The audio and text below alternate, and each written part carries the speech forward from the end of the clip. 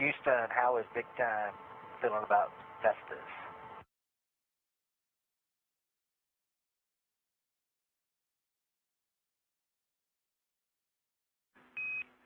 And Butch and Suni, good morning. Neil stepped off, and your trusty backup's here. And Ray says the Vestas are awesome, and so is he. That last part we knew, as is the rest of the team.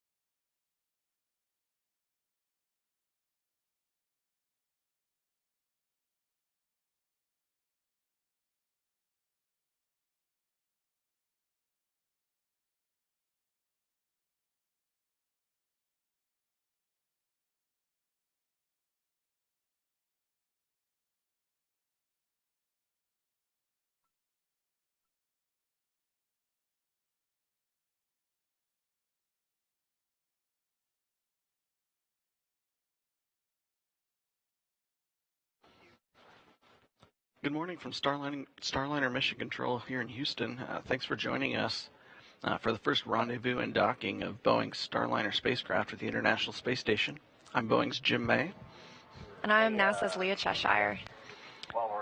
In a few minutes, we'll go across the hall to International Space Station Flight Control Room for a look at today's activities from that perspective. Needless to say, there will be a lot going on. Good morning, both of y'all. I really liked that launch. That was the first time I saw a Starliner launch, and I was really proud and happy that my two very good friends were on board and in good hands. It was a beautiful launch. There was a cloud in the way, so you went up into a cloud, and I thought that was symbolic. You mean a cloud between you and the spaceship and the rocket? That's affirmative. So you just ascended into heaven, as far as I knew.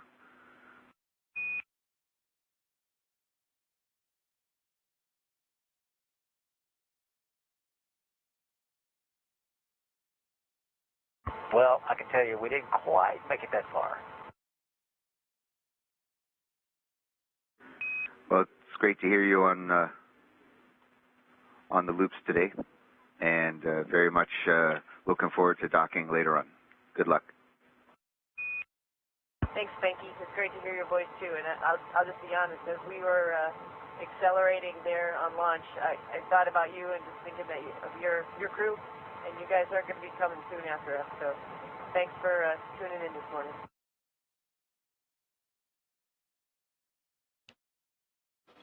There'll be a lot going on here, both in the White Flight Control Room and in Ficker 1 with the ISS Flight Control Room. We'll bring it all to you here as it happens some 250 miles above Earth. Right now we have Starliner just over 10 kilometers away from the space station. and it's a little bit below and behind as we're catching up to do the In Houston, that earlier comment about the duty cycle and mostly in roll, I'll have to amend that. It's also quite noticeable in yaw as well. All right, copy.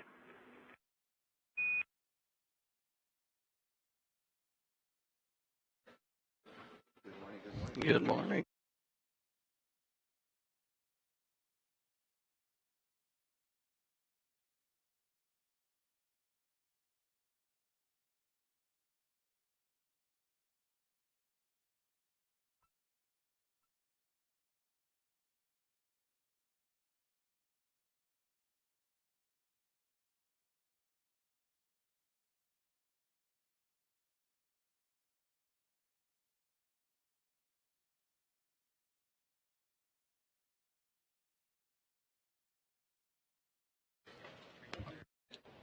Getting a few words of encouragement from Mike Fink, but we're following Starliners that's coming up behind and below ISS as we get near the approach ellipsoid. This mission began almost 23 hours ago. And Starliner Houston, just two things consumable-wise. We're tracking per the predicts on prop, ecom, and MPO. So we're in a good shape there. And then also we've got good targeting on and good config for the NSRPC burn. So we're going to go for the burn. Outstanding. Appreciate all that. Go for NSRPC. Good config. Good news going up to the crew members. We are targeting the NSRPC burn in about 3 minutes, 45 seconds. Again, that will make Starliner co-elliptic with the International Space Station all the way around the Earth. Again, we had liftoff yesterday from Space Launch Complex 41 at Cape Canaveral Space Force Station in Florida aboard a United Launch Alliance Atlas V rocket that liftoff at 9:52 a.m. Central Time. Since then, the crew has conducted some demos along the way. Starliner has been steadily raising its orbit on a precisely timed course to dock to the space station, now coming up in about 2 hours and 38 minutes.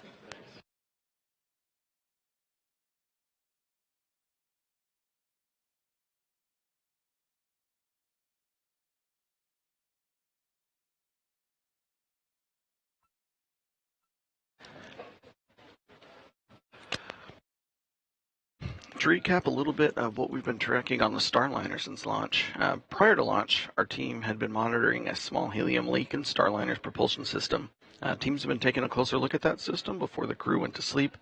They closed all the helium manifold valves to collect data and observed two other small leaks, one in port 2, one in port 1, and one in top 1 manifolds.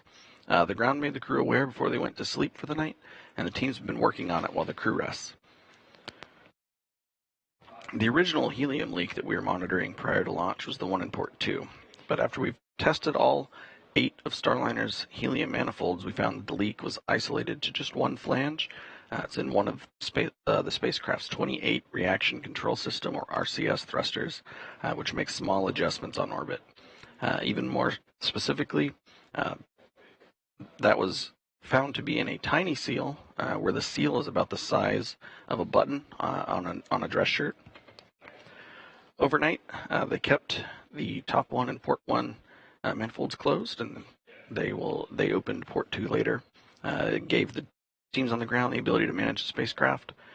We do have confirmation from our engineering support teams that the helium system remains safe for flight.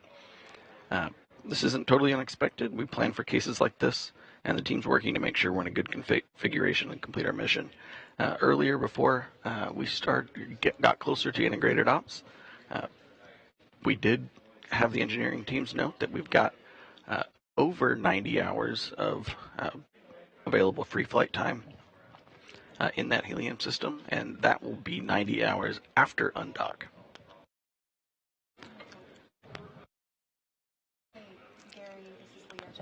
And as we've been nearing station, Starliner has been using its Vesta camera system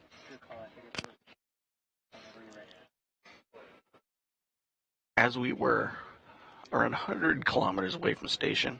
Starliner picked up ISS on its cameras, a small dot in the distance. We've been using that narrow field camera on Vesta, the vision-based electro-optical star tracking assembly, to measure the distance between Starliner and ISS and use that to help give Starliner a better estimation of where it is and where it needs to go for our planned docking around 11:15 a.m. Central. We're standing by now again for the NSRPC burn. It's coming up in about 10 seconds. Again, this is an automated burn. The capsule is flying itself right now. This comes after the NHPC 1 and 2 burns occurring on time and nominally just previous to this.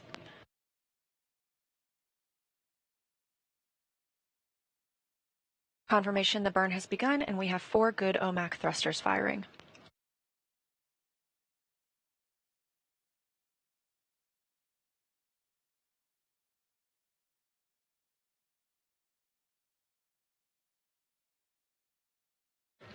And we've got cutoff. Starliner, good burn, and go to configure for space to space and try a comm check with ISS on the big loop.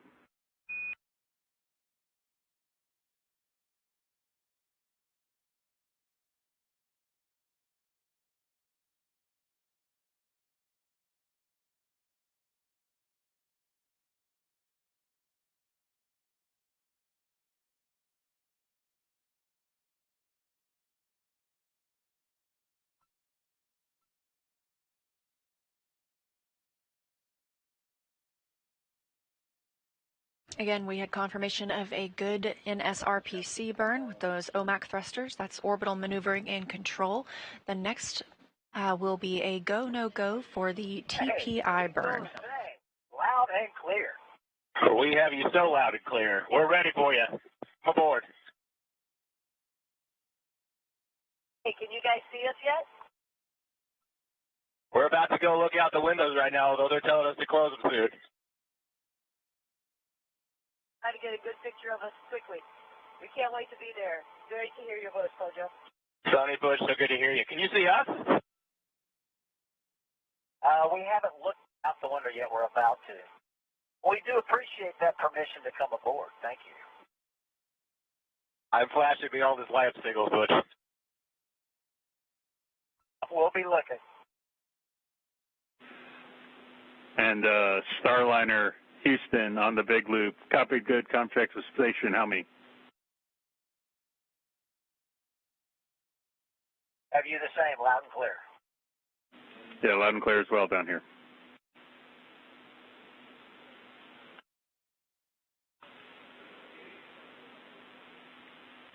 Neil, we can hear your voice as well. Great big loop comm check. A little bit non-standard, but we wanted to hear our friends. It's amazing. Thanks.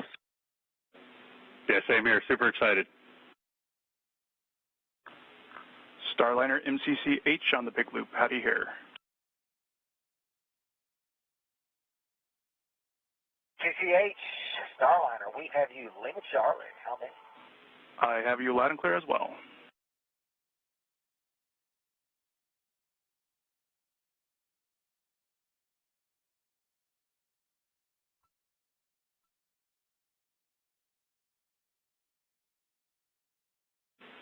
Station Houston on the big loop. Since big loop is now set up on 2, we're going to move station calls over to 3. Station copies.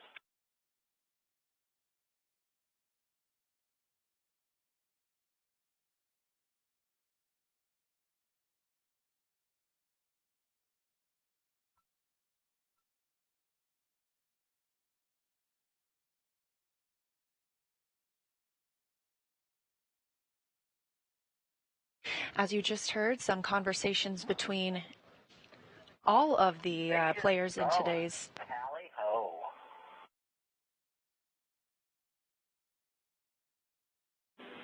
Houston copies, tally ho. Station copies at tally. We're still looking.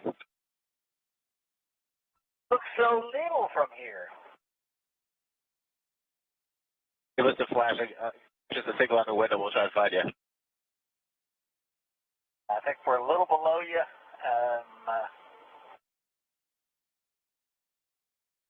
Solar arrays are goalposts right now for us.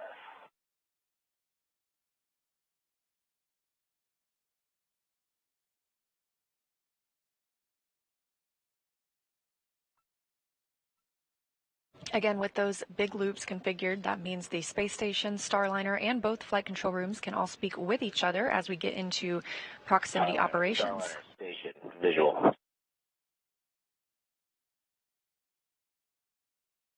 You saw my signal.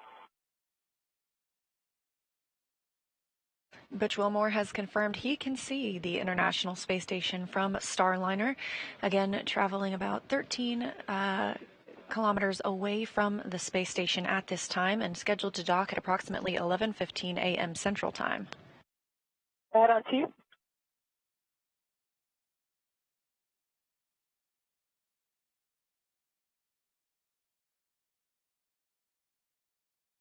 Okay, I'll put that in work shortly. I'm going to grab my iPad and get it in work.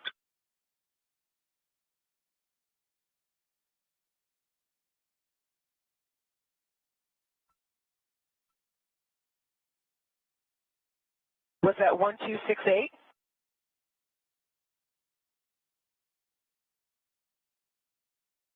Dyslexia 1286. Thank you.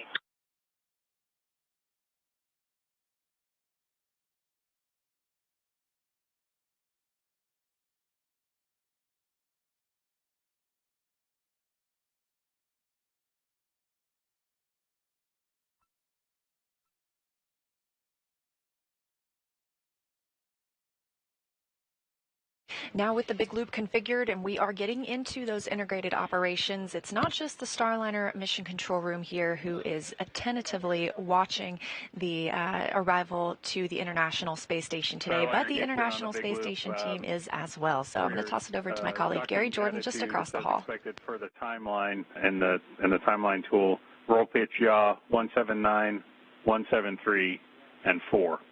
Of Butch and Suni to the International Space Station. Now, here in the International Space Station Flight Control Room, monitored 24 hours a day, 7 days a week for the International Space Station operations. We're now in integrated operations with the teams down the hall in the White Flight Control Room. Here in Mission Control Houston, the team is led by Flight Director Vincent LaCourte. Sitting next to him is Diana Trujillo. And over the Capcom voice that you'll hear today from the room is Will Vu. Now coming into frame, Vincent LaCourte, the flight director that's leading the teams here today for Rendezvous and docking. With integrated operations, you've heard some of the setup that's needed in order to enable that. That includes the enabling of the big loop. So now all teams, including the 2 flight control rooms here in Houston, as well as the 2 vehicles in space, the Starliner and the International Space Station, now all talking on one big loop. The teams have both go for integrated operations, and now in the next 5 minutes, the teams here in International Space Station Flight Control Room will pull a go, no-go for the TPI burn. This is a burn that brings us into the approach ellipsoid. Once we're in the approach ellipsoid, it'll be a carefully choreographed series of maneuvers to get Starliner to the very forward port of the International Space Station. Space Station is in an attitude configuration ready to receive the Starliner. The solar alpha rotary joints that control the solar arrays of the International Space Station are locked and feathered. They're in a position ready for the rendezvous operations. Here in Mission Control, Houston, International Space Station teams are polling again go for that TPI burn. We're in integrated operations monitoring things, and from the station side, everything's looking good. With that, we'll continue to follow along with the teams over in the White Flight Control Room looking after Starliner and its systems. Leah and Jim, back over to you. Thanks, Gary. And we will continue checking in with Gary and the team in the International Space Station Flight Control Room. Again, we are just across the hall. Butch is a little fragmented. You got a chip in the B chip slot, and it won't record. That's affirmative. Memory chip, and it will not record. I'm trying to do it through the laptop. It's just on the camera itself. Okay, we'll have to check.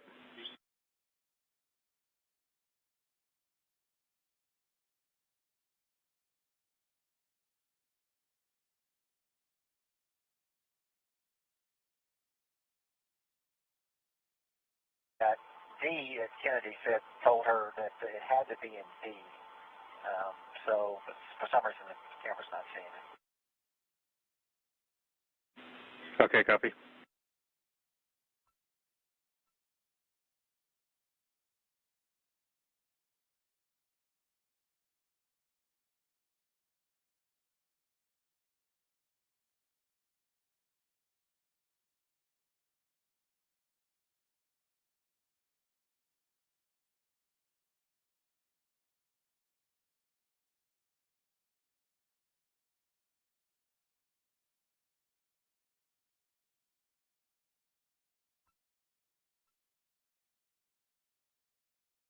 In the center of your screen here, up to the right in a light blue shirt, that is Flight Director for Starliner today, Ed Van Cise. And to his right is the bottom of the screen is the Capcom, Neil Nagata.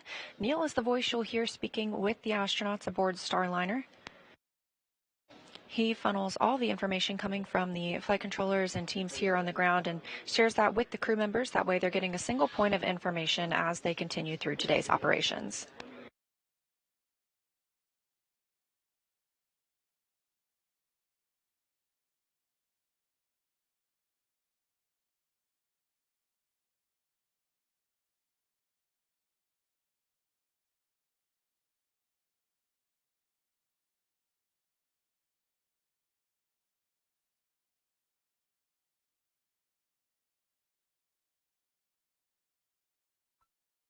We're coming up on a go, no-go poll for the TPI burn. That's the terminal phase initiation burn. We will leave the co-elliptic burn that we have been keeping since the NSRPC just a little bit before, just about 10 minutes ago, really. We will conduct this TPI burn, which will also bring us inside the approach ellipsoid.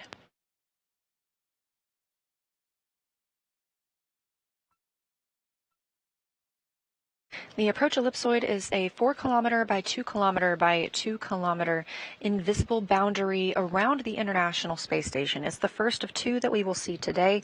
This helps teams monitor the arrival and departure of visiting vehicles, whether they're carrying crew or cargo. These 2 regions around the space station have an analogy on the ground. The approach ellipsoid is pretty similar to regional air control that you might see around a city, and the keep out sphere, which is the closer region around ISS, is a lot like the airspace around an airport that you have to get permission to fly into before landing, just like we do for a docking with space station.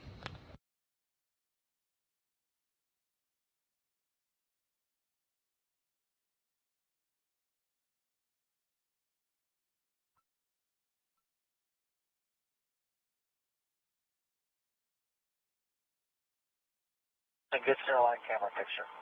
Lines up. Roger.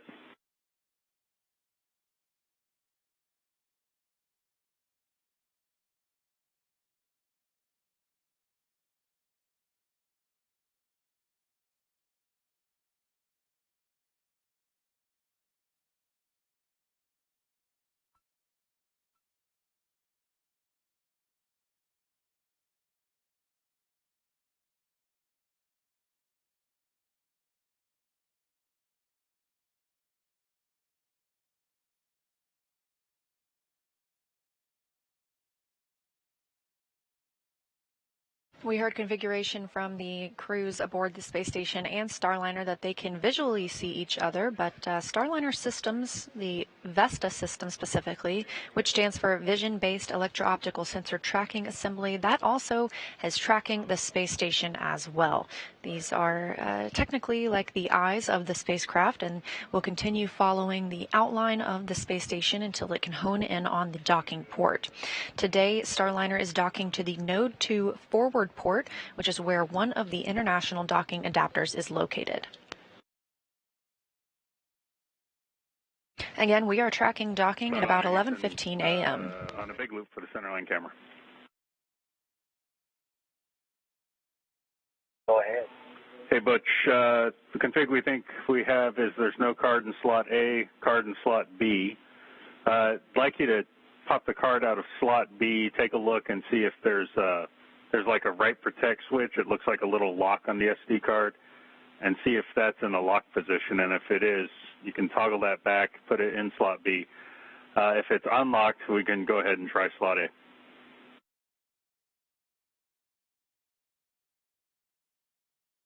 We'll give it a shot. Thanks.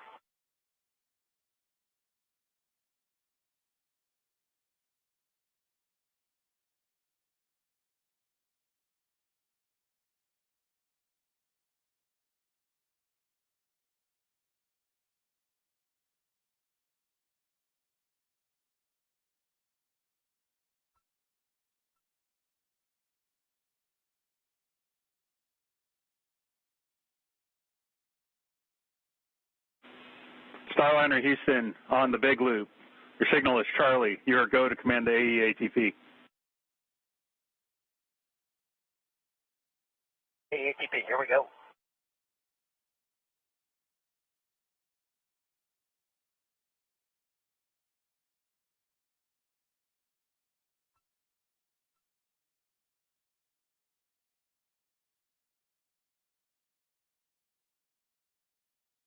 AEATP is enabled.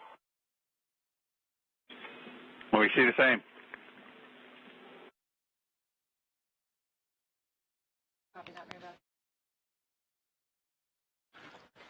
Butch Wilmore entering the AEATP into Starliner's flight control system.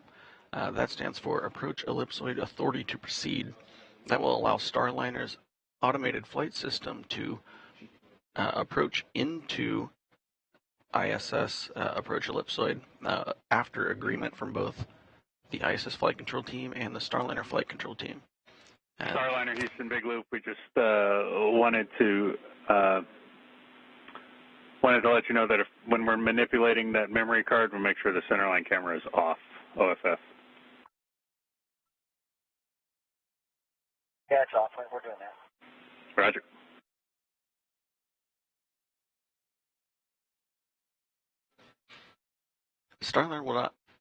Starliner will not go into the approach ellipsoid until after the TPI. The right protect switch to the other setting, and when she put it back in the camera and then turned the camera on, it still is asking for A. Is there a way to make it ask for B? Are you aware? Yeah, no. We can go ahead and just try A.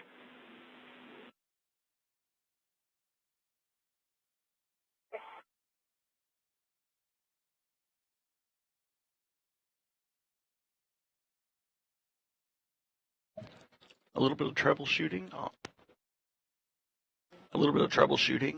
Starliner's centerline camera. The centerline camera is a secondary source of visual information that the crew uses. It's a camera mounted in the center of the forward docking port on Starliner. It feeds video data directly to the crew's procedure tablets. They also are recording some of the video for that as part of the flight tests for this mission. That camera will be used more as the crew gets a little bit closer to station. And they're doing this troubleshooting as we are nearing the TPI, or terminal phase initiation burn, and that is planned to come up here in about 6 minutes.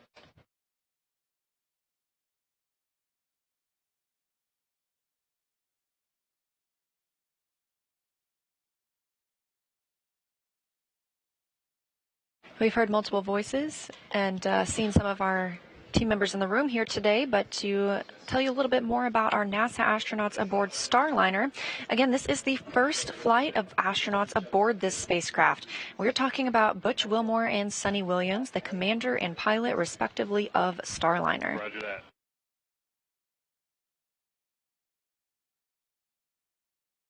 Commander Butch Wilmore was raised in Mount Juliet, Tennessee, and is married to Deanna Wilmore, and they have 2 daughters. He has a Master of Science in Aviation Systems from the University of Tennessee.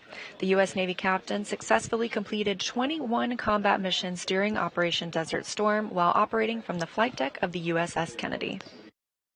Butch has accumulated more than 8,000 flight hours and 663 carrier landings. NASA selected him as an astronaut in July of 2000. So far, he's completed 2 space flights. This is his 3rd. His first was a pilot on the Space Shuttle Atlantis in 2009, and in 2014, he served as a flight engineer for Expedition 41 to the International Space Station. To date, Wilmore has logged 178 days in space, and I think we can chalk that up now to 179, including 4 spacewalks. This will be his 3rd mission to the International Space Station. Before his selection to NASA, Wilmore was on exchange to the United States Air Force as a flight test instructor at the Air Force Test Pilot School at Edwards Air Force Base in California. And Suni Williams, the Boeing CFT pilot, was selected to be an astronaut by NASA in 1998. Like Wilmore, this will be Suni's 3rd mission to the International Space Station. In her previous 2 flights, she served as a flight engineer for Expedition 14, and in 2012 as a member of the Expedition 32 crew. She's logged 382 days in space, including 7 spacewalks. Williams has more than 50 cumulative hours of spacewalk time, and that's the 2nd most by a female astronaut. The retired U.S. Navy captain is a former naval test pilot and instructor. She's logged more than 3,000 flight hours and more than 30 different aircraft. Suni has a Master's of Science degree in Engineering Management from the Florida Institute of Technology. Williams, who grew up in Needham, Massachusetts, is married to Michael Williams. She enjoys hanging out with their dogs, working out, hiking, camping, as well as working on cars and houses.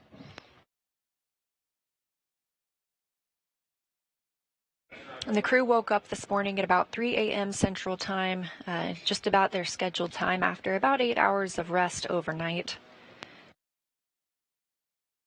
Once they get to the International Space Station, they'll be joining 7 crew members living and working there.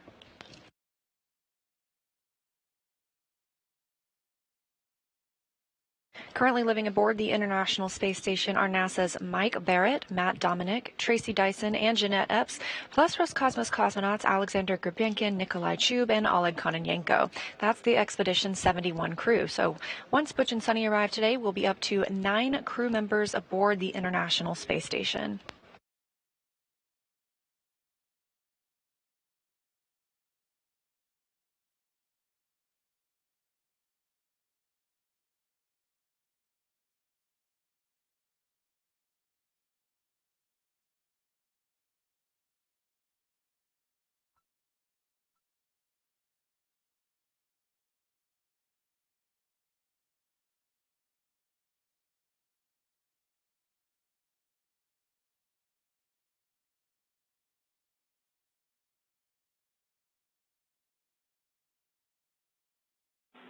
Starliner Houston on a big loop, be advised that for both.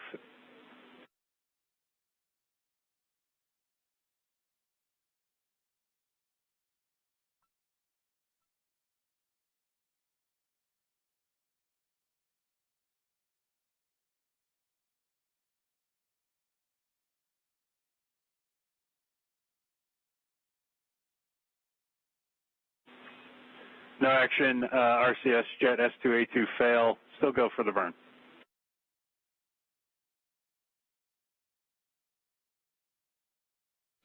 No action. You know what type of fail?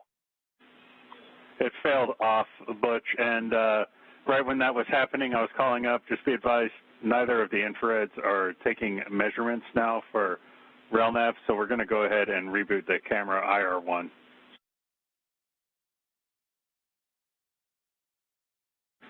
Backup enable 2 for this jet fail.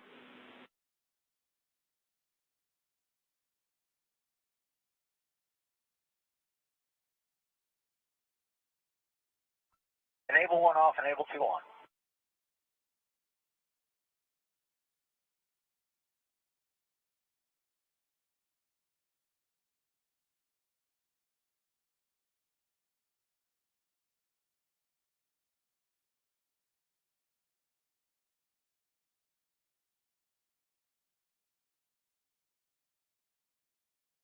We are about 30 seconds now until the terminal phase initiation burn.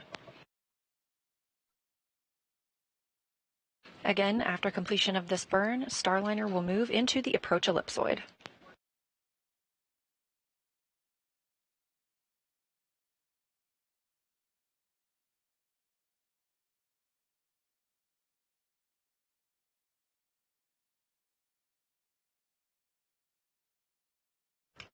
And the burn has started.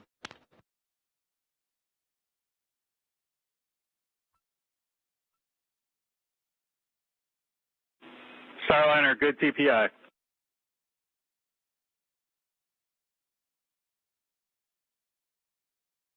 Good TPI. And Commander Butch Wilmore and the flight control team here noting a good TPI burn. Just before that burn, there was a call out about a RCS jet fail. The meaning behind that message is that we have been monitoring the thruster, and while it had good performance, part of our kind of conservative set of sensor data around the health and status of that thruster, something was slightly out of the planned ranges for that, and so as a safety precaution, we turned that off. But during our last check, it was performing as intended.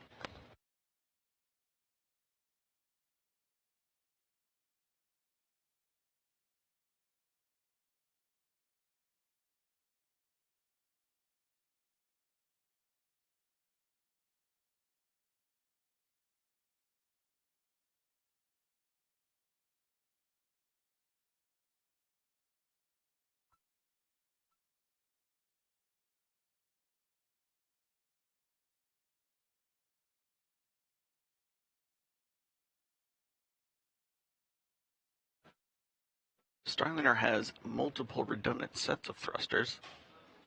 As a precaution, we've turned that one off. There are procedures to turn it back on and do a checkout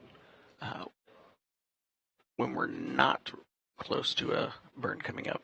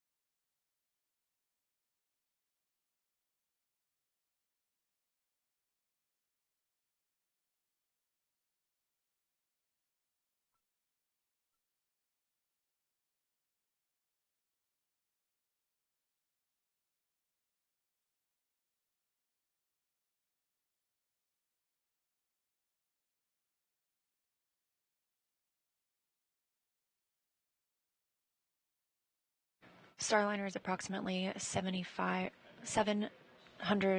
kilometers away from the International Space Station. The orbiting laboratory is currently flying about 17,000 miles per hour, 260 statute miles over Iran. We've walked through a handful of burns this morning. The first of those, the NHPC-1 burn at 7:52 a.m., changing the height of Starliner, and the second of those, the NHPC-2 at 8:14 a.m., also fine-tuning its approach to the International Space Station. We saw the NSRPC burn at 8:38 a.m. Central Time. This made the the Starliner spacecraft co-elliptic with the International Space Station, and the terminal phase initiation burn was just conducted right on time at 9:02 a.m. Central Time. This will move Starliner into the approach ellipsoid. That's the 4 kilometer by 2 by 2 kilometer invisible sphere around the space station that helps us monitor arriving and departing spacecraft. All of the burns this morning have been according to plan. Again, Starliner is currently flying autonomously, so flying on its own. We will see, however, Butch and Suni have the opportunity to take control of the spacecraft and conduct another manual piloting demo once we're about 260 meters away from the International Space Station. This is a test flight, so we want to give the crew an opportunity to see how the spacecraft flies, should they ever need to take control of it. Once that manual piloting demo is complete, they will transition back over to autonomous power. The spacecraft will then continue its approach to the International Space Station all on its own. And again, we're targeting docking at approximately 11:15 a.m. Central.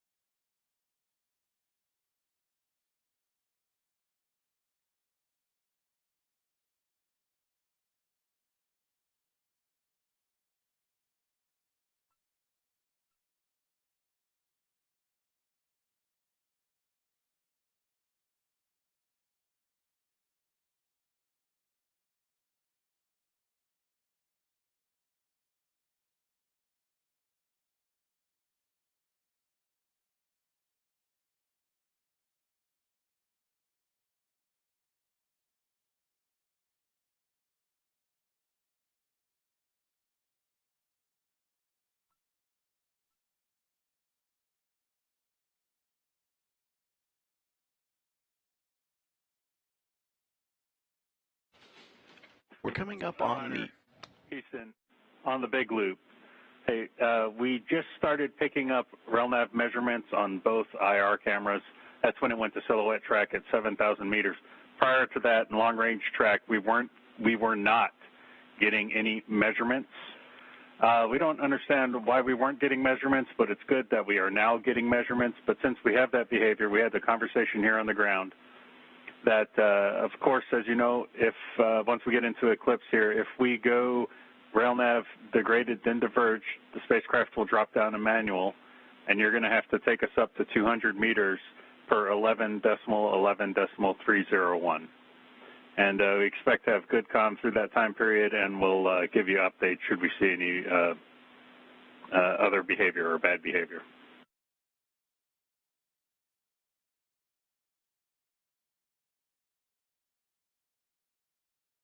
We have a copy all. Right now we got Vesta 1 and 2 degraded, but we're still converged.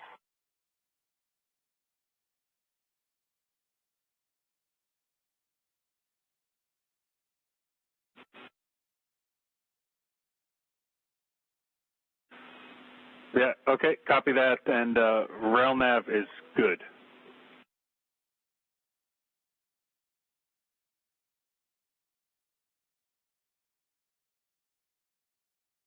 A good RailNav.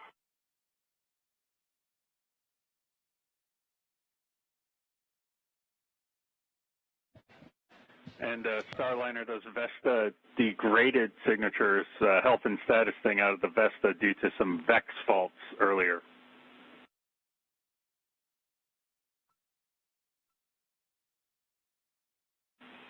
And RNAV is still converged. Houston Station on 612, the Yedave, backup Yedave swap is complete. And I guess that means that the compressor hose is disconnected. We'll go to initiate transfer.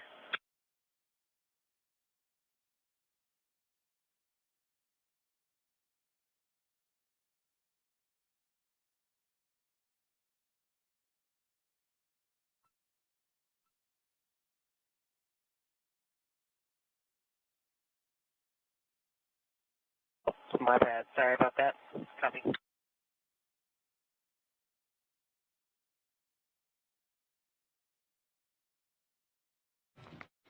And as Starliner is approaching station, getting closer to its IF-1 or inbound fly around 1 maneuver coming up in about 35 minutes. You've heard some back and forth between Commander Butch Wilmore and Capcom Neil Agata. Starliner's Vesta system is currently tracking both the position of ISS, but now that we're close enough, you're seeing some of the outline of ISS. Roger that.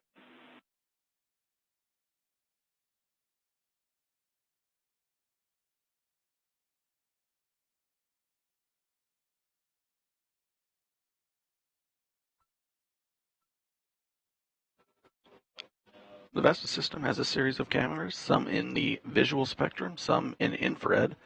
This will allow Starliner to help track ISS both in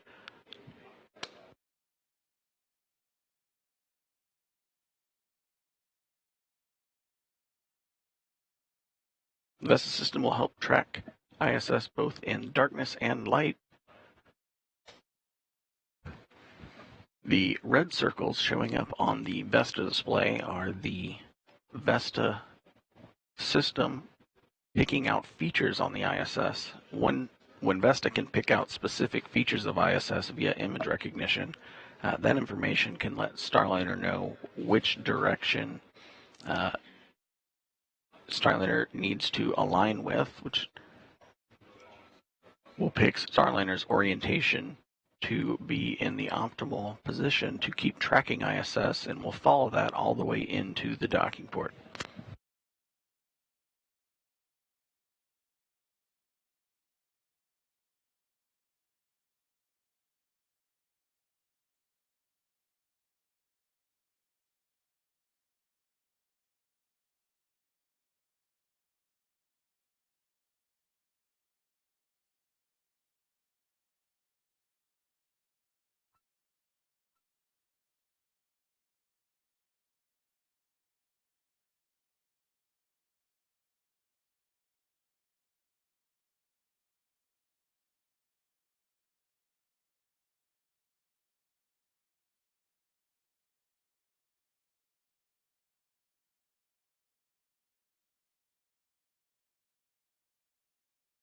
Currently show all of our crossing about 1,800 meters. Ray agrees.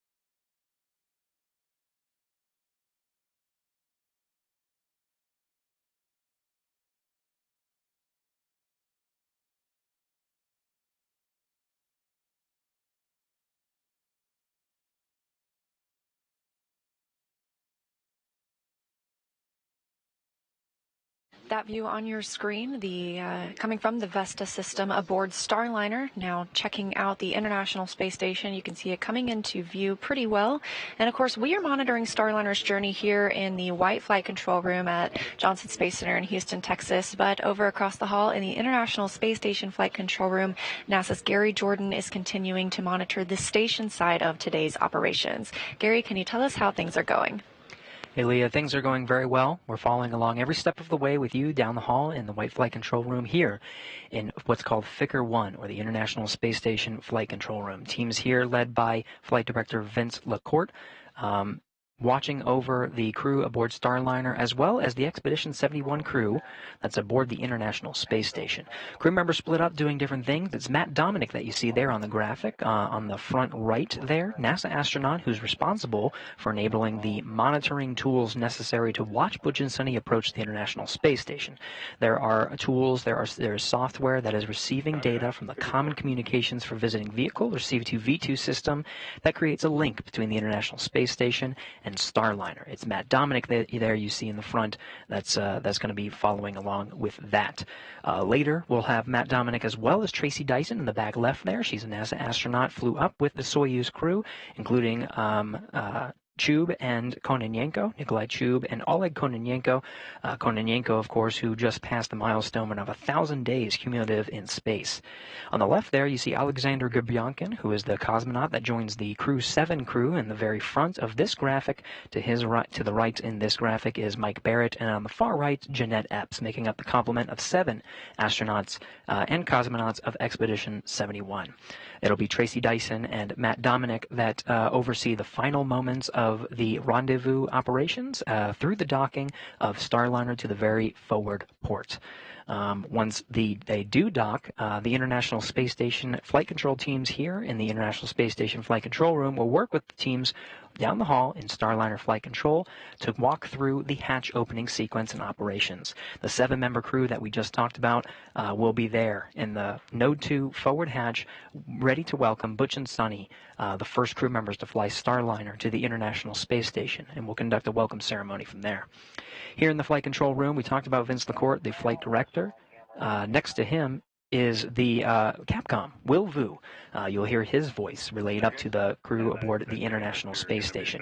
Right now, all crew members are talking aboard in the Spacecraft 2 loop, which is a big loop. Everybody here that you're in the flight control rooms, both rooms here in Houston, the Space Station Flight Control Room and Starliner Flight Control Room, are talking with the 2 spacecraft that are about to rendezvous here coming up in the next couple of hours.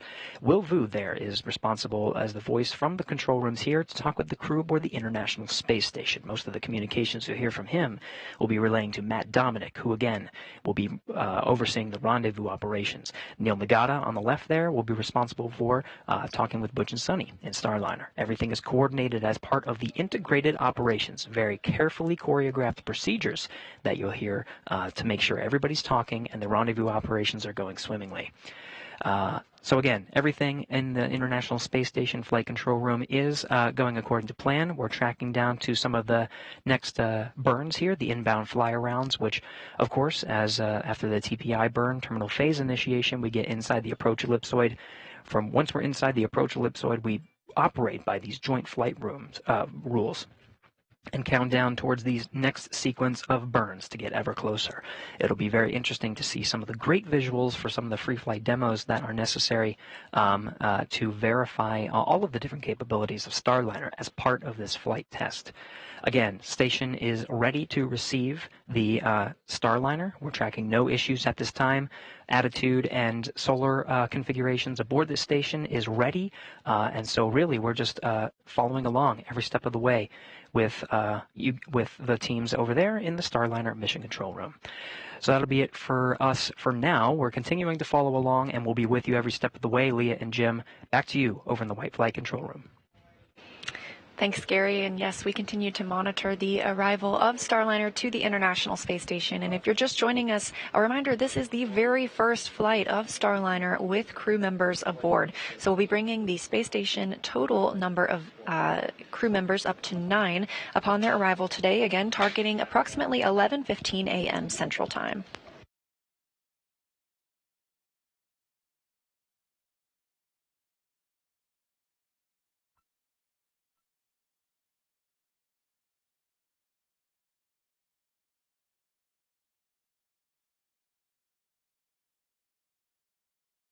And as we get closer and closer, the Vesta system aboard Starliner, which is the view you're seeing right now, will continue to give us an even more defined look at the International Space Station.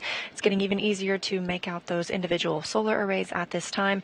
And as we get even closer, we'll stop tracking in silhouette mode and begin tracking the docking port itself. Again, we're going to the forward docking port today.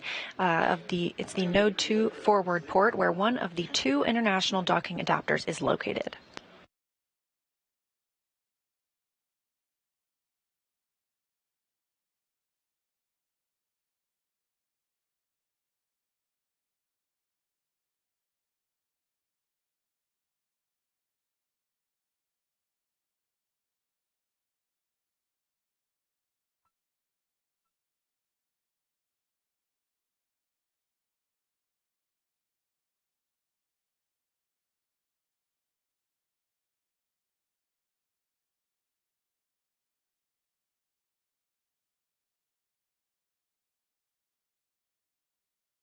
To take a look at the rendezvous and docking profile today, we've had two height adjustment and plane change burns already. Those are the NHPC 1 and 2 burns occurring at 7:52 a.m. and 8:14 a.m. Central, respectively. Those were both good burns. We then came up on the NSRPC burn. This was a co-elliptic and plane change burn at 8:38 a.m. Central, another good burn, before moving to the terminal phase initiation burn. This will bring Starliner inside the approach ellipsoid, that invisible boundary that we monitor outside the International Space Station. And we are coming up next on the inbound flyaround 1. The inbound flyaround 1 maneuver will swing Starliner out in front of ISS in the direction that ISS is flying in orbit. Then the IF2, or the inbound flyaround 2 maneuver, will slightly alter Starliner's trajectory to hit a peak altitude in front of the Node 2 forward docking port. From there, Starliner... Big loop for tablets. We can take another reseat on the tablet that's charging, and we're also curious on the battery status of the tablet you're using for centerline camera.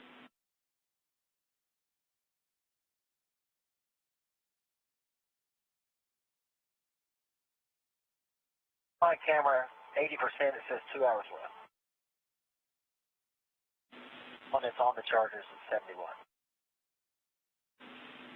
Did you say the centerline camera tablet's currently on the charger?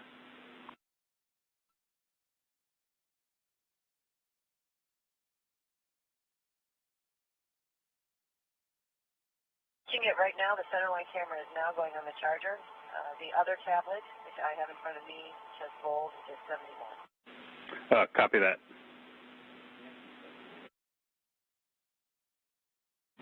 And can you tell what the centerline camera battery state of charge is?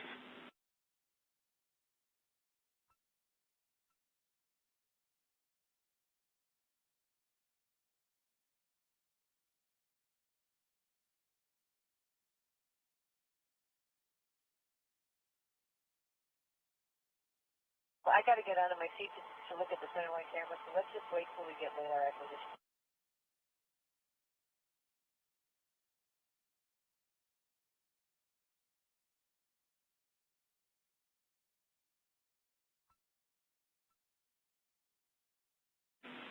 Starliner, expect Ladar acquisition in about 400 meters. Plus fully charged at 190 minutes. Okay, copy that.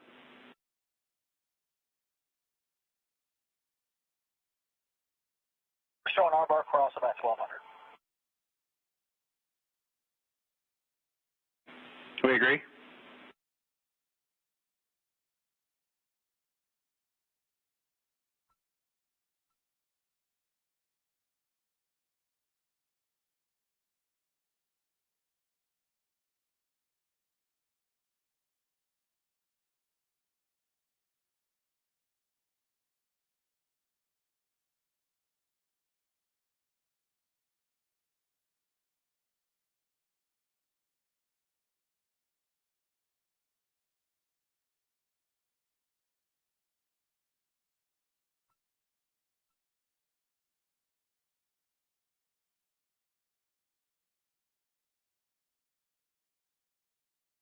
some of the communication going between Capcom and Commander Butch Wilmore and pilot Suni Williams is about making sure that the battery of the centerline camera and the batteries on the crew tablets are topped up. Part of the use of those two things is when we begin our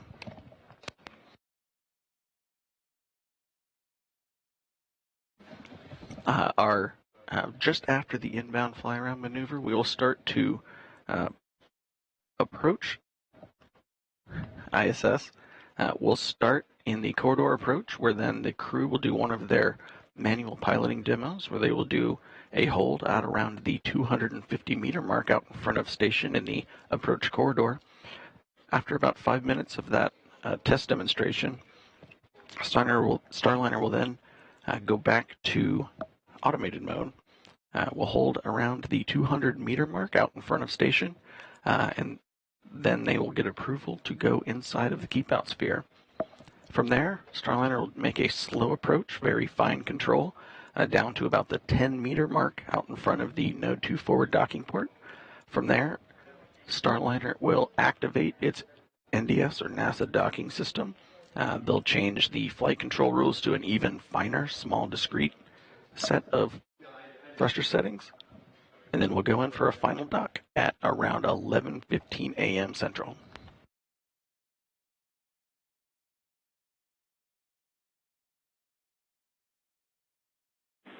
Starliner, good Ladar acquisition.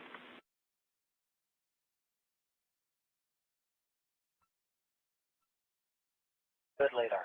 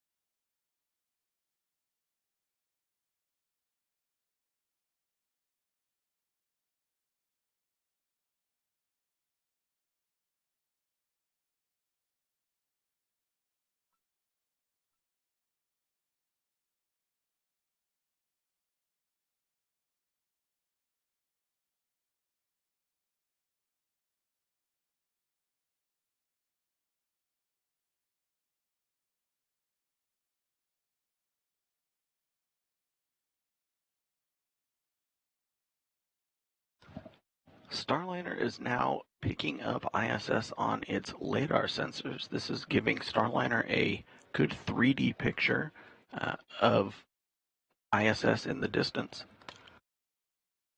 I gave a brief overview of the burns that are coming up, but let's take a closer look at the full docking profile for Starliner as it approaches ISS. At this point in the mission, Starliner is racing towards the International Space Station. The goal? Successful docking, but there's still a long way to go. On this flight test, Starliner will have to prove itself every step of the way. The rendezvous process picks up after about 14 orbits and 21 hours into flight. At that point, the spacecraft is cruising a few hundred kilometers behind and below the station.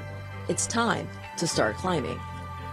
To do that, Starliner fires its orbital maneuvering and attitude control thrusters, or OMACs, to begin the first height adjustment maneuvers.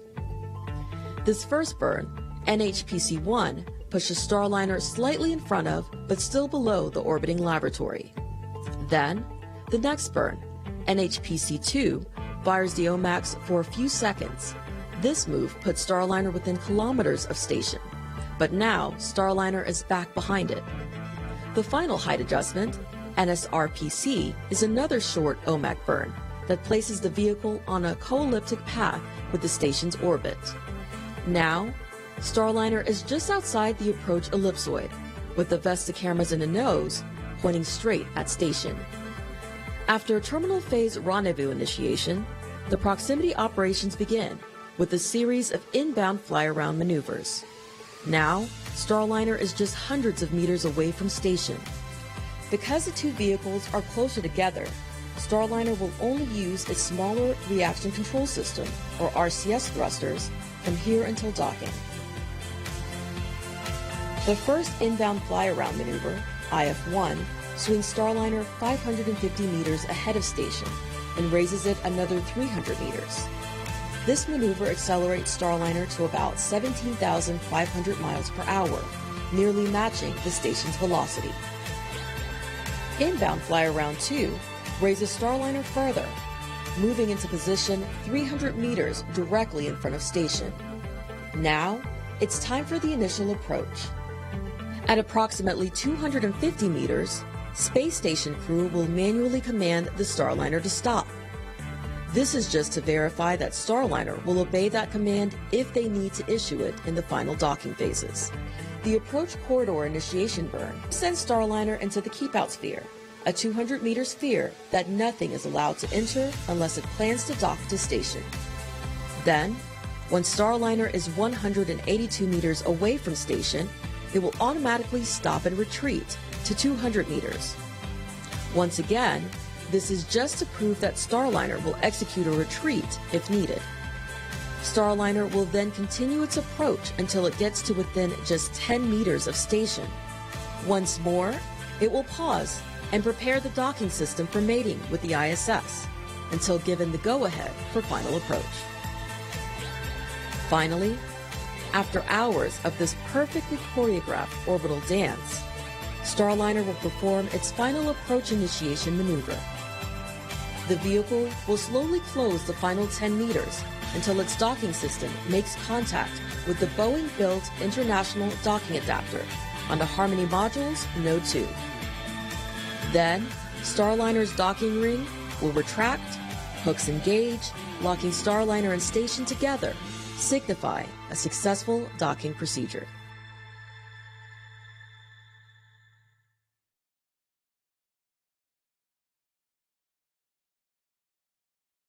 Starliner continuing on its way up to the getting ready for the IF-1 burn. Can you see the ISS center centerline camera on the tablet?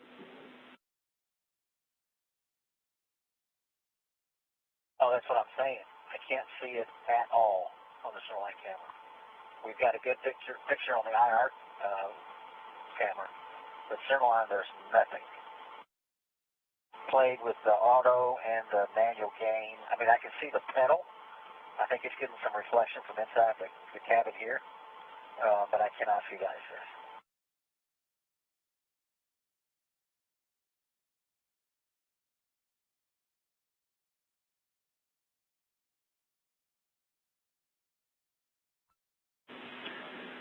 All right, yeah, copy that, and Spanky reminded us that you can take a picture or screenshot on the tablet. And in other news, you are go to command a KOS ATP. We've taken several screenshots and videos, and KOS ATP, here we go. All right, copy.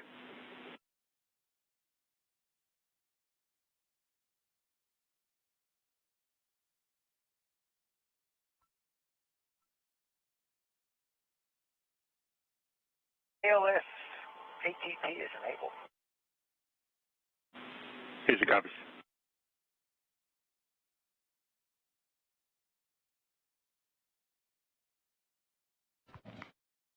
And as part of the process, We got sunrise coming in 15 minutes.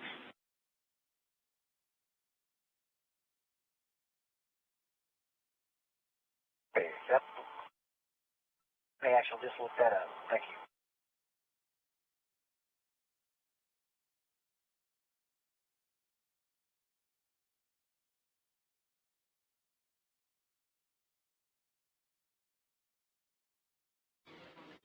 and as we're approaching the IF-1 burn coming up here in 10 minutes, Butch Wilmore got the go-ahead to, or the authority. I don't know how hard it is for ISS to get their lights on, but it might be a good check to see if it's visible with the lights on, since it's not without.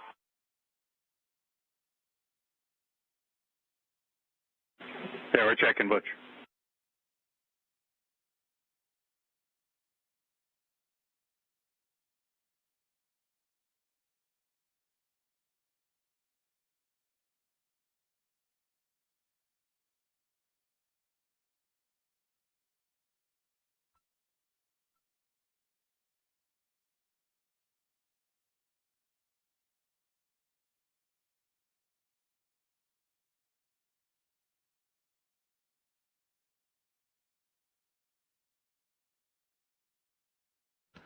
And we're coming up on around 25 seconds, still expected approach ellipsoid entry.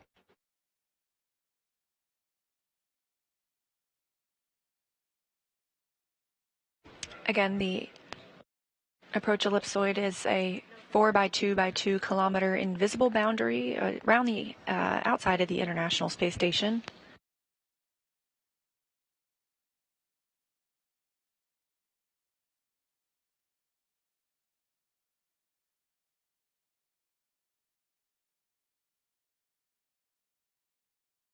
And confirmation, we have entered the approach ellipsoid.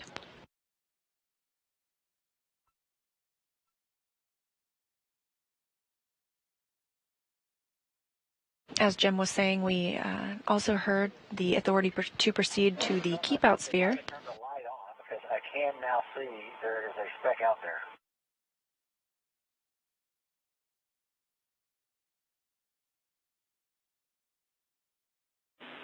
Station Houston on the big loop for the ISS cruise awareness. Starliner is inside the approach ellipsoid. Station copies.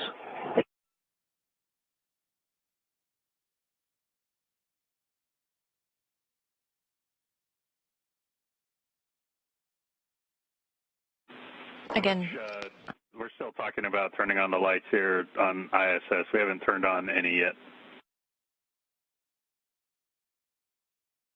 I get some reflection, looks like on the aft end, something.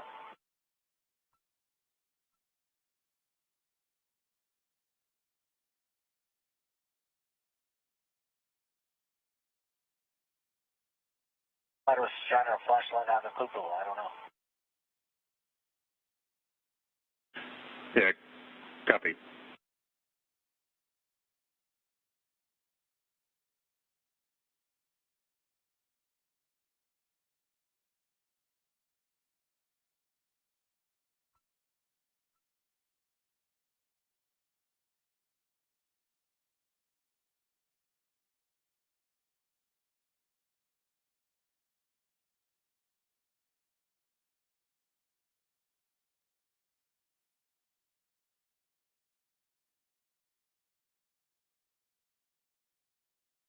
as we were saying, we have recently heard the authority to proceed to the keep out sphere. We expect the Starliner spacecraft will enter the keep out sphere around 10:35 a.m. Central Time, so a little less than an hour from now. That keep out sphere is another invisible boundary, this one with a 200-meter radius around the International Space Station. To enter the keep out sphere, we must agree that the spacecraft could, for some reason, lose control of its thrusters and still not enter that boundary for 24 hours. I'm going to be turning on the CETA lights.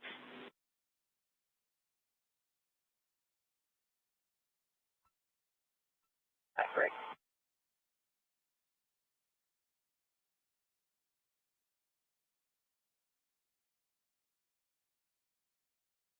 However, before we enter the keep out sphere, we will do a hold at 260 meters at approximately 10:24 a.m. Central Time for another manual piloting demonstration.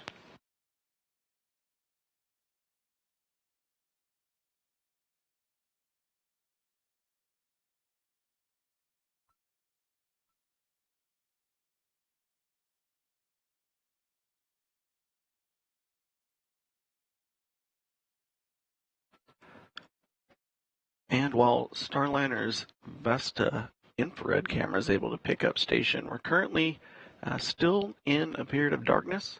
And you heard Commander Butch Wilmore talking about it being a little difficult to pick up the station on the centerline camera, which is a visual spectrum camera. The ISS team's trying to see if they can get the ISS team to turn some of the ISS lights on to make it a little bit easier to pick up the station in using regular eyesight, but we will be coming up on a period of daylight in about the next 20 minutes or so.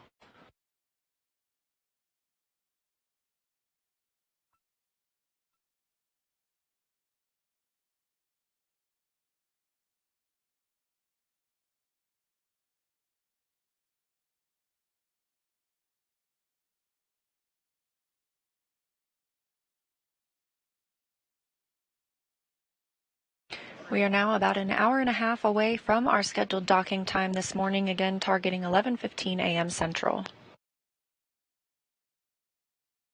That comes after launch yesterday at 9:52 a.m. Central.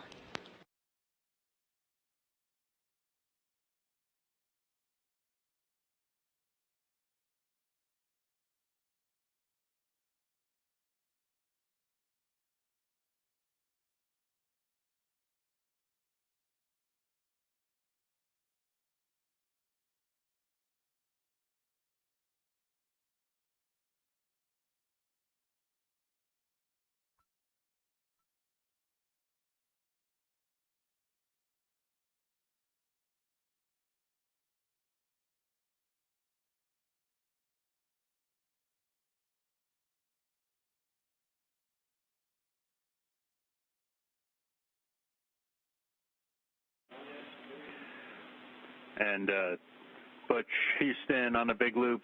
We've got one seat of light coming on, and there'll be 4 more coming on. It might take a little bit to warm up. I see the first one. I saw it when it came on. Okay, you saw that in the centerline camera?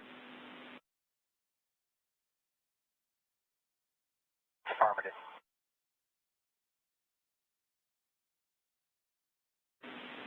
And you know what's coming. We're going to want some centerline camera screenshots of that.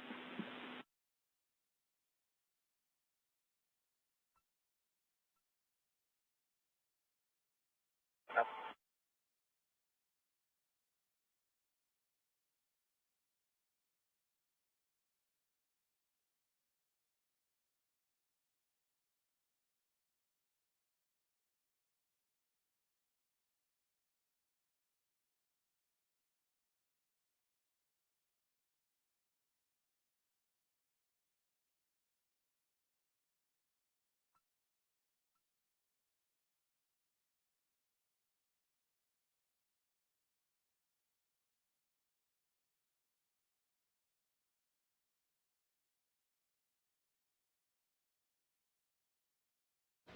We heard some communications between the Capcom and the crew aboard Starliner.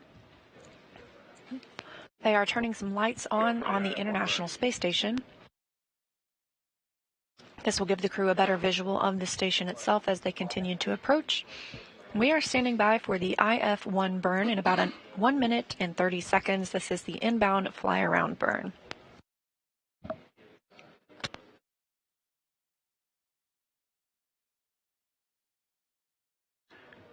This inbound fly-around 1 maneuver is going to be performed with the RCS jets. This burn should last about 18 seconds.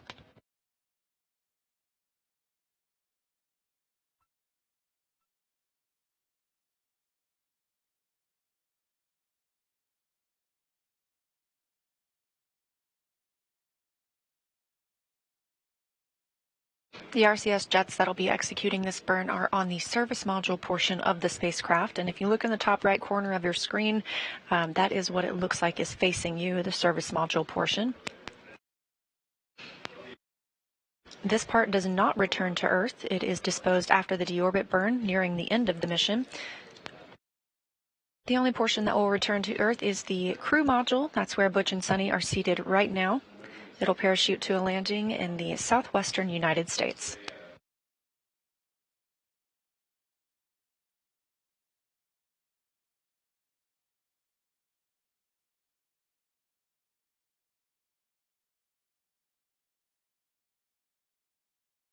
And we're coming up on 10 seconds to the IF-1 burn.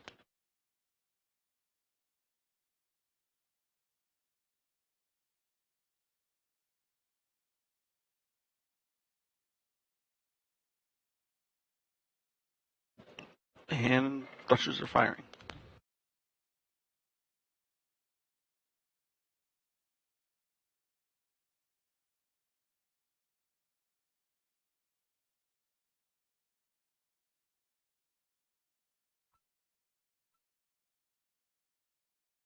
And thruster cutoff. Good burn, Starliner and Butch. We got all 5 CETA lights on for ISS. How does it look?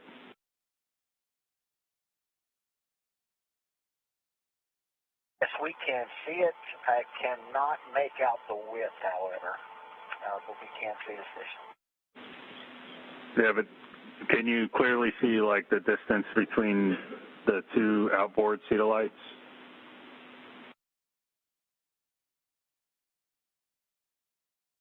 You can see the one that's on the port side. I cannot see the one on the starboard side. It might be blocked by something. Roger.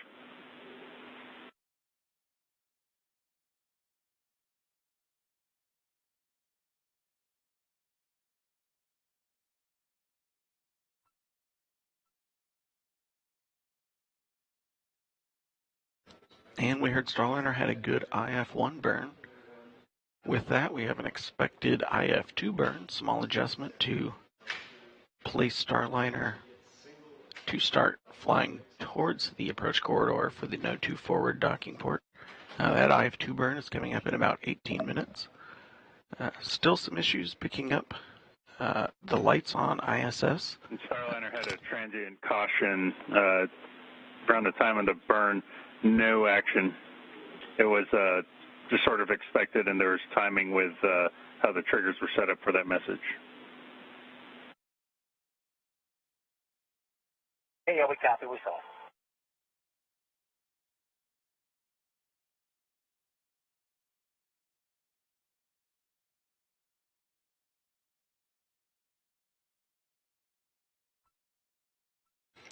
That IF1 burn coming right on the timeline at 9:47 a.m. Central Time. We are targeting docking with the space station at 11:15 a.m. Central.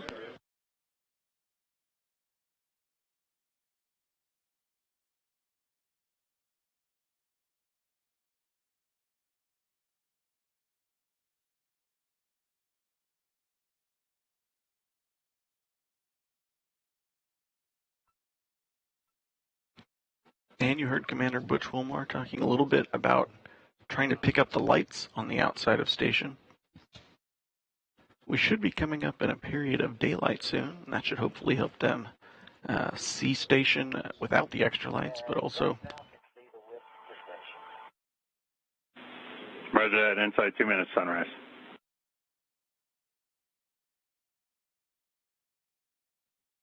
And you heard it, sunrise coming up in about 2 minutes. It should help both Butch and Suni see the station with their own eyes, as well as the visual spectrum cameras pick it up as well. Currently sitting just over 530 meters away from station.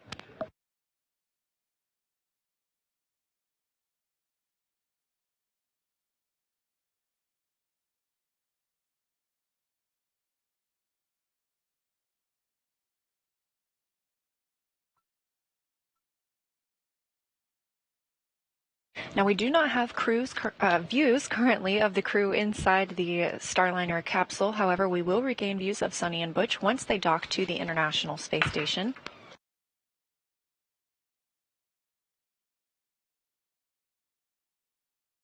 We also do anticipate to start getting views from the space station itself looking down on Starliner as it continues its approach.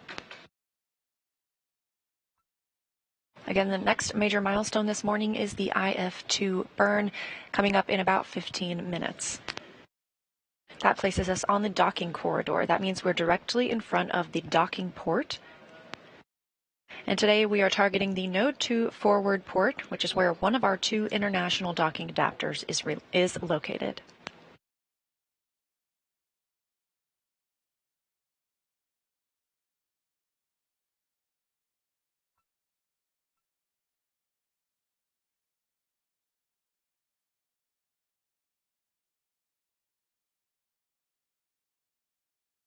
And as we transition from an orbital nighttime into an orbital daytime, teams reporting that they are getting all good views on the Vesta system.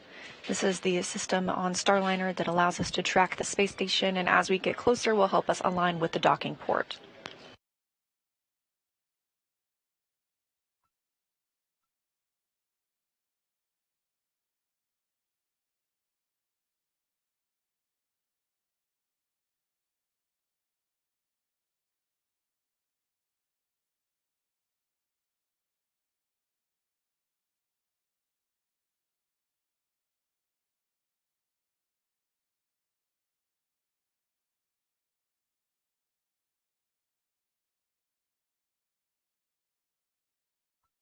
This view inside the White Flight Control Room here at NASA's Johnson Space Center in Houston, Texas. Teams are taking the opportunity to take a very quick break before we get into the docking operations.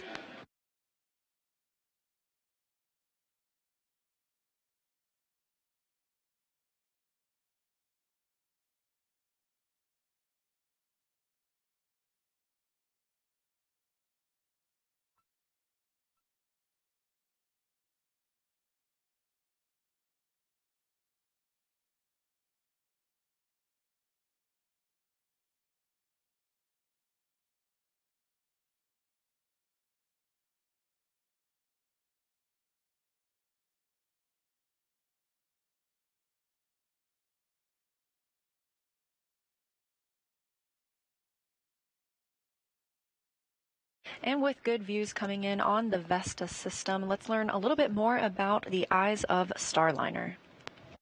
Vesta is a brand new and highly complex navigation system designed by Boeing. It's what Starliner will use to autonomously dock with the International Space Station. Vesta stands for Vision-Based Electro-Optical Sensor Tracking Assembly, and here's how it works. The system consists of 2 laser ranging sensors, 2 wide field sensors, and 2 narrow field sensors, all of which work together to guide Starliner slowly and safely to the station. Early in the rendezvous process, the sensors operate in a long-range tracking mode, monitoring the International Space Station from afar when it still resembles a bright, star-like spot in the distance. As Starliner gets closer, the sensors pick up more details and are able to see the ISS clearly enough to determine its outline. This phase is known as silhouette mode. Then, in the final phases of docking, the space station is close enough for the Vesta sensors to switch to feature track, where they use exterior features on the docking port of the Harmony module, such as handrails, stickers, and reflectors, to assess the capsule's position and attitude. Starliner's Vesta systems are programmed to recognize these features as relative points of navigation, enabling the spacecraft to determine exactly where it is and execute its docking procedures with great precision. Vesta also gives the ground teams a highly accurate understanding of Starliner's location relative to the space station, as Starliner autonomously makes its way to the orbital laboratory.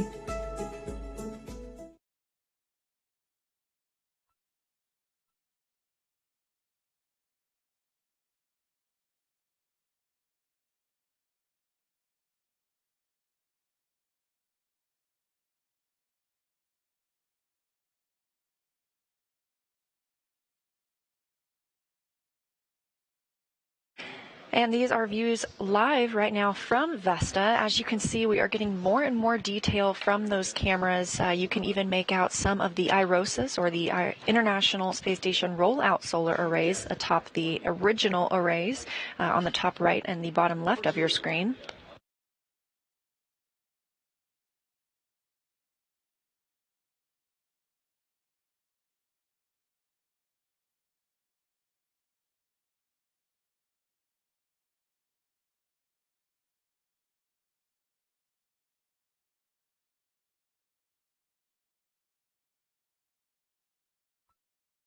And we have our first views of Starliner from the International Space Station, now crossing over into an orbital daytime over the South Pacific Ocean.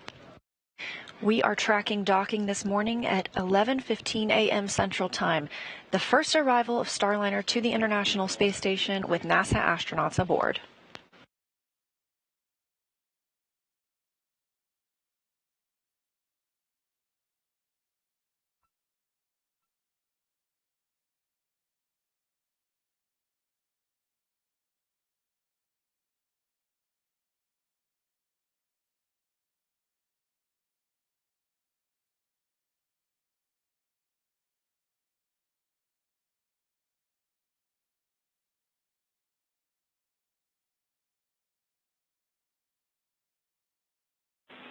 Starliner Houston on the big loop. Just letting you know, now that we have light outside, we're going to turn off the CETA lights just in case. Concur. Thank you.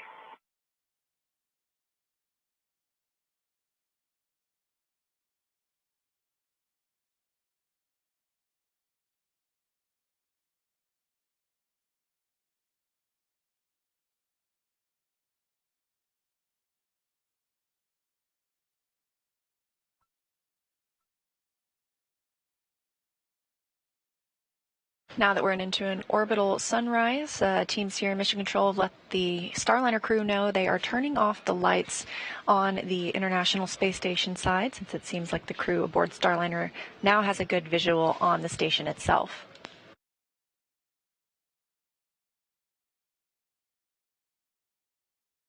Again, Starliner is flying autonomously right now, but we will see the crew transition to manual piloting at about a 260-meter hold point, giving them a chance to take the reins of Starliner.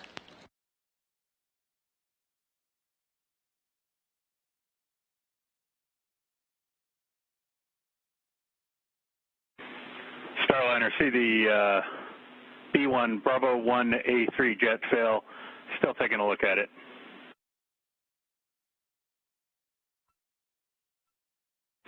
I think we saw it. Yeah, and it failed off.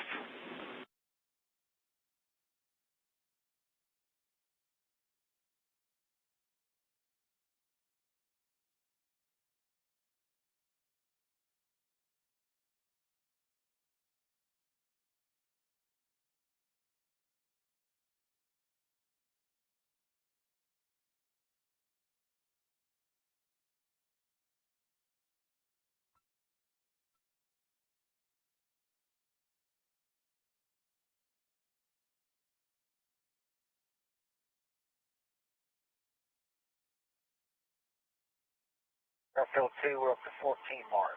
15, 16, 17.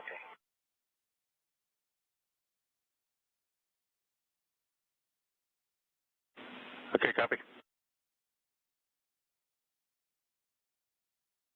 Want us to get rejected or not?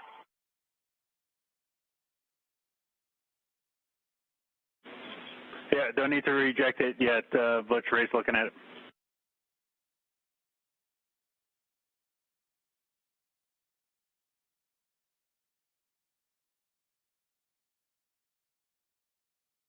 All right, we're up to 35.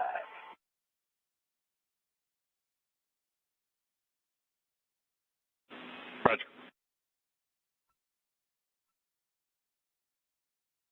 You're looking at a live view of Starliner as it approaches the International Space Station on NASA's Boeing crew flight test with NASA astronauts Butch Wilmore and Suni Williams aboard.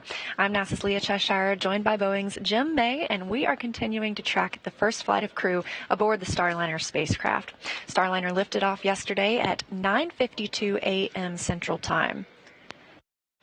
Since then, the spacecraft has made several maneuvers up to the International Space Station, and it is now on the docking axis following the inbound flyaround 1 burn. We're standing by for the inbound flyaround 2 burn coming up in about 5 minutes and 30 seconds. Now, built in over the last 24 hours, the crew has had about 8 hours of a sleep period. They woke up around 3 a.m. Central Time this morning, and we are targeting docking at approximately 11:15 a.m. Central Time. We're live in the White Flight Control Room here at Johnson Space Center. This is where Starliner is being commanded. There at the top of your screen in the light blue shirt, that's Flight Director Ed Van Cise. In the middle of the screen, you can see Capcom or Capsule Communicator Neil Nagata. And down in the white shirt with the red tie, that's NASA astronaut Mike Fink, also a crew member for the Starliner 1 mission.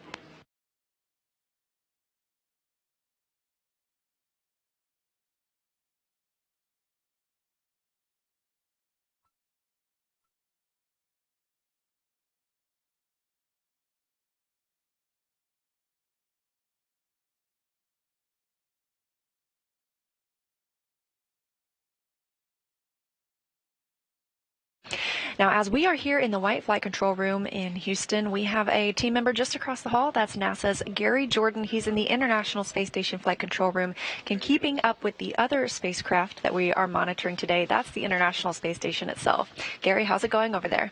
Hey, Leah. Hey, Jim. Really good to be following this flight with you today from the International Space Station Flight Control Room.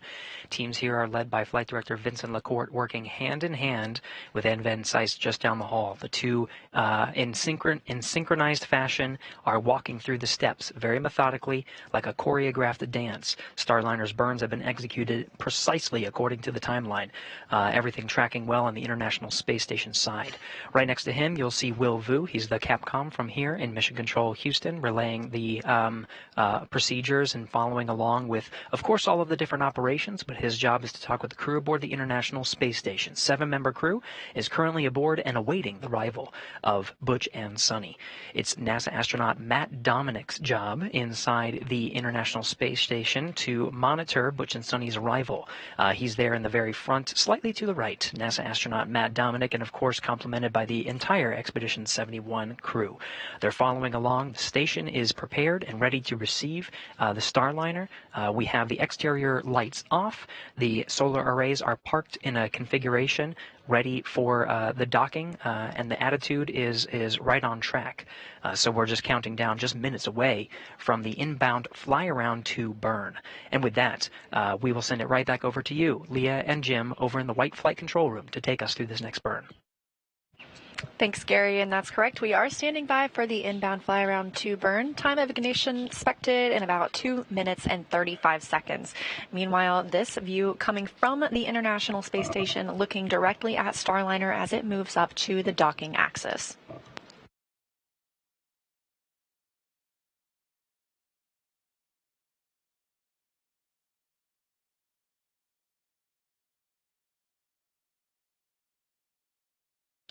This IF-2 burn is just a small adjustment from the IF-1 burn. It will help flatten out Starliner's trajectory to get it to point more towards the approach corridor on the Node 2 forward docking port of the Harmony node.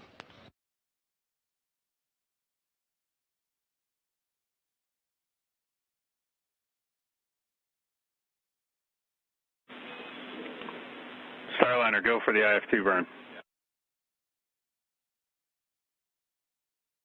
Go for IF-2.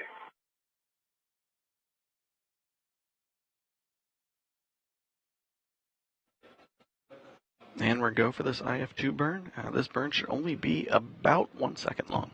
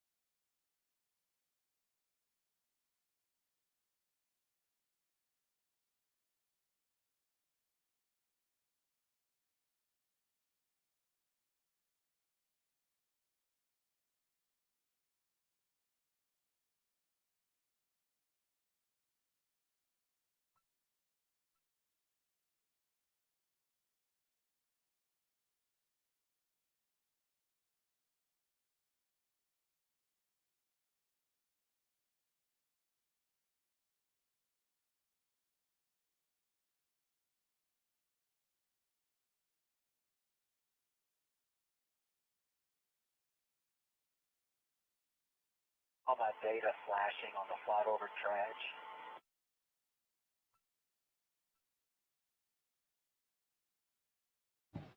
And coming up on about 5 seconds to the burn.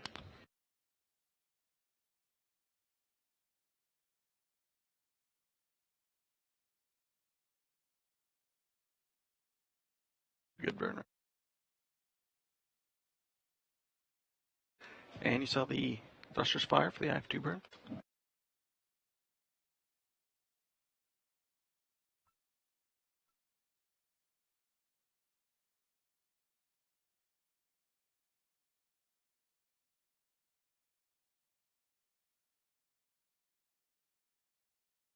That burn happening right on time, 10:07 a.m. Central Time.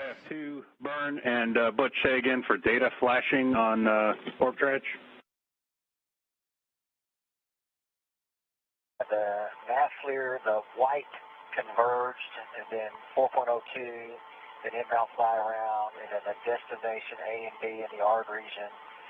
Not all flashing at the same time. Different ones would flash at different times. It's steady now, but it was still a lot of flashing.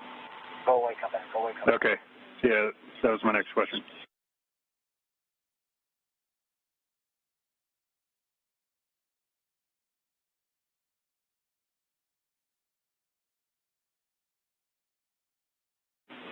Yeah, and good report. Thanks, Butch. We'll have to take a look at that one.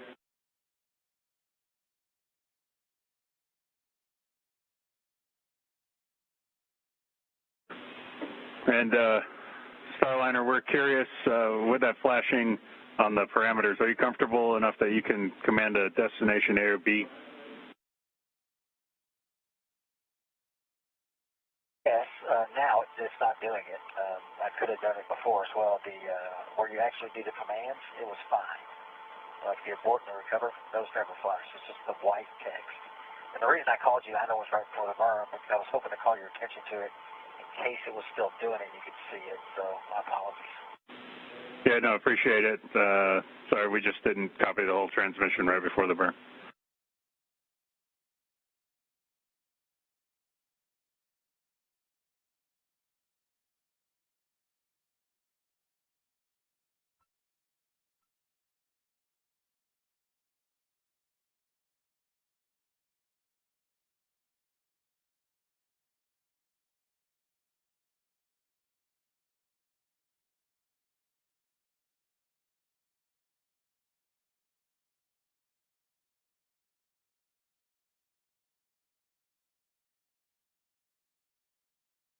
With completion of the IF2 burn, that's the inbound fly around 2 burn, we are now looking toward the ACI burn in 12 minutes. That's the approach corridor initiation. So at that point, the Starliner spacecraft will be about 300 meters in front of the International Space Station, directly in front of the Node 2 forward docking port where we are headed today.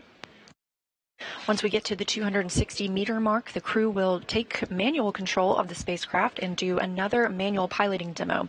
This time looks like we will have good visuals from the space station to see it. We've now stepped into a satellite handover. The space station uses tracking data relay satellite systems, and we periodically experience these handovers as we switch from one satellite to the next, but these are tracked and, as you can see, usually very quickly regained.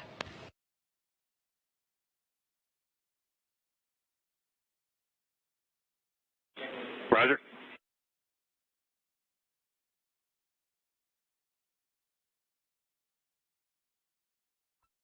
The only issue, there's a fair amount of, I think it's RCS jet residue on the window, outside the window.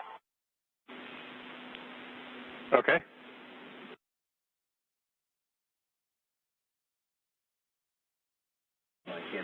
Yeah, Butch, we're assuming you're talking out the IVA hatch window for the centerline camera. That's affirmative. I mean, all of our windows have it. It's pretty much covered, but yeah, that one, it's not objectionable. I just want you to know it's there. Okay, copy.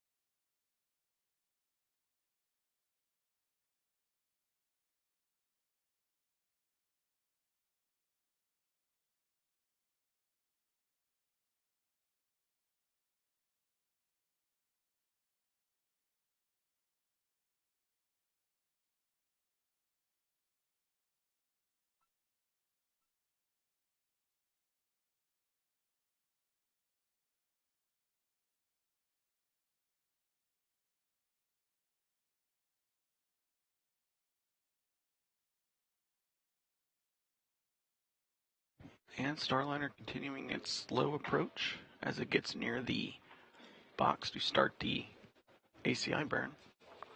Starliner is currently 451 meters away from the Node 2 forward docking port, currently approaching at about 0.22 meters per second.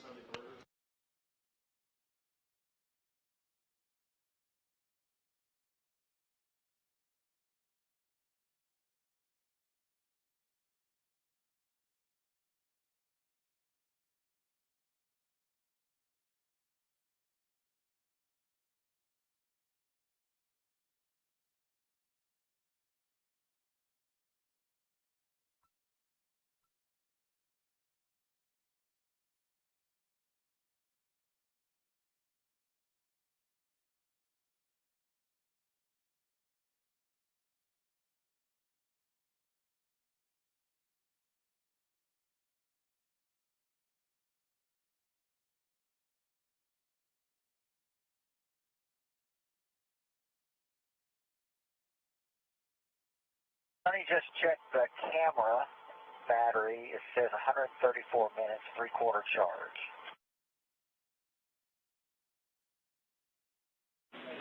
Okay, yeah, copy that. And but you should have the battery charge on the tablet overlay itself.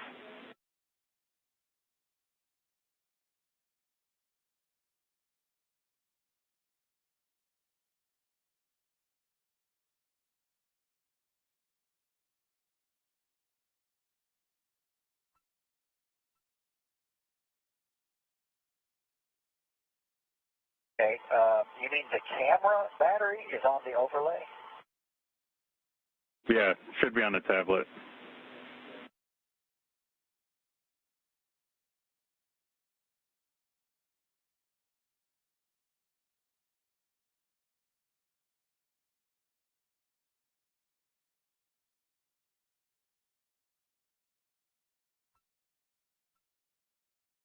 Always learn.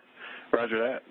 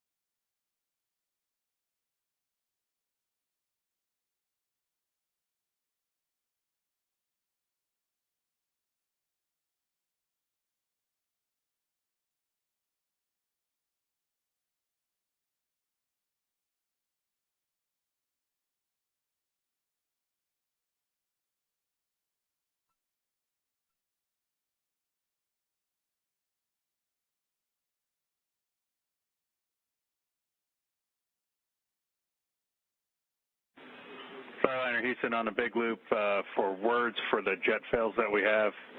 We're planning on doing a hot fire test before we get into the KOS to see if we can get those jets back. And big picture, what that means is that once we get to 260 meters, you're going to go ahead and press through the procedure and put the Starliner in the station keeping inside the corridor. But we're not going to do the manual control demo. You're just going to station keep for us. I'll get you words to get us in a free drift when we're ready. We'll test fire the jets, and we'll see what the data tells us.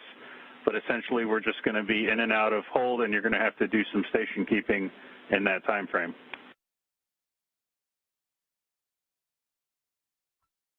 Okay, so at 260 meters, you're going to want me to take manual control and station keep at 260 meters and just hold it there, and then we'll go free on your call. You'll do your jet fire, and then we'll go from there. Yeah, that's good words. That's good words for now. I'll get you more detailed words once we get there, and we'll have to coordinate that for you. And just be advised, we're going to want to know if you can hear or feel the jets, so we'll be in back and forth comm during that time period.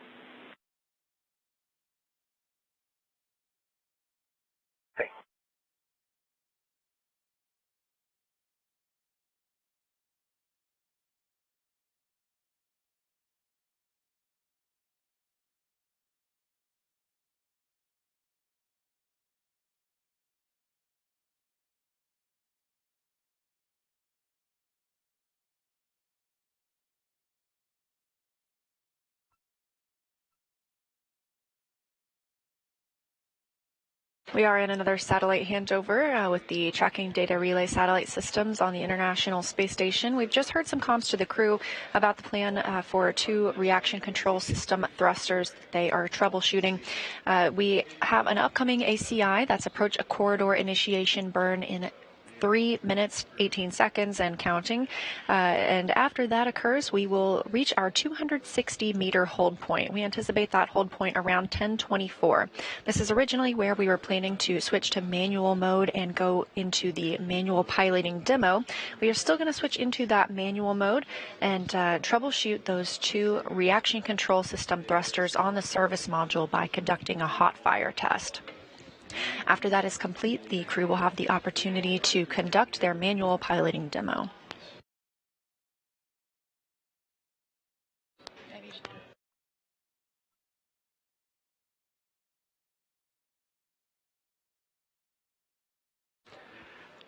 So the 2 RCS jets that are currently being investigated, they were preemptively turned off by the flight control system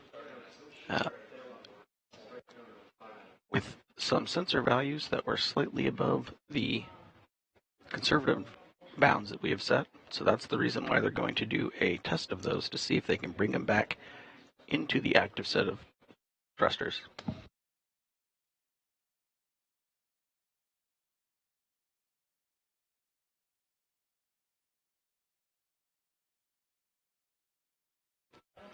Looking at the Vesta views on the screen, the upper right camera, or the near field viz camera, is currently in feature track mode. You can see some cyan light blue outlines around different features of the station. That lets people looking at the images know that Vesta is correctly tracking where it thinks it knows. Go for ACI.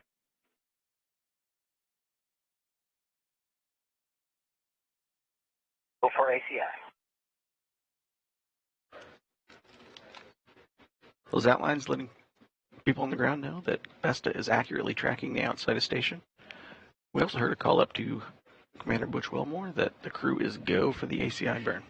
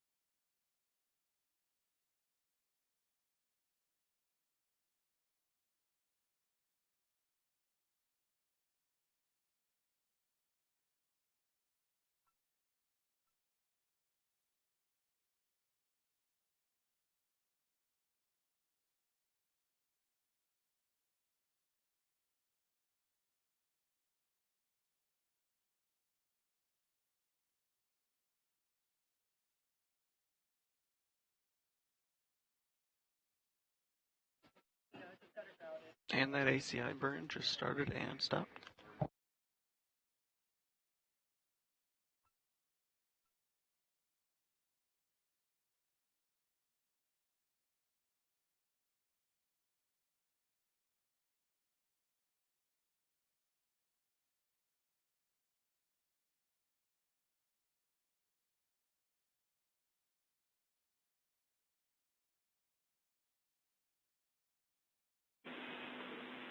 Starliner, good corridor burn. Go for station keeping at 260 meters.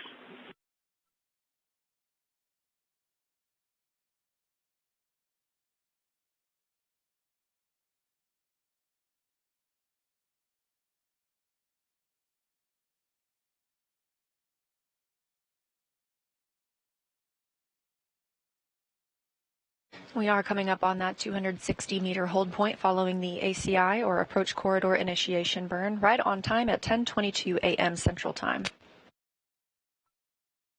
Again, we are tracking 11:15 a.m. as the earliest opportunity for docking today. However, it is a docking window, so we can hold. Big loop, good corridor. Go for station keeping at 260 meters.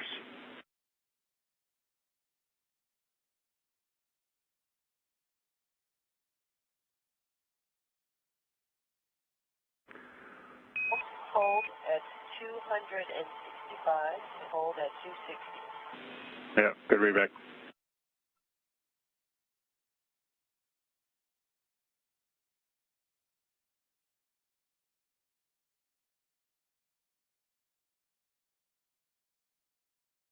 Starliner coming up on 260 meters. Butch and Suni are going to begin the hold at 260 meters.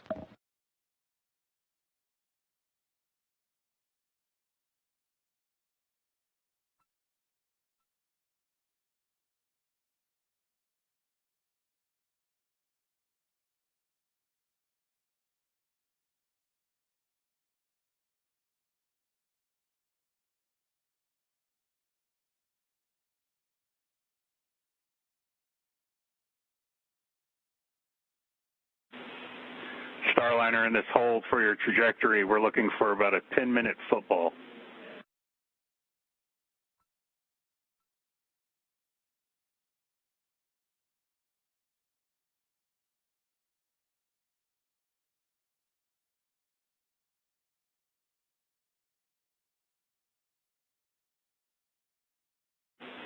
Starliner getting ahead here for the hot fire.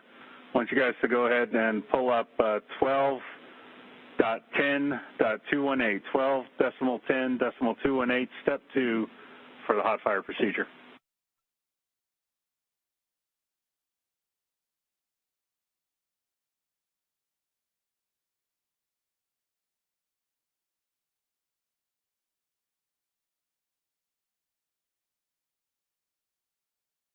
Okay, 12.10.218, we had a pulled up, we're looking at step 2. Okay, roger.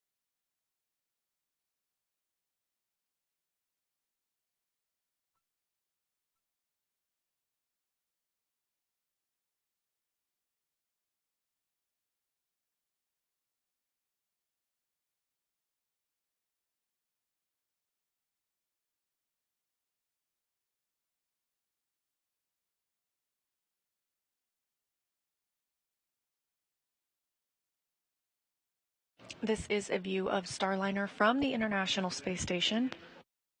The spacecraft is now aligned with the International Docking Adapter on the Node 2 forward port. That's its intended destination today.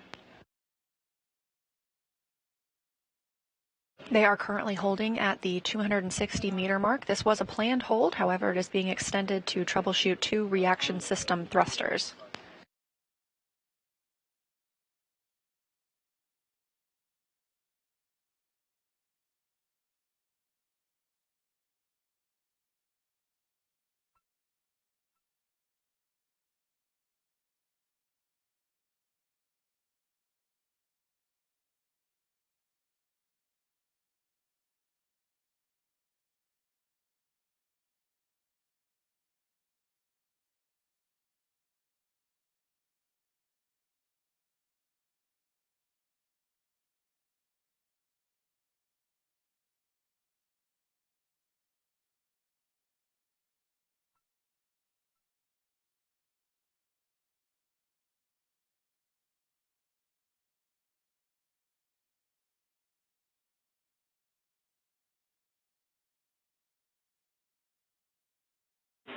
And Starliner, we see the B2A2 jet failed off. Still talking about it, still good for control.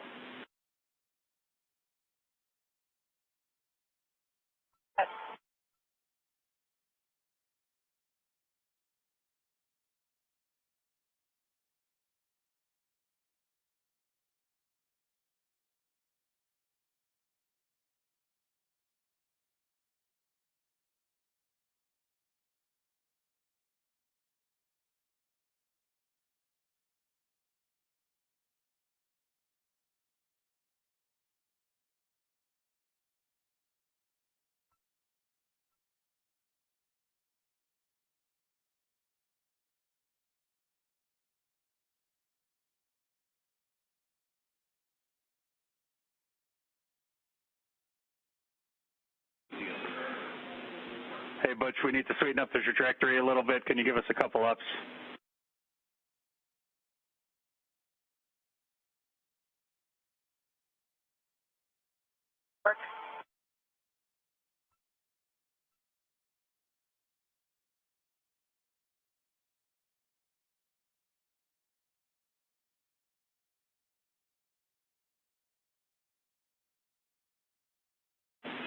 And Suni, confirm you've got the procedure pulled up.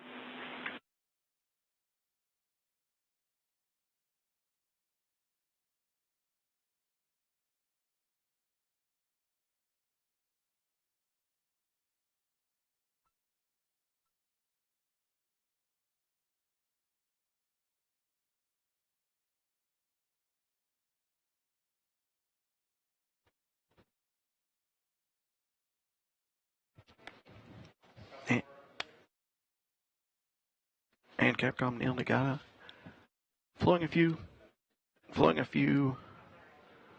messages up to Butch and Suni.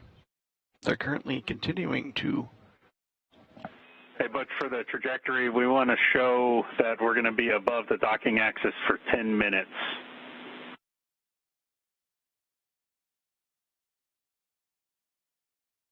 Do that?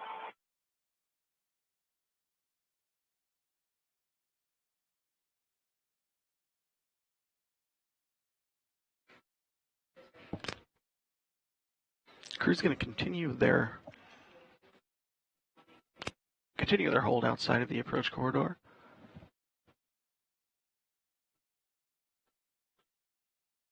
Mission and ground controllers continuing to analyze the data coming in from the RCS jets.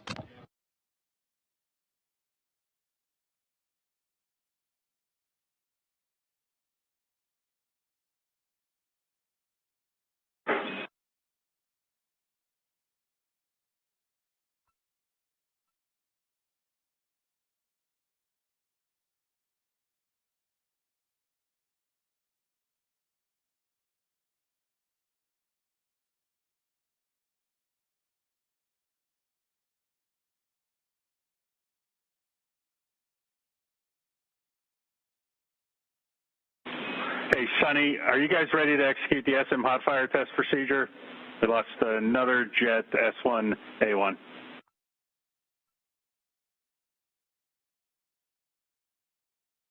Are ready to execute the procedure. I'm with you on step 2 of 12.10.218.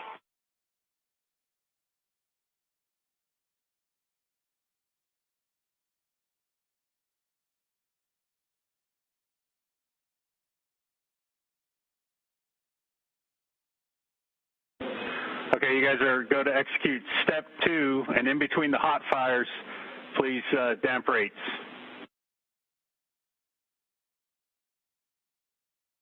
Stand by.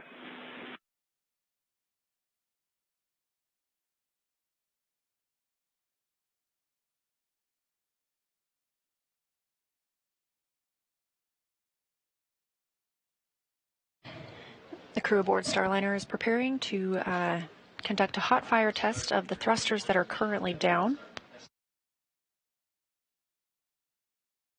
Teams here in the room are continuing to work those procedures.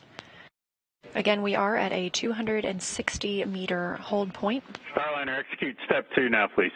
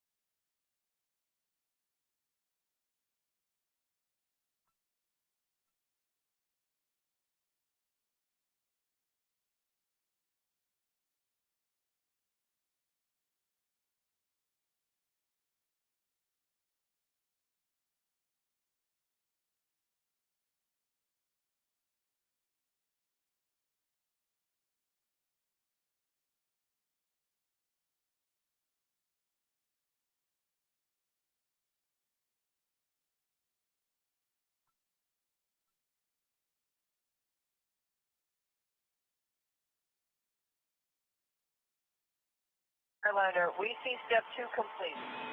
Roger.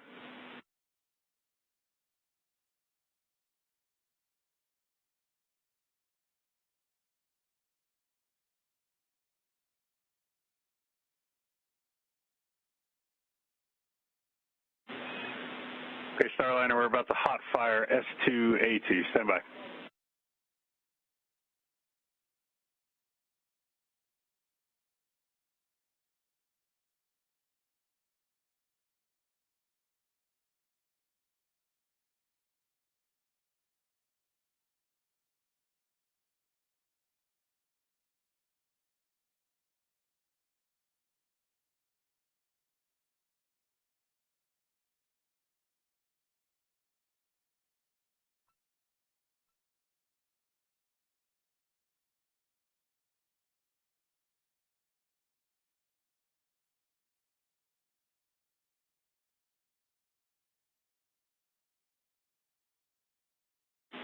Starliner did a hot fire S2A2. We'll need you to point back at the target, please.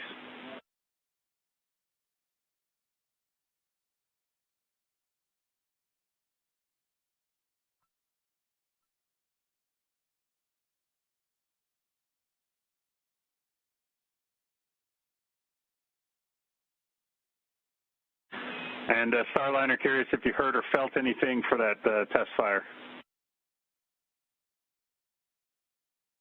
We did. Roger. All right, we're going to go for the next one now.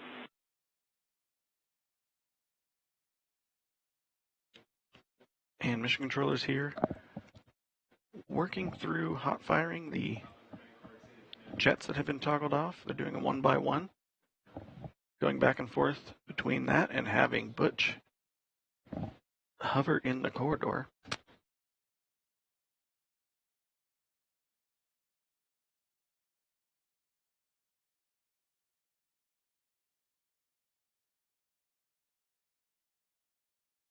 Ready for hot fire. Okay, B1A3 was just hot fire. Did you feel or hear anything?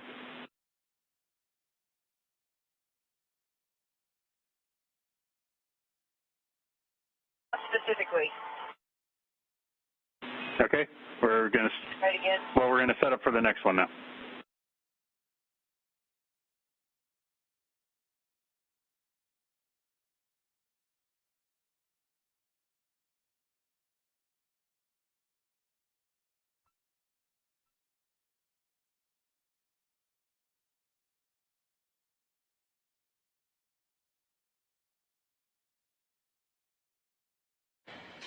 Flight controllers have conducted 2 hot fires on the Starliner spacecraft reaction control system thrusters. They are now preparing to hot fire 2 more thrusters.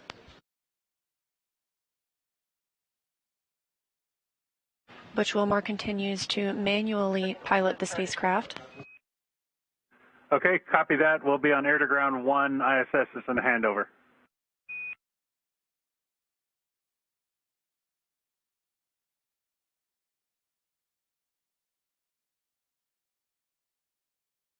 Houston, how do you hear our air to ground 1? Yeah, loud and clear. B2A2, we just hot fired. That was the one you felt. That's affirmative.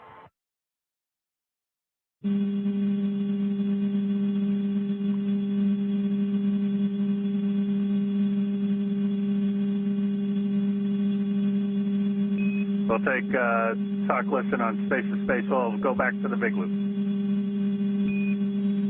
It works, changing. Okay, about to fire S1A1. Stand by.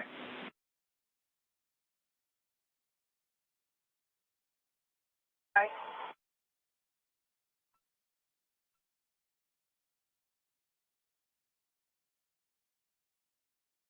Heard it. Roger.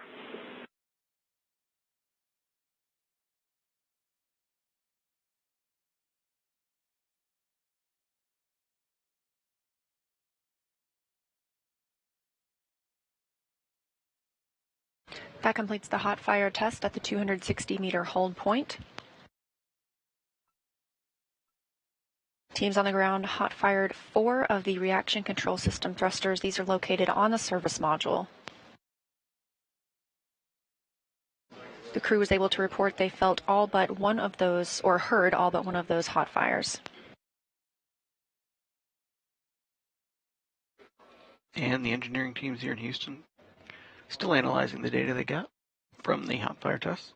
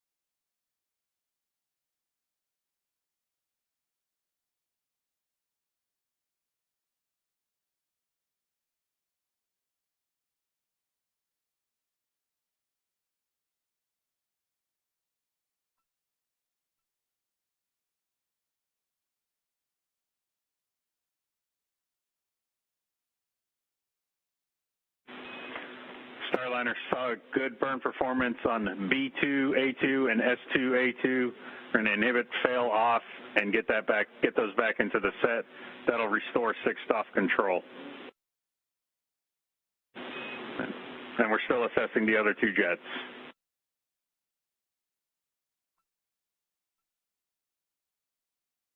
Okay, we're standing by. You're going to do the inhibit fail off, and we'll be standing by for cleanup procedures. Yeah, good readback. Drifting out to 265, looks like. You want me to fire forward and maintain closer to 260, or just let it drift?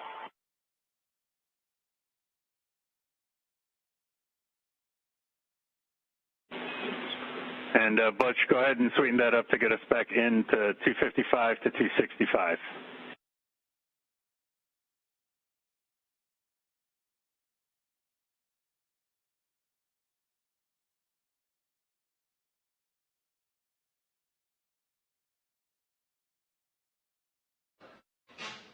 And during the recent hot fire test of the RCS jets that had been temporarily deselected,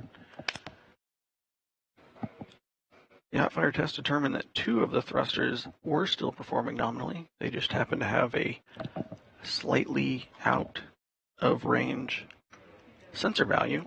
We have sensor value ranges set fairly conservatively, which is part of the reason why we do the hot fire test, to verify that they are still working. Mission controllers are still analyzing the other 2. B2A2 is back in the set. We have 6th off capability back.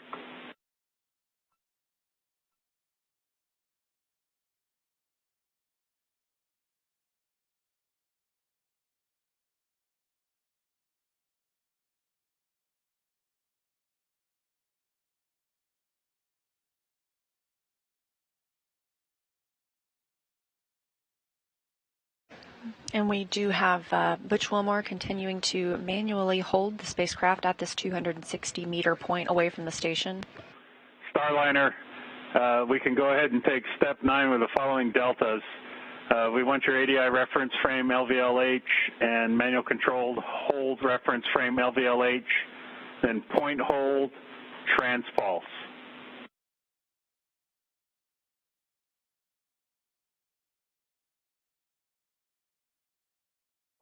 LVLH, point hold, transpulse, and we'll put that to work now. Good readback. And once you're there, go ahead and sweeten up your pointing to get it back at the target.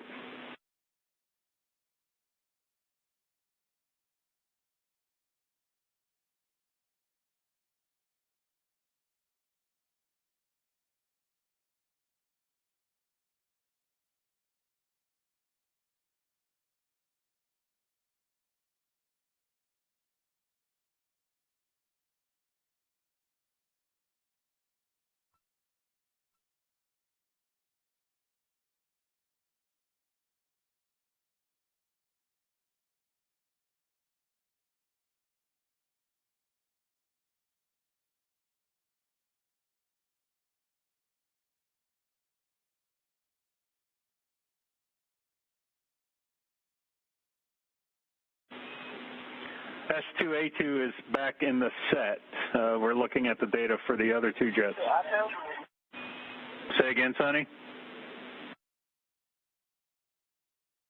You want us in trans-pulse point hold, is that correct? Or auto? No. Yeah, point hold, trans-pulse.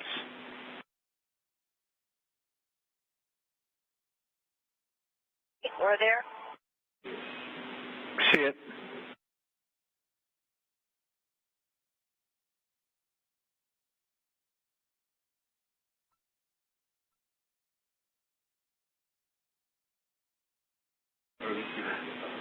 All right, Butch and Sonny, we're ready for the manual piloting demo at your leisure.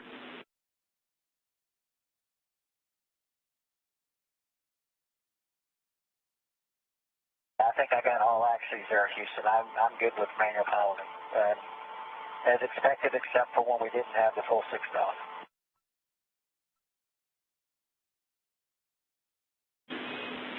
All right. Yep. We're just confirmed you got all axes and you're happy with it, and we're still looking at the data down here. I'll get right back with you.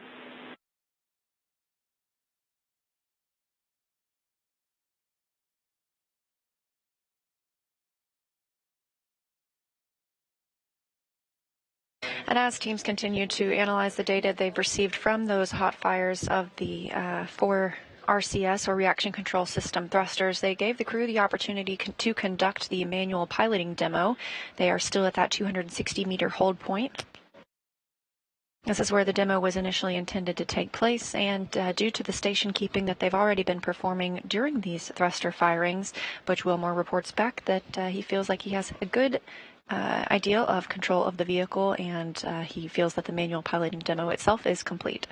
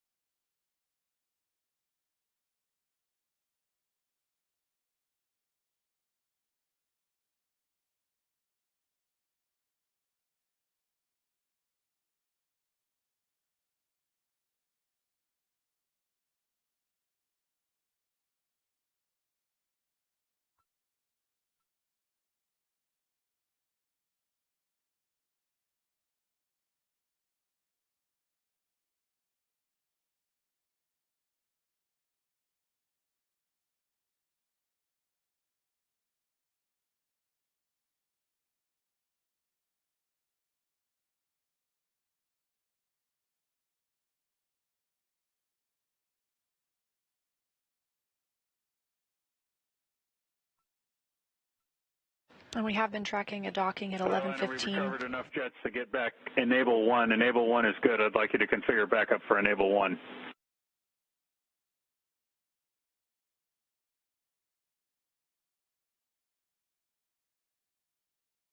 Enable 1 on, enable 2 off. Roger. We were tracking an initial docking time of 11:15 a.m. Central Time. However, that is a window. That was just the first opportunity. So even this extended hold, we still have the opportunity to make that first docking window.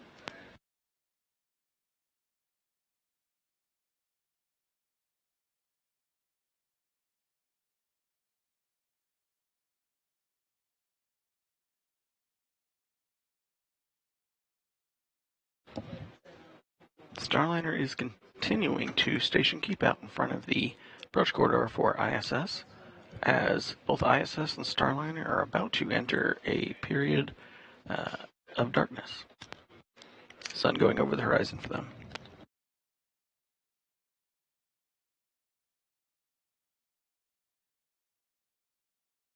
And just as expected, they have entered that orbital nighttime. The International Space Station sees 16 sunrises and sunsets a day, and the orbiting laboratory and Starliner are currently flying approximately 258 statute miles over the Seychelles.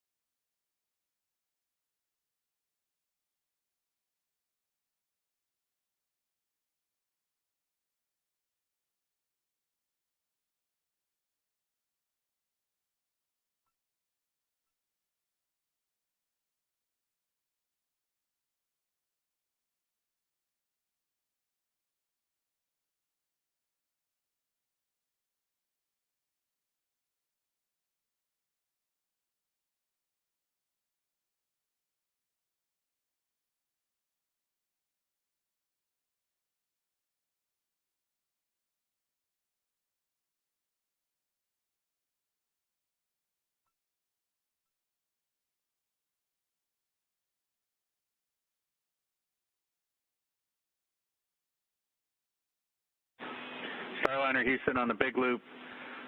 So here's the deal right now. We are zero fault tolerance to 6th off control, so we cannot technically get into the keep out sphere. However, we would like you to go ahead and fly us in to 200 meters and station keep at 200 meters under manual.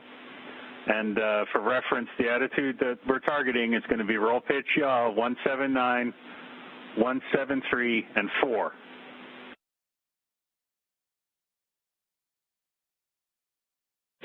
And you're good to do that now.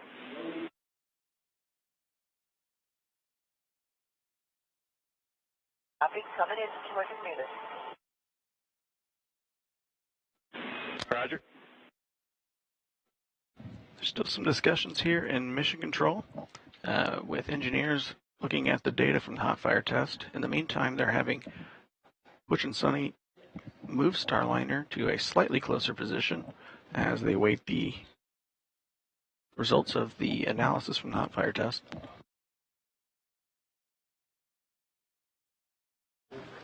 The vehicle is still being manually piloted, and we heard the call that they do not have the go to enter the keep out sphere due to the current configuration. However, as Jim mentioned, they are flying into near that 200-meter point. The keep out sphere is a 200-meter radius around the International Space Station, sort of an invisible boundary.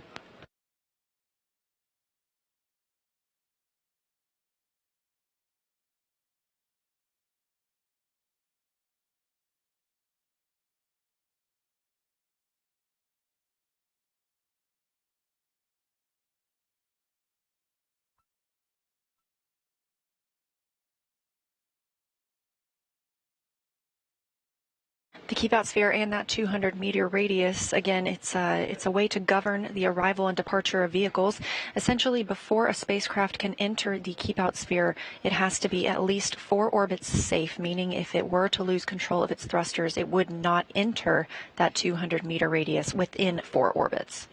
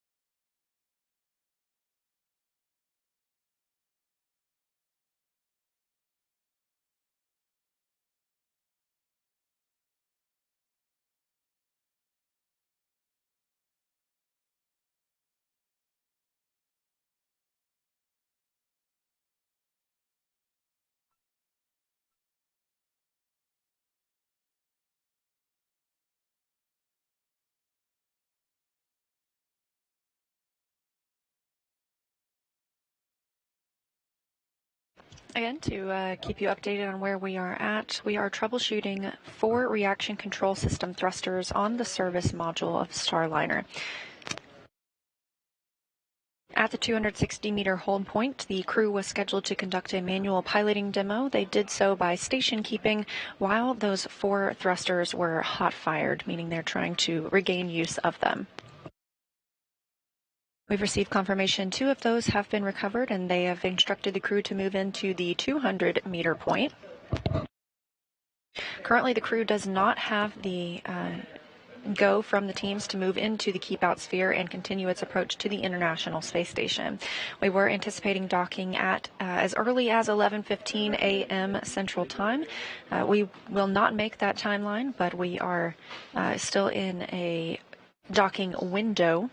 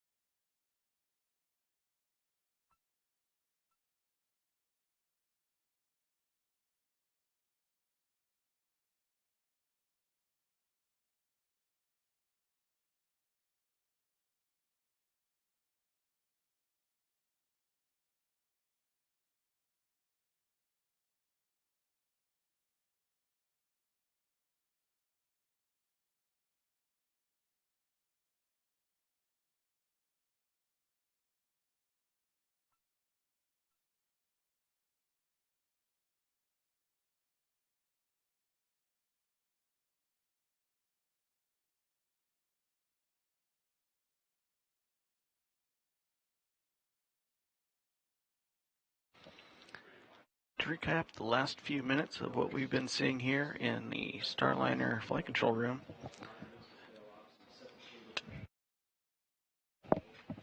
Starliner crew, Butch and Suni, did some manual station keeping, as well as helped do a hot fire test for some of the RCS jets that were automatically taken out of the set for use. Currently, 2 of the 4 that had been preemptively turned off are now turned back on. They saw good data from them from the hot fire test. There's a lot of chatter on the back loops from mission control and the engineers. They're currently discussing a few more of them. Since the hot fire test, Butch and Suni moved slightly closer to in the approach corridor. All is preparing for the next phase once they finish the analysis of the RCS jet data.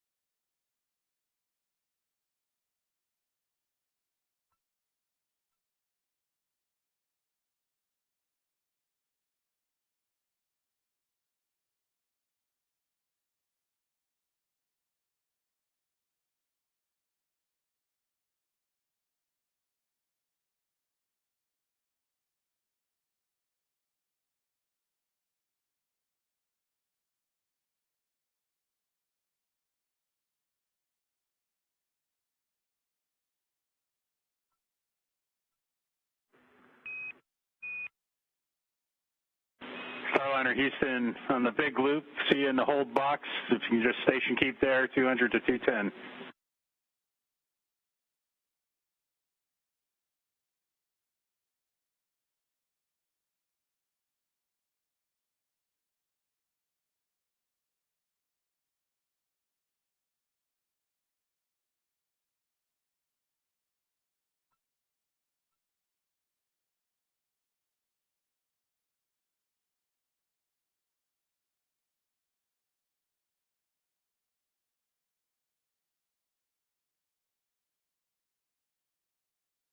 If you're just joining us, we are covering the first flight test of astronauts to the International Space Station aboard Boeing's Starliner spacecraft. This is NASA's Boeing crew flight test. The crew lifted off yesterday at 9:52 a.m. Central Time and is currently about 200 meters away from the International Space Station and holding. They do not currently have the go to enter the keep-out sphere and proceed with the docking process, as they are troubleshooting some reaction control system thrusters that failed on the service module.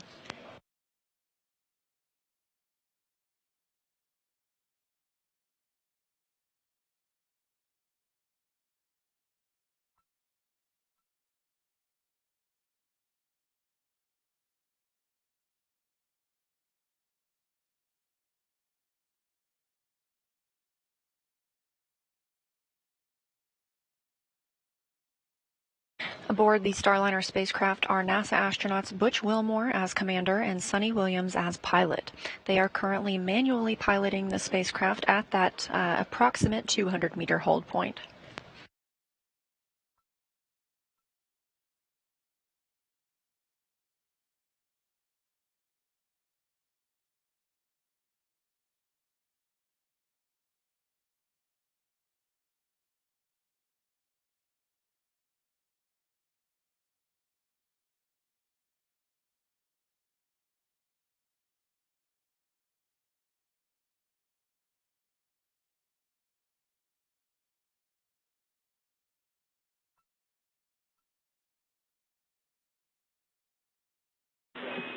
Re-enabled B1A3, talking about our next approach. Just give us a few minutes.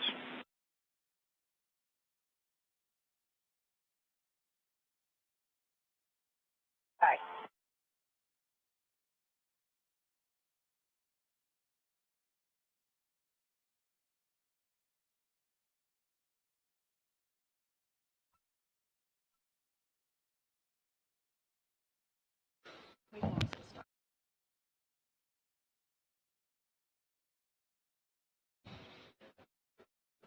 And flight control teams here in Houston have re-enabled the B1A3S service module RCS jet. Butch and Suni still station keeping Starliner, hovering between 200 and 210 meters out in front of the approach corridor for the Node 2 forward Harmony node docking port. A little more info about these RCS thrusters. These are reaction control system thrusters. There are 28 of them, and they are located on the service module. That's the lower portion, essentially, when you look at Starliner. The service module does not return to Earth. Also on the service module are 20 OMAC thrusters. That stands for Orbital Maneuvering and Attitude Control. OMAC thrusters are used for larger burns. Meanwhile, the RCS thrusters, what we are currently troubleshooting, these are used closer to the International Space Station. They allow us to make more fine-tuned changes to the spacecraft's trajectory.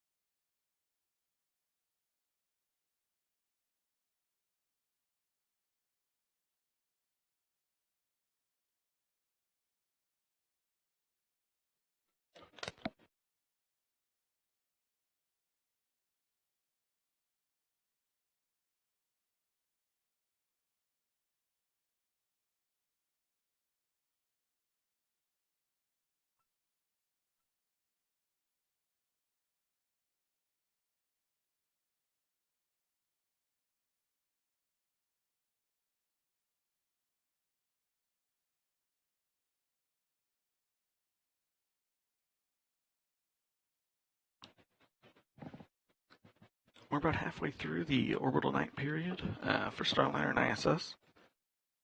Still some analysis being done on the data from the hot fire test, as well as determining which docking window may be available for Starliner once they have. Houston on the big loop. Just be advised. Looks like you're doing great flying there in the hold box. We lost the first docking window.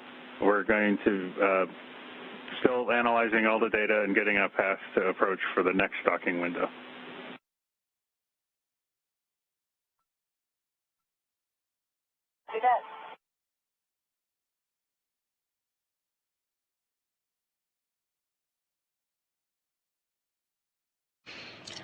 That call to the crew from Capcom Neil Nagata here in the White Flight Control Room in Houston, Texas at the Johnson Space Center. We were anticipating the earliest docking today for 11:15 a.m. Central Time, but with that call, we will not be making this first docking window. The second of those windows opens at 12:33 p.m. Central Time. And just so you're aware, we deactivated Mustang to help out main B power margin.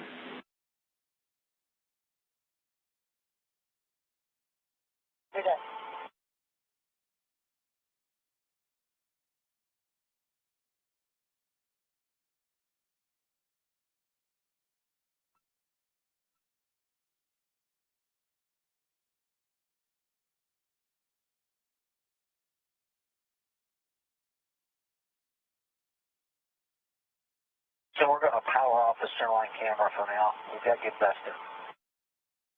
There we go with that.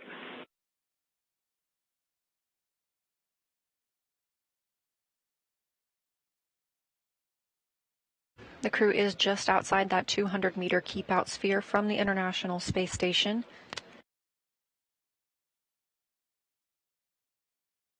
And Butch Wilmore continues to manually pilot the spacecraft.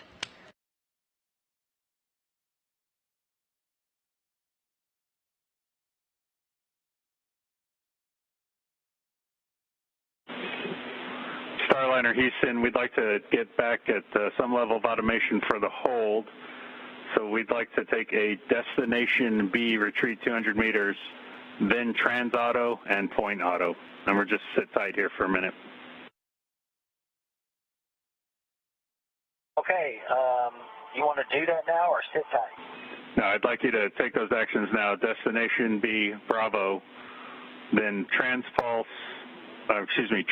auto, point auto, and then what I was saying is we'll sit tight at 200 meters while we're taking a look at the data and getting a path back in. Okay, we copy that. We're going to go destination Bravo, retreat to 200 meters. Then we're going to go point auto first, and then trans auto. Yeah, sounds great.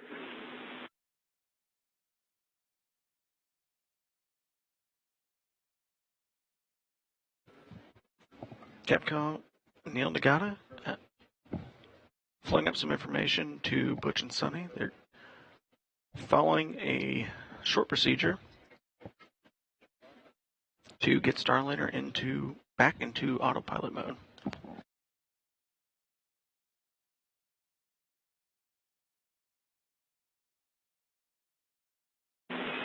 Expected message, T2A2 is not where we're looking.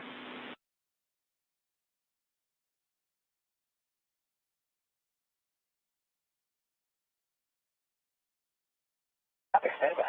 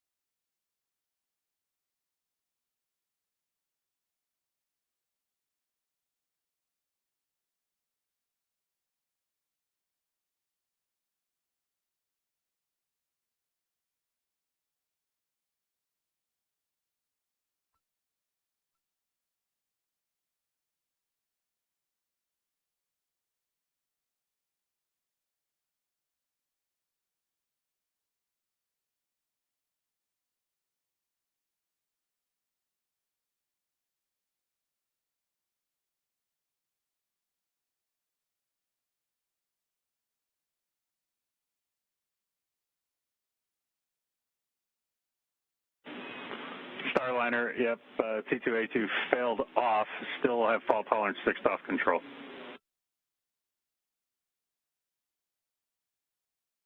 Copy.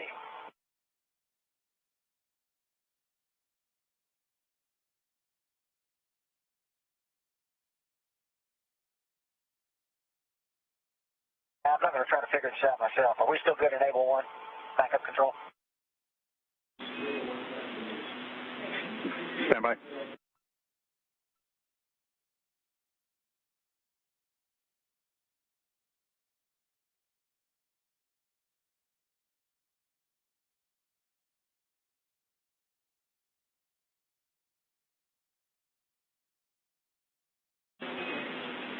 All right.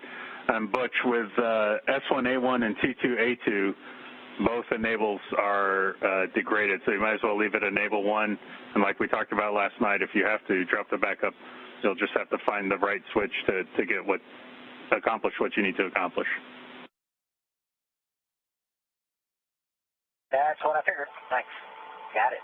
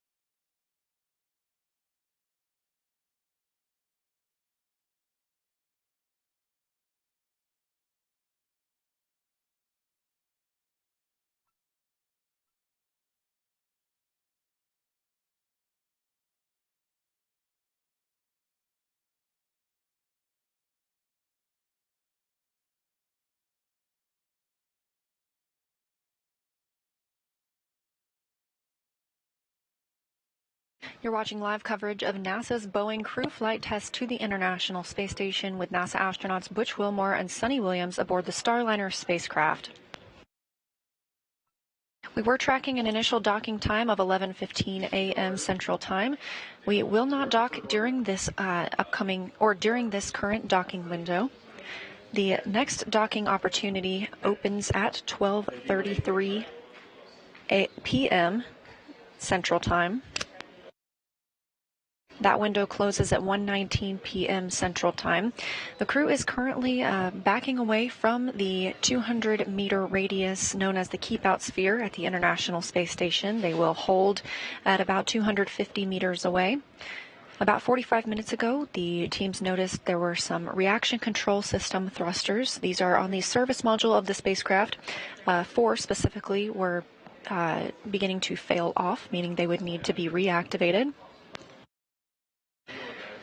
The crew took manual control of the spacecraft at the 260-meter hold point and conducted some manual piloting while those 4 reaction control system thrusters were fired.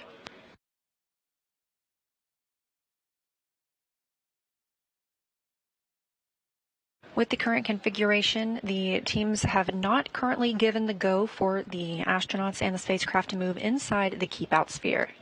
That keep-out sphere is a 200-meter invisible radius around the International Space Station, and the spacecraft must be considered 4 orbits safe, meaning it would not move into that radius within 4 orbits if it were to lose control of its thrusters.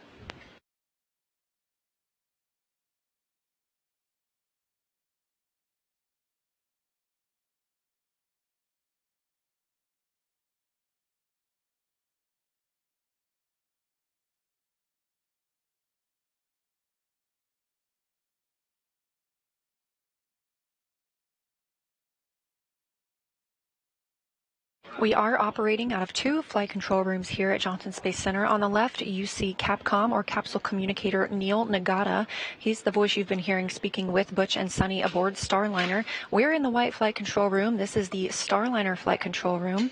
And on the right side of your screen is the International Space Station flight control room just across the hall, where teams are leading the space station and all of its systems.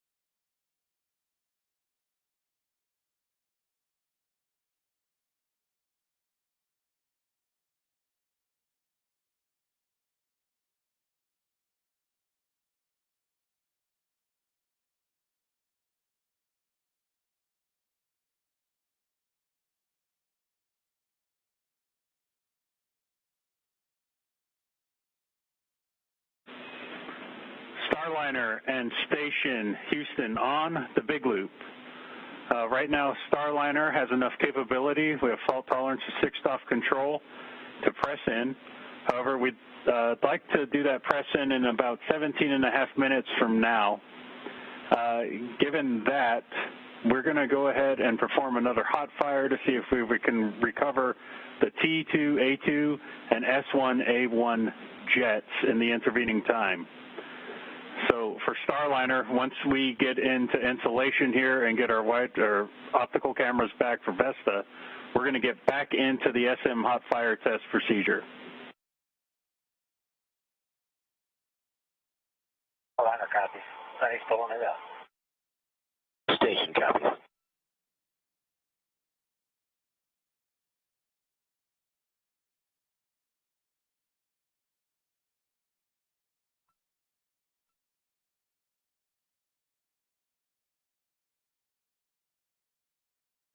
And I call from Capcom Neil Nagata to Butch and Suni and Starliner. They have analyzed the data from the RCS switchers they've gotten back, the ones that have been enabled. They do have 6-off control of Starliner, which means they are currently go for a docking. They're currently planning on moving in for the next docking attempt. Again, that next docking window opens at 12:33 p.m. Central Time. In the meantime, they are going to conduct a couple more hot fire tests to continue attempting to recover 2 of those RCS, or reaction control system thrusters.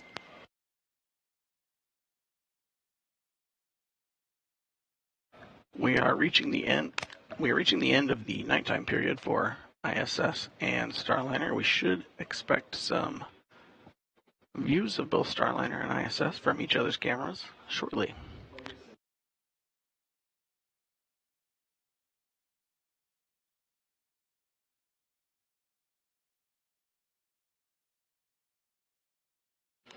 There is a possibility to hot fire some of the jets again during this time period. We will wait for a call from the Capcom. Starliner for the hot fire. The plan here is we're going to hot fire 3 jets, B1A3, T2A2, S1A1. Part of the reason we have to go back and take a look at B1A3 is because we had an attitude correction. We told you to do it, and it kind of muddied the rates for B1A3. So to get confidence back in it, what we're going to do here is we're going to have you go, we'll have you go to point hold and manual, right? And then we're going to sweeten up the station keeping. We're going to go to free drift, and then we're going to go ahead. I'll let you know when we start firing those jets. You'll be hands off until I tell you you're hands on. How copy? We go hands off the 10-minute hands on after we go free drift. We're ready. Okay, and also to make things a little simpler, we're going to stay in LVLH for this one. So stand by for my next call to get us configured. Standing by, yeah, we like LVLH. We were curious while we were in Nurseville to begin with. Thank you.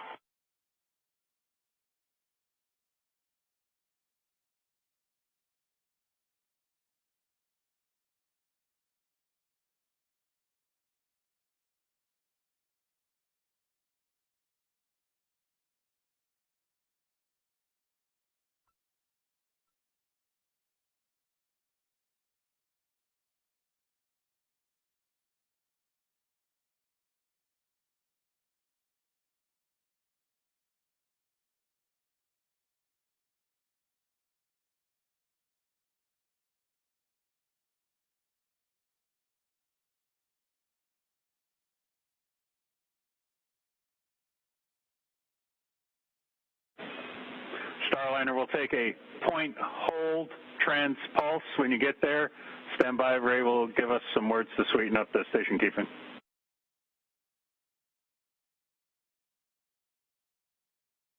Okay, we are point hold transpulse.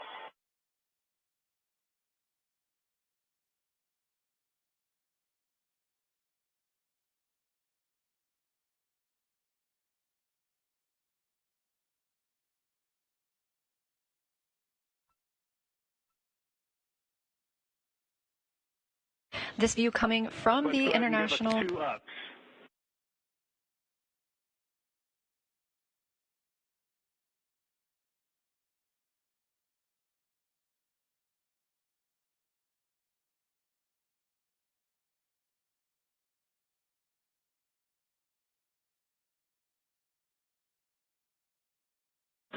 All right, Starliner, we'll take point free, hands off.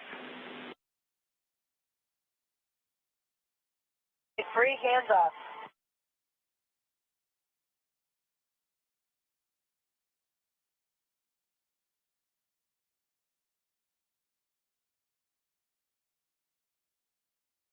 Again, this view live from the International Space Station, and you can see Starliner still at that approximate 220 to 250 meter point.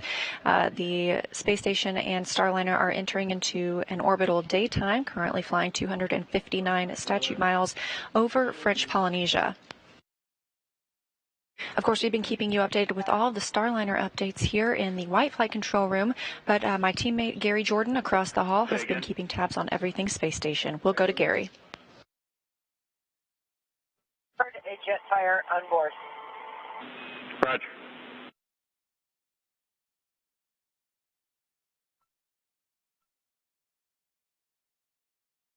And this is Mission Control Houston. Of course, we're following along every step of the way with the teams over in the next flight control room following Starliner operations. Some of the views you were seeing were of the flight director, Vincent LaCourte, speaking with Ed Van Cise, flight director over in the Starliner flight control room, coordinating on entering that keep out sphere. We've been showing you periodic views of some of the telemetry that shows that sphere. Now, of course, once we cross that boundary, we're, of course, now in integrated operations, but that boundary needs to be carefully coordinated before pressing in and make sure it has the right fault tolerance.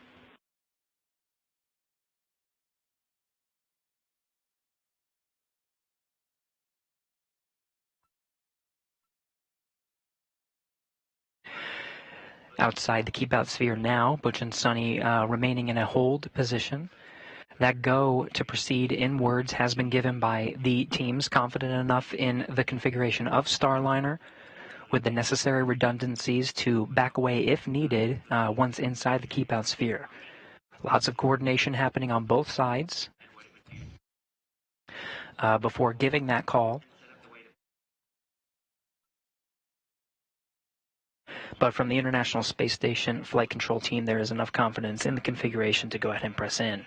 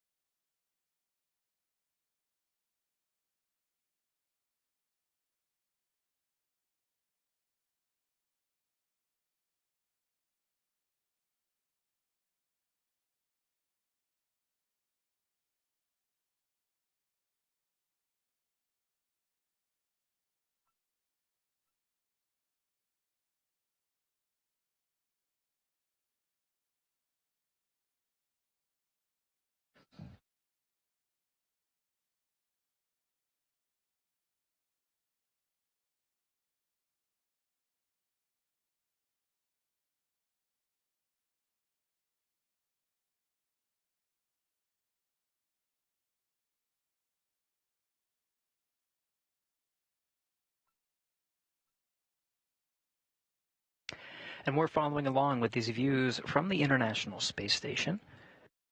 Getting great views, the sun reflecting. Starliner, we'll take point, hold, and then point back at the target, please. Take hold, and we will point back at the target. Good read back.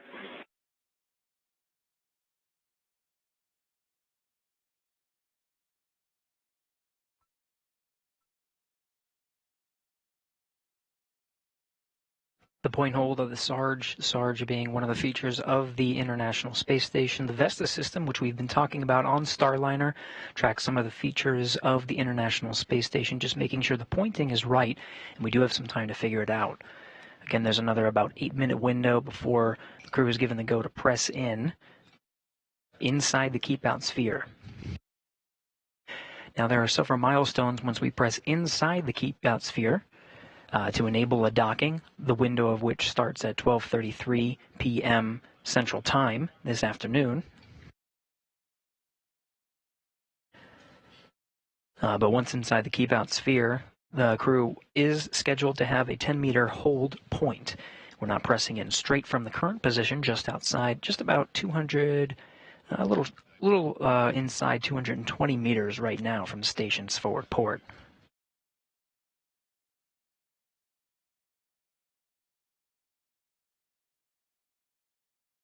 If that's okay with you, and otherwise it's good. Good with the attitude. Point free, hands off.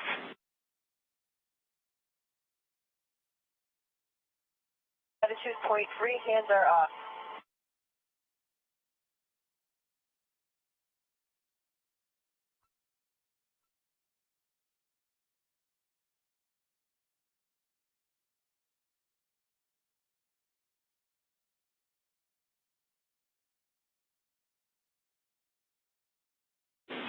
S1A1 fired. Jet fire. Roger.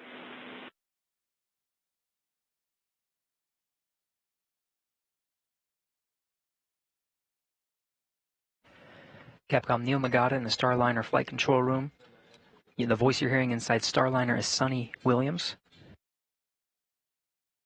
confirming that when the ground teams enable the thruster firing for that hot fire test, which had been reported to the crew. We got a pretty good yaw rate. Let me fix this. Negative. We're firing B1A3. Stand by. These numbers you're hearing are the specific thrusters. And we heard it. Roger that. We're looking.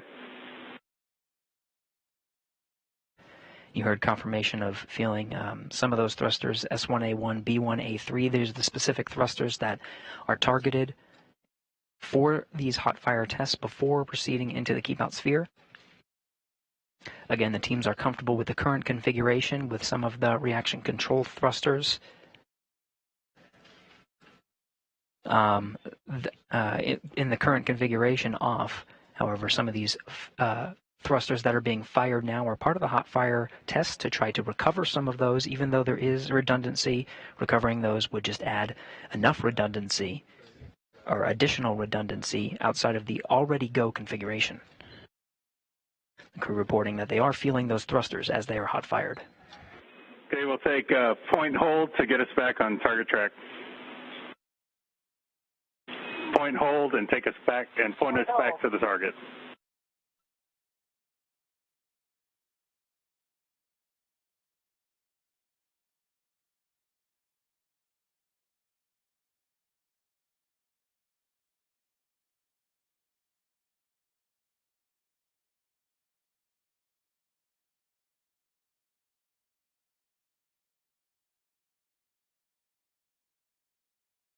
Okay, we'd like to do translation.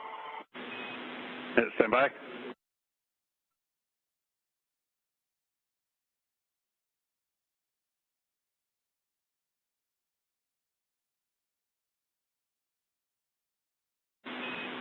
Starliner, your go to translate back to the hold box manually.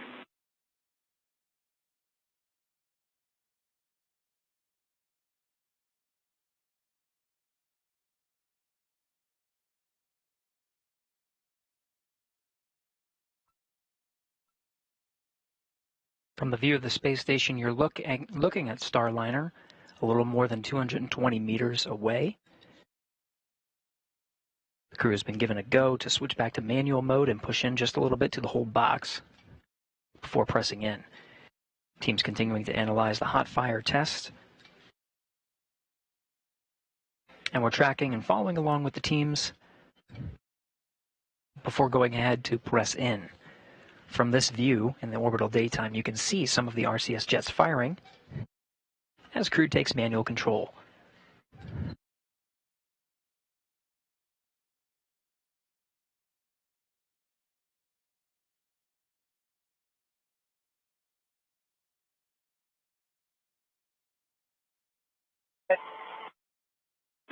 Say again, Tony.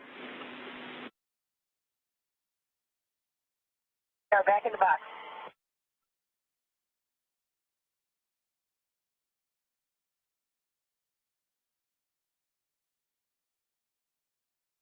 And can you guys get us in 200 to 210 meters, please? 200 to 210. Starliner crew confirming. From the ground, they just need to push in just a little more from where they are. An extra 10 meters or so should get them inside the box, the planned hold box. Again, and they'll continue to hold there. Right now, the crew on manual flight and continue to hold there until given the go to press inside the keep-out sphere. We're just a few minutes away from the scheduled time that the crew is scheduled to depart inside the keep-out sphere. We'll follow along with the teams as they give that go.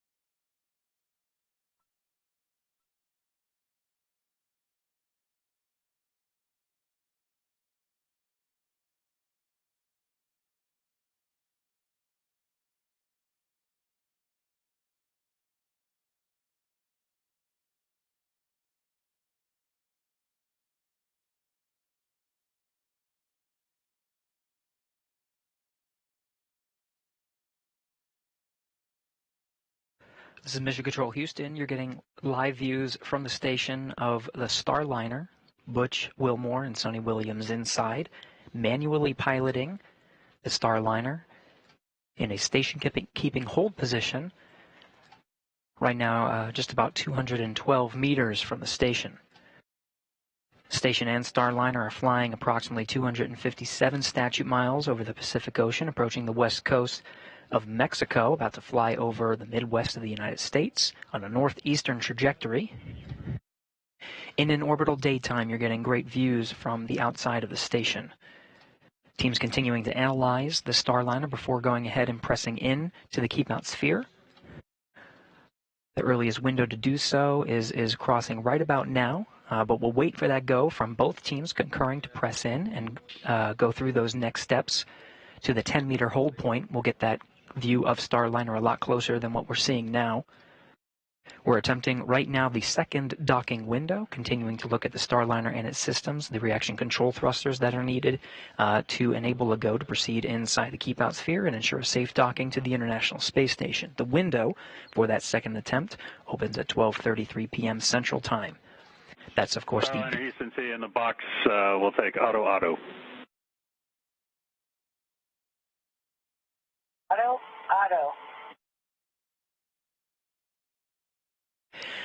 The crew manually flying again and station keeping within the hold window inside, right now inside 210 meters. Given the go to switch to auto hold mode, giving Butch and Suni a break from stick time, holding in that position before proceeding inwards towards the keep-out sphere. Again, we were talking about the windows. 12:33 is the beginning of that window. 1:19 p.m. Central Time is the back end of that window.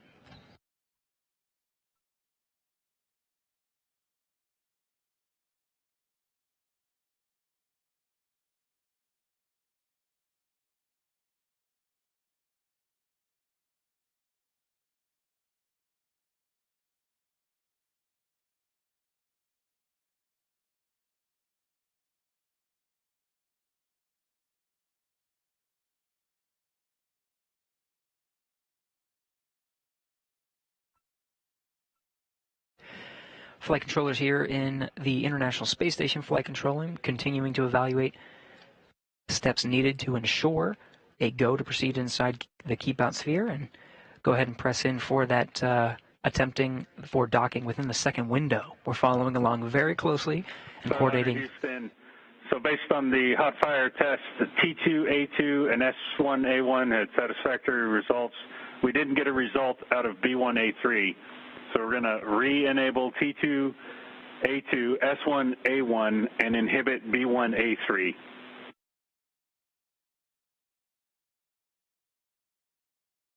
We copy all. You're going to inhibit B1A3. The other two, we see one of them back online, and it felt like the rest of them to us. I'm not sure what your data shows, but okay, copy all.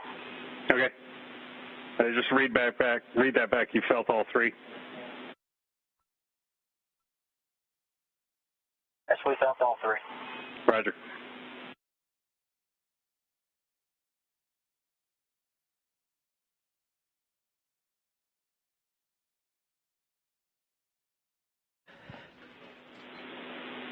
And by getting back T2A2, backup enable 1 became full again. And I don't think you switched out of that, but we're still go backup enable 1. Copy that. Enable 1 on, enable 2 is off. SMRCS. Roger that.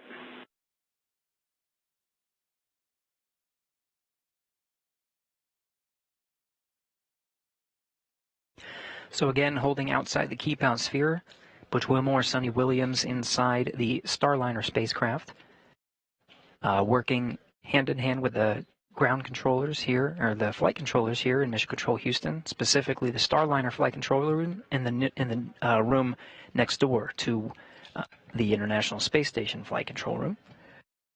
The teams worked together to hot fire some of the reaction control thrusters that went down. Looks like some of the reaction control thrusters, 2 specifically, performed well, so those will be re-enabled. 1 did not perform so well, so they're going to go ahead and inhibit that particular thruster. That one's B1A3. Currently analyzing the configuration before pressing in. The flight control team here in Mission Control Houston, the International Space Station flight control team, working hand in hand to make sure that we are jointly operating within the flight constraints needed to press inside the keep out sphere. Flight Director Vincent LaCourte here in the International Space Station flight control room, working hand in hand with Ed Van Cise, the flight director in Starliner Mission Control. We're continuing to follow along here in the International Space Station flight control room. Let's go ahead and head over to the white flight control room with the Starliner teams following along. Starliner, Leah and Jim. Go to recover. It's an orb traj tab stop 8 for recover.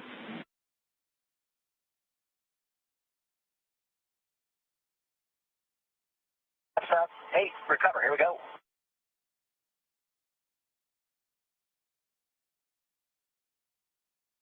Thanks, Gary, and welcome back to the White Flight Control Room here at Johnson Space Center. Yes, we are monitoring Starliner here in this room, all teams continuing to analyze the data from the recent tests. And as you can see, Starliner in this live view from the International Space Station, it is essentially parked at about 200 meters away from the station. Again, we are waiting to move into the keep out sphere, that 200-meter radius around the space station. We are targeting the next docking window that opens at 12:33 p.m. Central Time. Now we are in another tracking and data relay satellite system handover. We expect to regain those visuals shortly. Meanwhile, here's another good look at the teams in Mission Control Houston, both Starliner and International Space Station. As Gary just shared, over there on the left, in the middle of your screen, that is Neil Nagata. That's the Capcom you've been hearing speak with the crew. Down toward the bottom in the white shirt is NASA astronaut Mike Fink. You may have seen him on the launch broadcast yesterday. He is also a crew member for the Starliner 1 mission. Up at the top of your screen, that's Flight Director Ed Van Cise.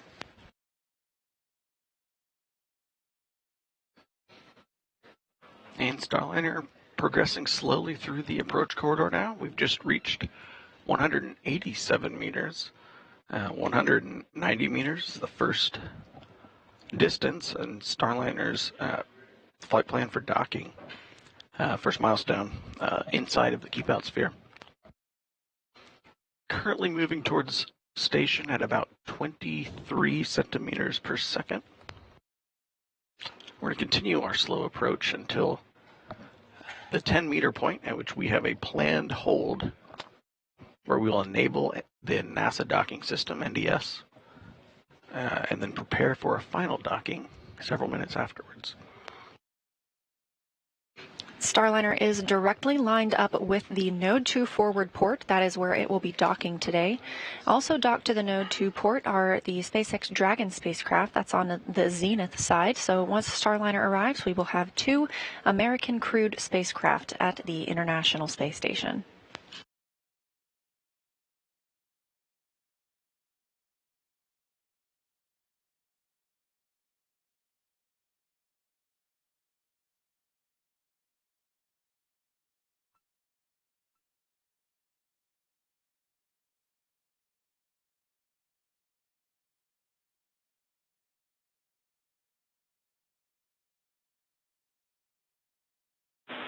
Station Houston on the big loop.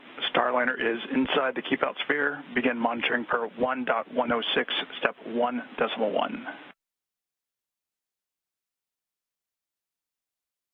1.1, 1.106, station. And with Starliner inside the keep out sphere, this is the second of those 2 invisible boundaries that we use to govern arriving and departing spacecraft. The first is the approach ellipsoid. That's when our joint operations begin between the space station and the Starliner teams. Now, the keep out sphere, we had to wait outside of this location for a go.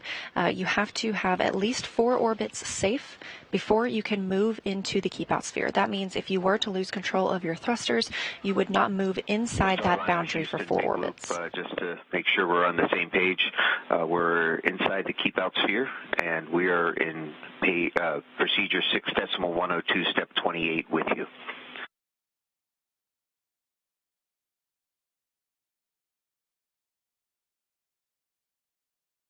And Starliner is with you. Height fill 2's up to 45 hits.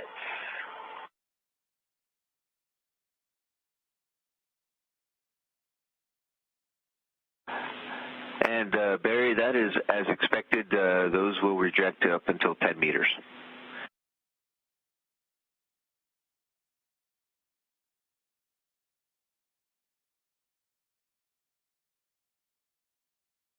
As Starliner continues its approach, both it and the International Space Station are flying approximately 261 statute miles over Kansas, crossing into Nebraska.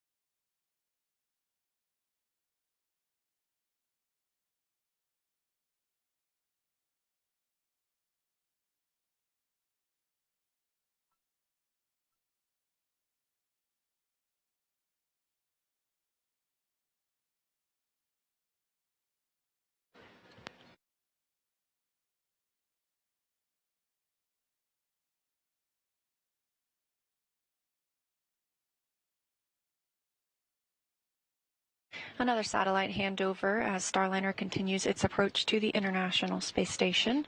Again, we track these handovers on the tracking data and relay satellite system, and we have regained that visual communication of Starliner on its approach.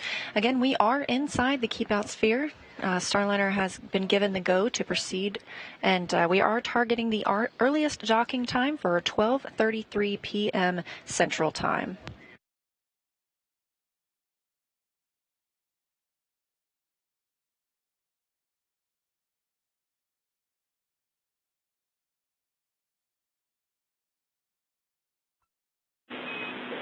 And Starliner looking good on our current rates in. We're expecting about a 6-minute lighting hold when we get to 10 meters. 6-minute lighting hold, copy.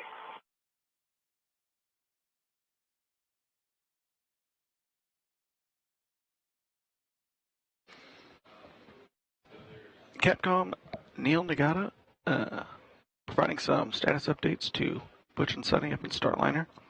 They're still progressing slowly towards the 10-meter hold point. Currently right at around 109 meters away from the Node 24 docking port, progressing at about 21 centimeters per second. Once Starliner reaches the 10-meter holding point, it will hold for about 6 minutes to wait for nominal lighting. Part of the reason for that hold and the nominal lighting is to get enough sunlight in the right direction to help Starliner's Vesta cameras view all of the features of ISS for part of the image recognition part of the Vesta system, as well as it also helps the ISS crew continue to monitor Starliner from their side.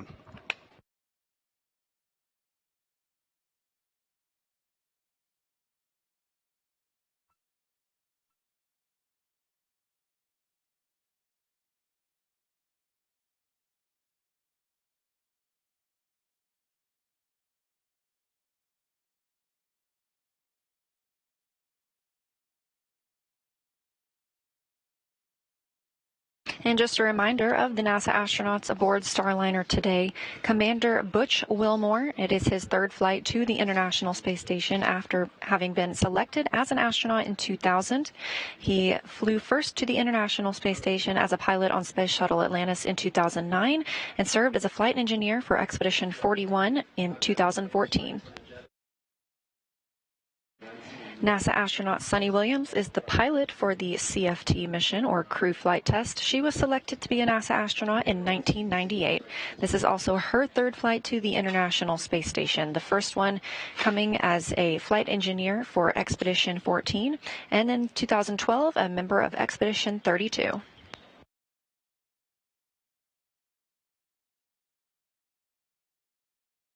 Starliner is now approximately 90 meters away from the International Space Station.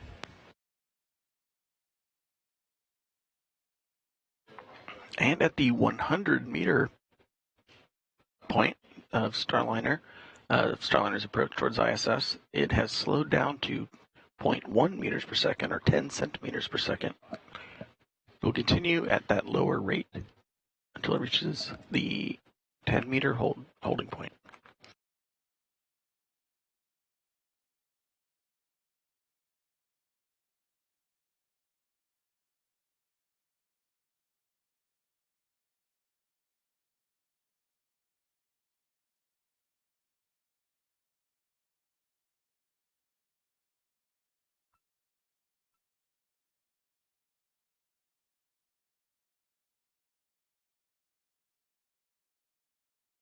And to recap, we are again targeting a docking no earlier than 12:33 p.m. Central Time. This comes after some troubleshooting of some reaction control system thrusters.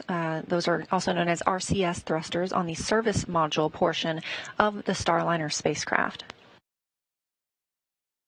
We had 5 at different points, had 5 of those thrusters go offline, and through several hot fire tests, we were able to bring back 4 of those thrusters and obtain the go and the redundancy that we needed to enter the keep-out sphere and approach the International Space Station for docking.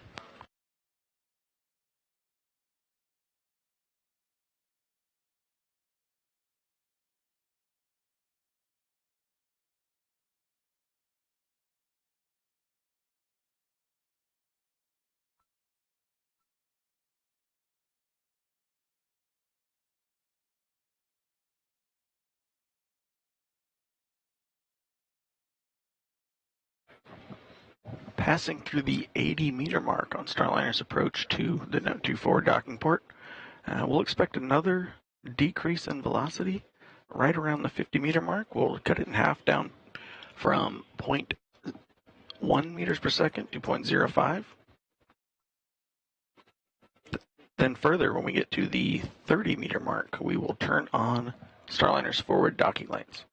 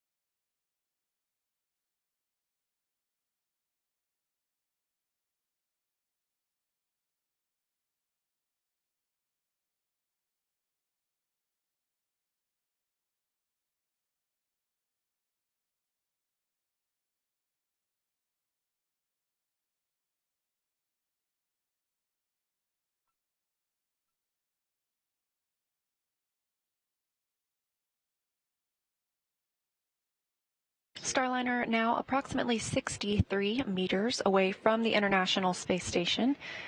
Again, we are docking to the Node 2 forward port today.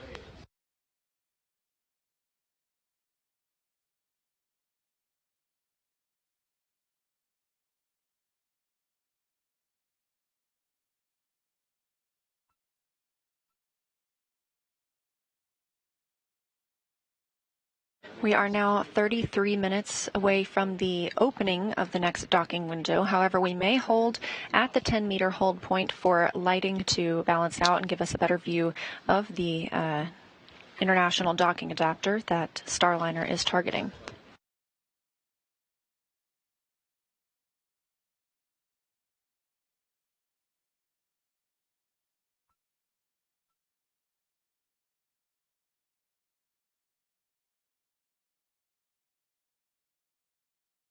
Starliner continues to use the Vesta system as it approaches the International Space Station. That stands for Vision-Based Electro-Optical Sensor Tracking Assembly. There are two Vestas on Starliner so that we have fault tolerance. These include vision-based cameras, a long-wave infrared camera, as well as Ladar.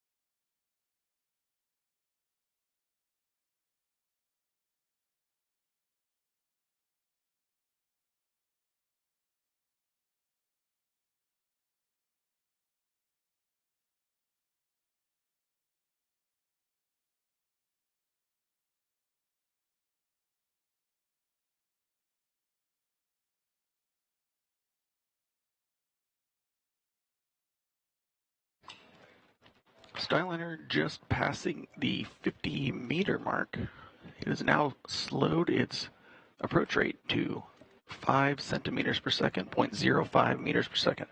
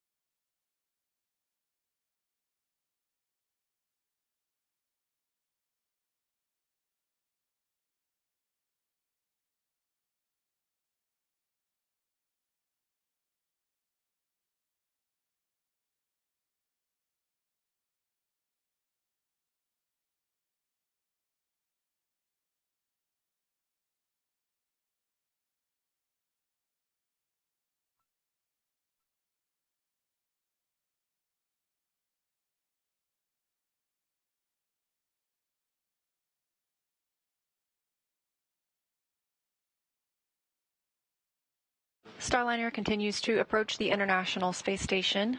Both are traveling at approximately 17,000 miles per hour, but in these proximity operations, we have to move very slowly and precisely to line up properly with the Node 2 forward port. We are now about 44 meters away from that docking adapter. The next hold point comes at the 10-meter hold point. And again, we anticipate that we may hold here for some time while we wait for the lighting to balance out for Starliner.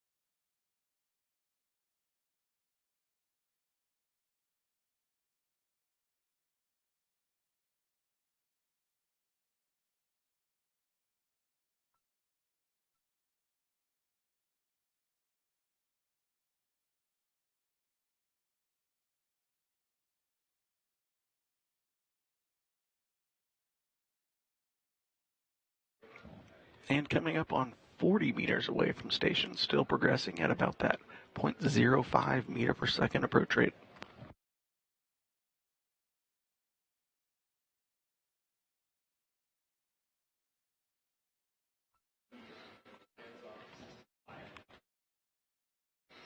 Starliner currently experiencing a period of relative darkness where the visual spectrum cameras aren't getting as much information from its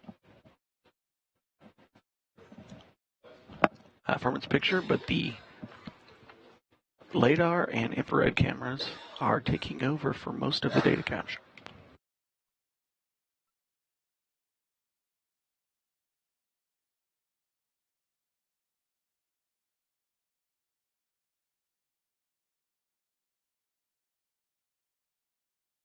Again, this is NASA's Boeing crew flight test to the International Space Station, the first flight of astronauts aboard Starliner. Today, they are carrying NASA's Butch, Wilmore, and Suni Williams, both making their third trip to the International Space Station after lifting off at 9:52 a.m. Central Time yesterday from Space Launch Complex 41 in Florida.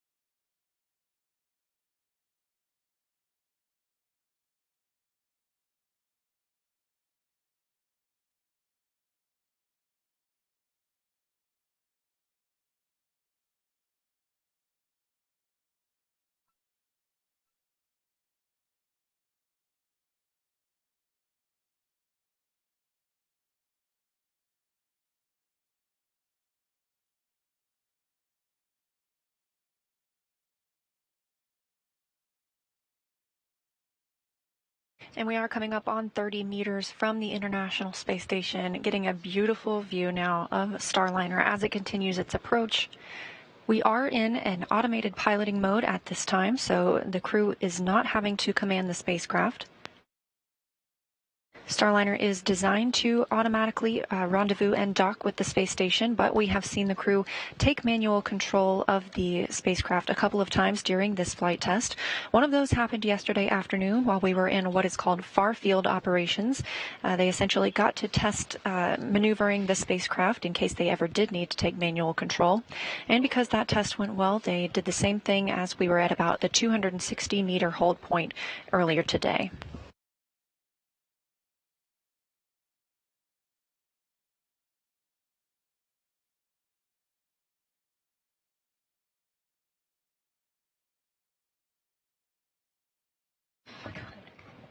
Just passed through the 30-meter mark, and you see the Starliner's forward docking lights turn on.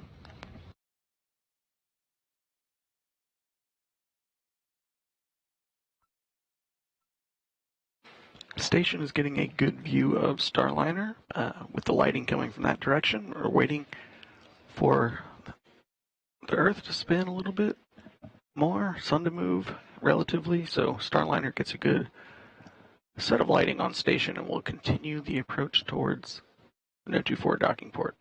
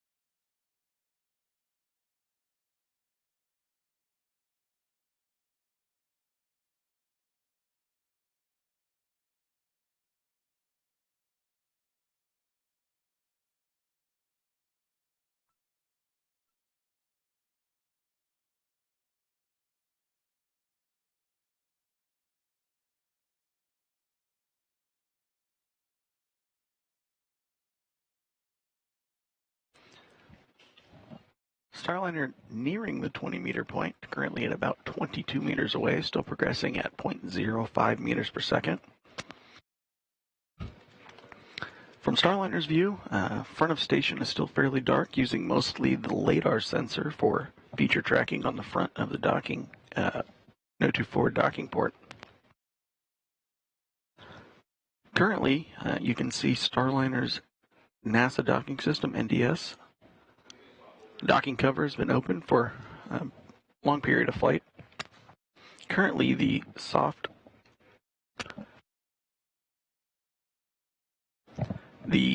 docking ring on the soft capture system is retracted. It's the inner metal ring on the front of NDS with the 3 pedals sticking out from it. Once we hit the 10-meter docking hold point, Starliner will extend the soft capture system, which is a series of motor-controlled arms.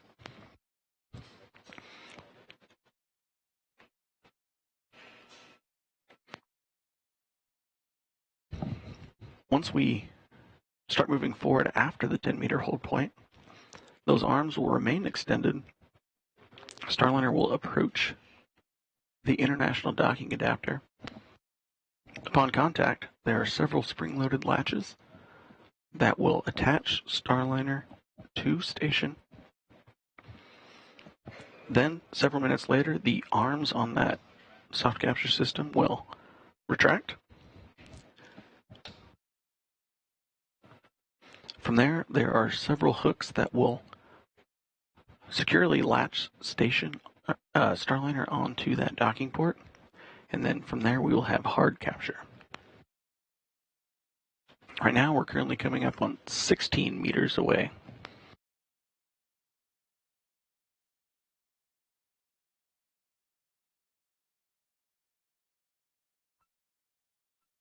And again, we anticipate holding at that 10-meter hold point. This is a built-in hold, and we may wait here until we get ideal lighting. The International Space Station and Starliner are flying over Algeria and about to cross into an orbital nighttime. Again, we see about 16 sunrises and sunsets each day when traveling at orbital velocity. That's 17,500 miles per hour. In terms of relative velocity right now, Starliner is traveling at about 0.05 meters per second. And to translate that, that's about 1/10 of a mile an hour as it moves in toward the International Space Station.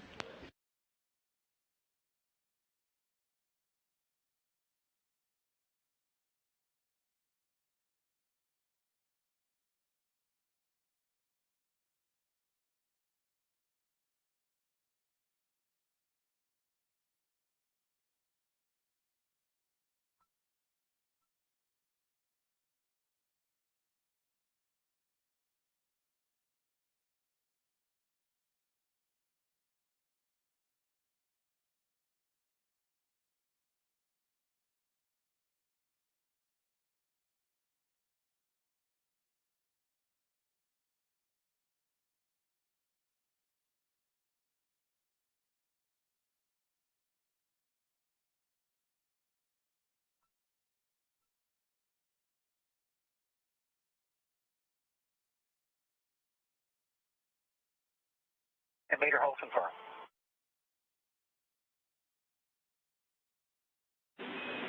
Houston copies, and Starliner, we're expecting 6-minute lighting hold before NDS configures for docking.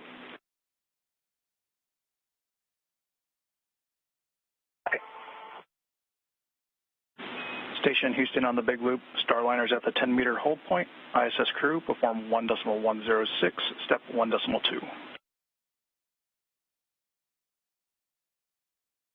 Station copies on the big loop. Executing 1.2 of 1.106. ISS crew ready for final approach. Houston copies. Starliner Houston, got your fill-ins for your step 31. The maneuver to target align will be at 17:27:40. Expect final approach at 17:30. We're going to have 47 minutes of margin.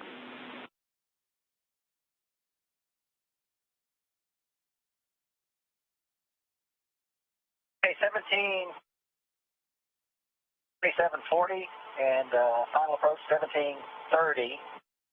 We don't know if you said 40 or 00. It was going to be, well, the time for final approach 17:30:00 with 47 minutes of margin, 47. Okay, 00 with 47 minutes of margin, copy.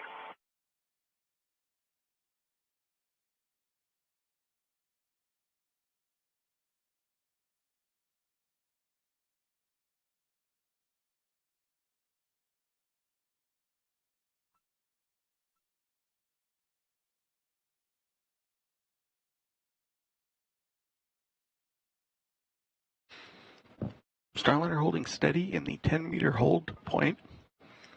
Currently about 3 minutes and 50 seconds away until for the first phase of the 10-meter hold. We're waiting for better lighting for Starliner's cameras.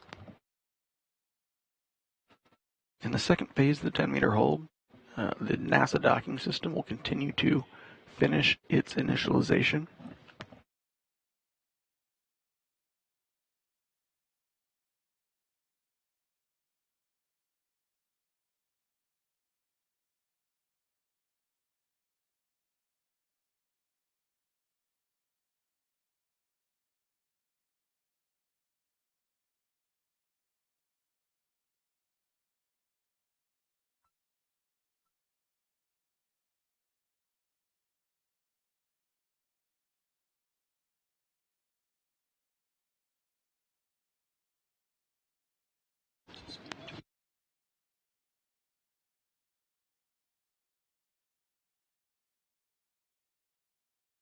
Starliner appears suspended in space as it and the International Space Station continue traveling at over 17,000 miles per hour. And again, we are anticipating an orbital nighttime here shortly. We are at the 10-meter hold point. This is a built-in hold for all arrivals. And we will continue holding here until we get the lighting that the teams are looking for to continue to press in towards that Node 2 forward port.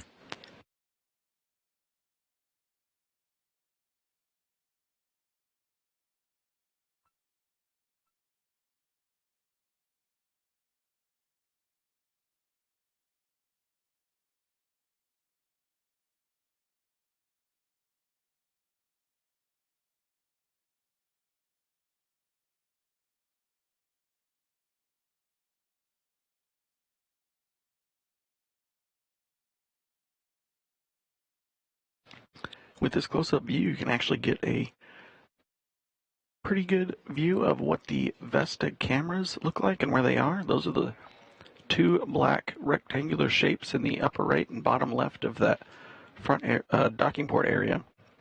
There's also an additional camera offset to the left, just above the orange data connection. Those cameras are spread out in different locations to help better track different features on the front of the International Docking Adapter.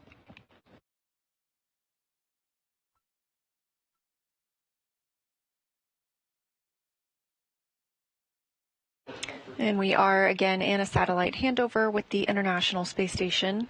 Station uses the tracking and data relay satellite systems, and we expect to regain visual communication shortly. However, we will still be at that 10-meter hold point.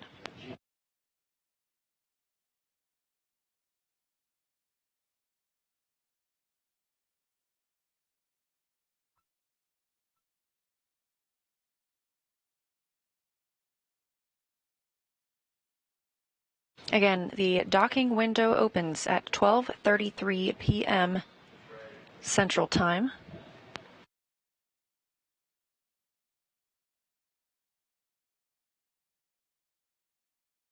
And we are in an automated piloting for the Starliner spacecraft, so Butch and Suni are able to continue monitoring its approach once we resume that, but they will not be needed to take manual control and fly in and dock the spacecraft.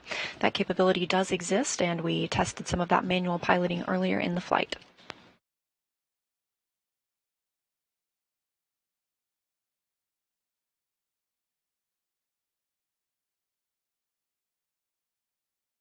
Houston, we just hit 10-meter hold 2. We're putting step 32 in work, if you're ready.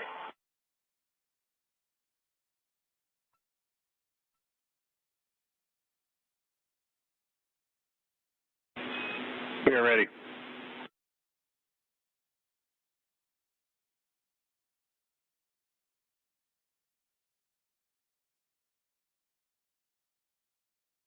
Again, Houston. We are ready. Okay, here goes, step 32. Here we go. Roger.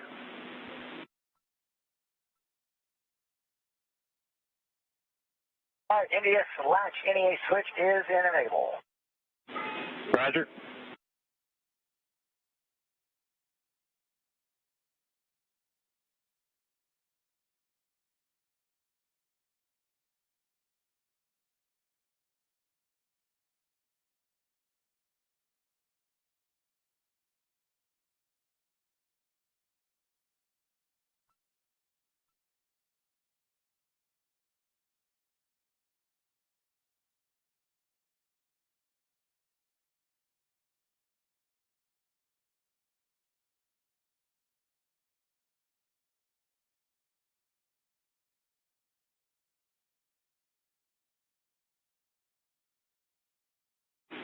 Starliner reactivating Mustang.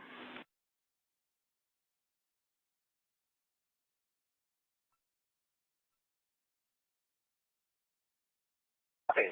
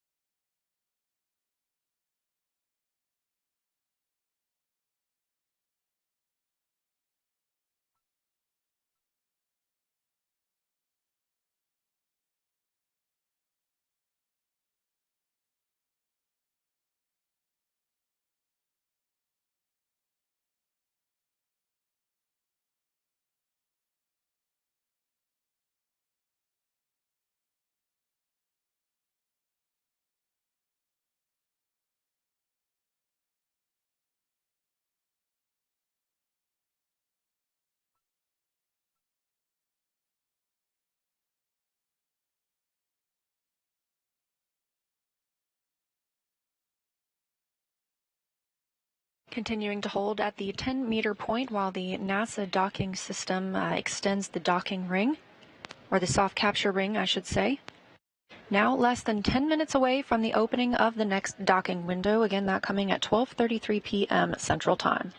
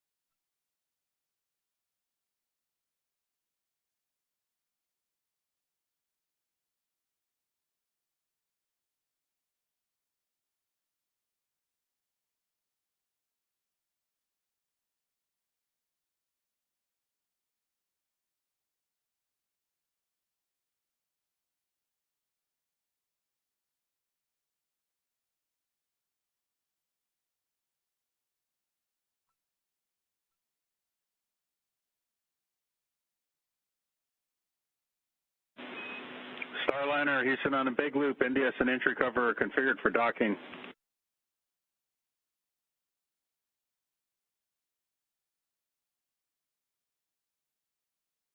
Starliner copies. We're ready.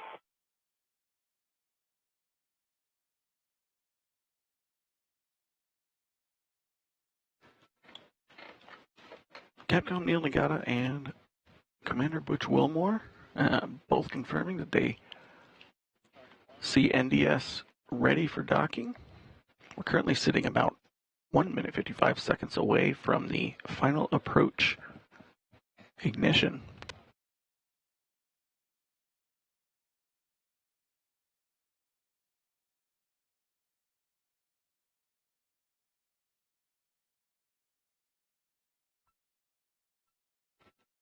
During the last 10 meters, you'll see Starliner approach at a very slow rate, similar to the last 50 meters that we saw coming in the approach corridor.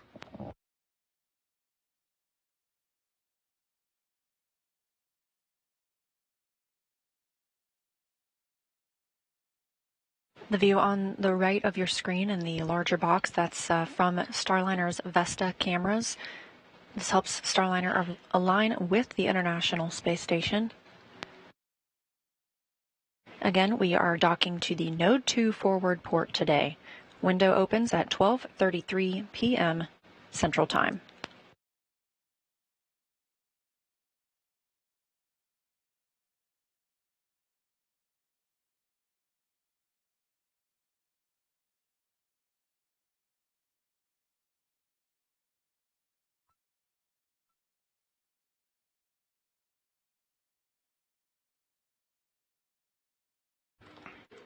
And we're looking about 30 seconds away from the final approach.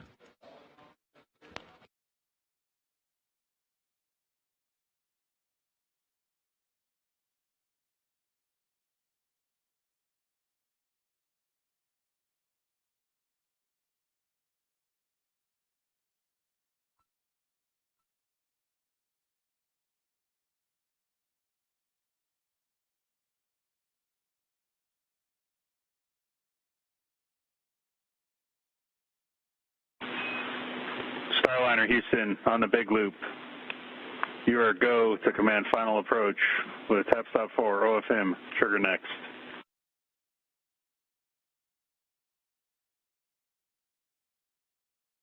Recon the same, putting in the trigger next. Tap stop 4. Station Houston on the big loop. For ISS crew, perform 1.106 steps, 1.3 and 1.4.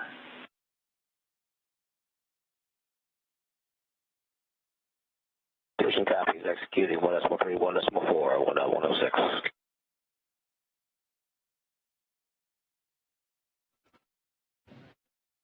And the Starliner crew have gotten the authority to proceed for the final approach. Starliner is currently at just over 9 meters away, approaching at about 0.05 meters per second, or 5 centimeters per second, towards the known 2 forward docking port.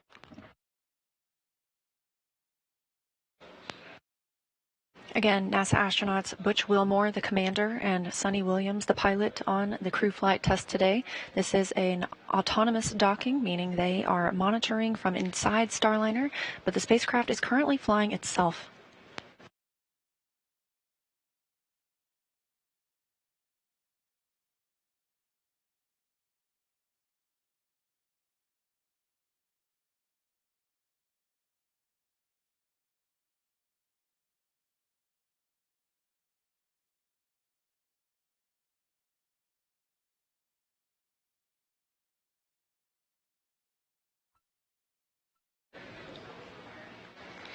Starliner now less than 7 meters away from the International Space Station. All good calls on the ground. Estimated time of contact is 2 minutes.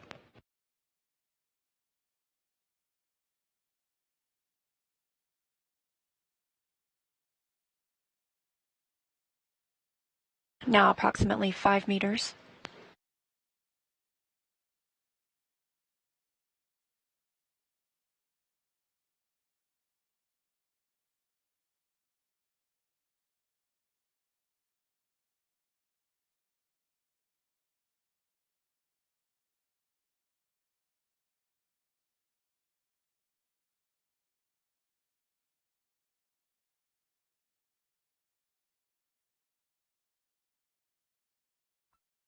And Starliner passing through 4 meters.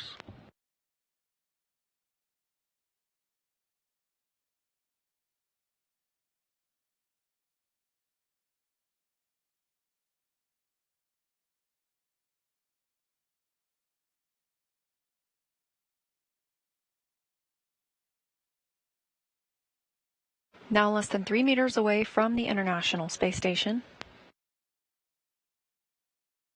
Good performance calls coming from teams in mission control.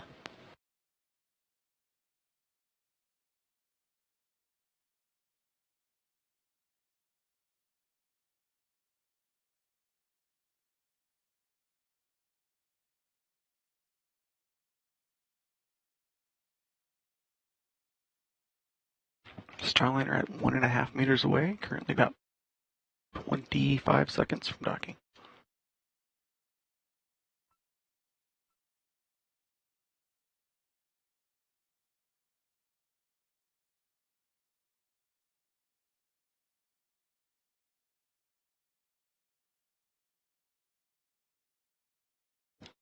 .5 meters.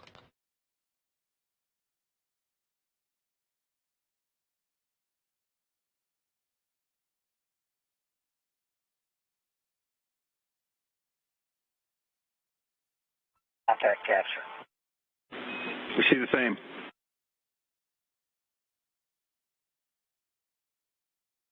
At 12:34 p.m. Central Time, above the southern Indian Ocean, we have confirmation of contact and capture of NASA's Boeing Crew Flight Test and Starliner aboard the International Space Station. Butch and Suni have made their arrival.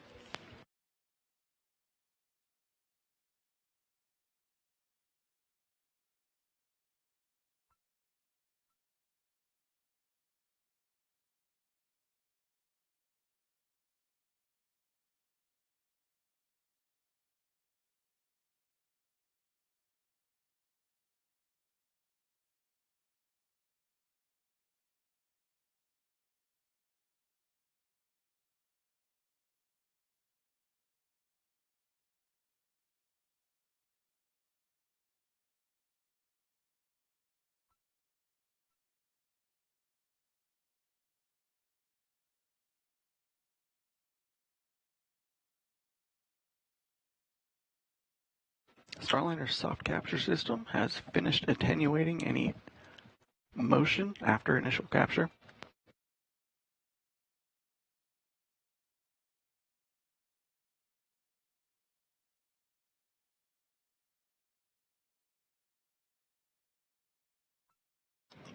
Next step for the NASA docking system is to retract its extension arms, allow the hooks on the hard capture system to attach to the docking port on the Node 2 forward international docking adapter.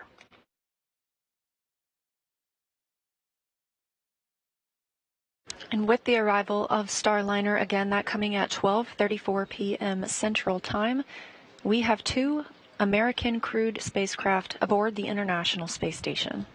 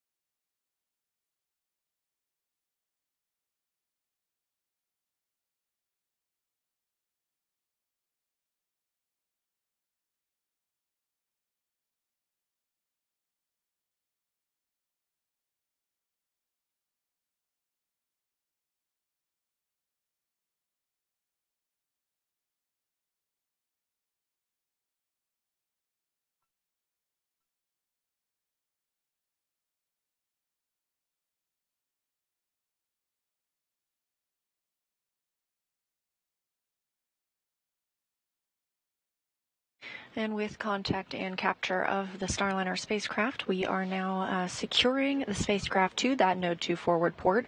First step in that is ring retraction of the NASA docking system soft capture ring.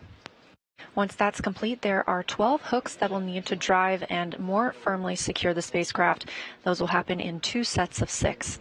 This takes anywhere from 15 to 30 minutes after the spacecraft arriving to the International Space Station.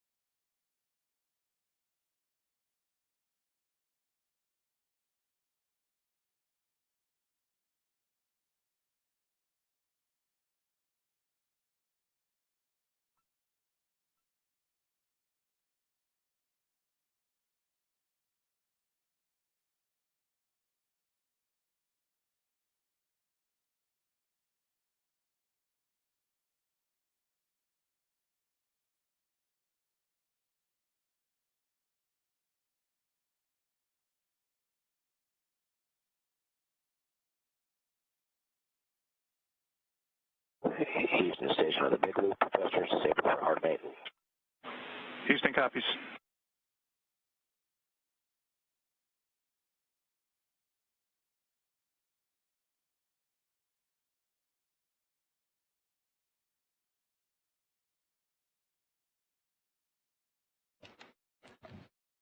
We're now about 6.5 minutes after initial contact and capture of the soft capture system. We can expect the hard capture hooks to start anytime after about 7 minutes from that soft capture time frame.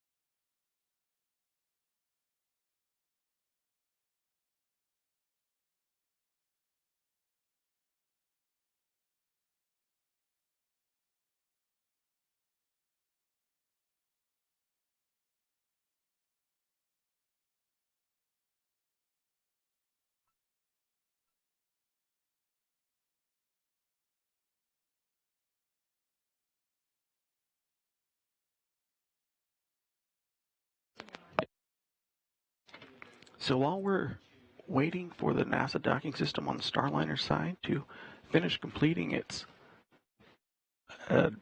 docking procedure, let's go over to the International Space Station Flight Control Room. Hey, thank you, Jim. We're following along every step of the way here in the International Space Station Flight Control Room. Flight Director Judd Freeling working hand in hand with the teams over with you over in Starliner Mission Control, ensuring that everybody's following the joint flight rules that are necessary. There's Judd Freeling in the forward end. To his left is Diana Trujillo, working to monitor all the different steps together. Will Vu over to Vince's right is to Vincent LaCourt's right is Will Vu, the voice from Mission Control here in Houston, up to the crew aboard the International Space Station.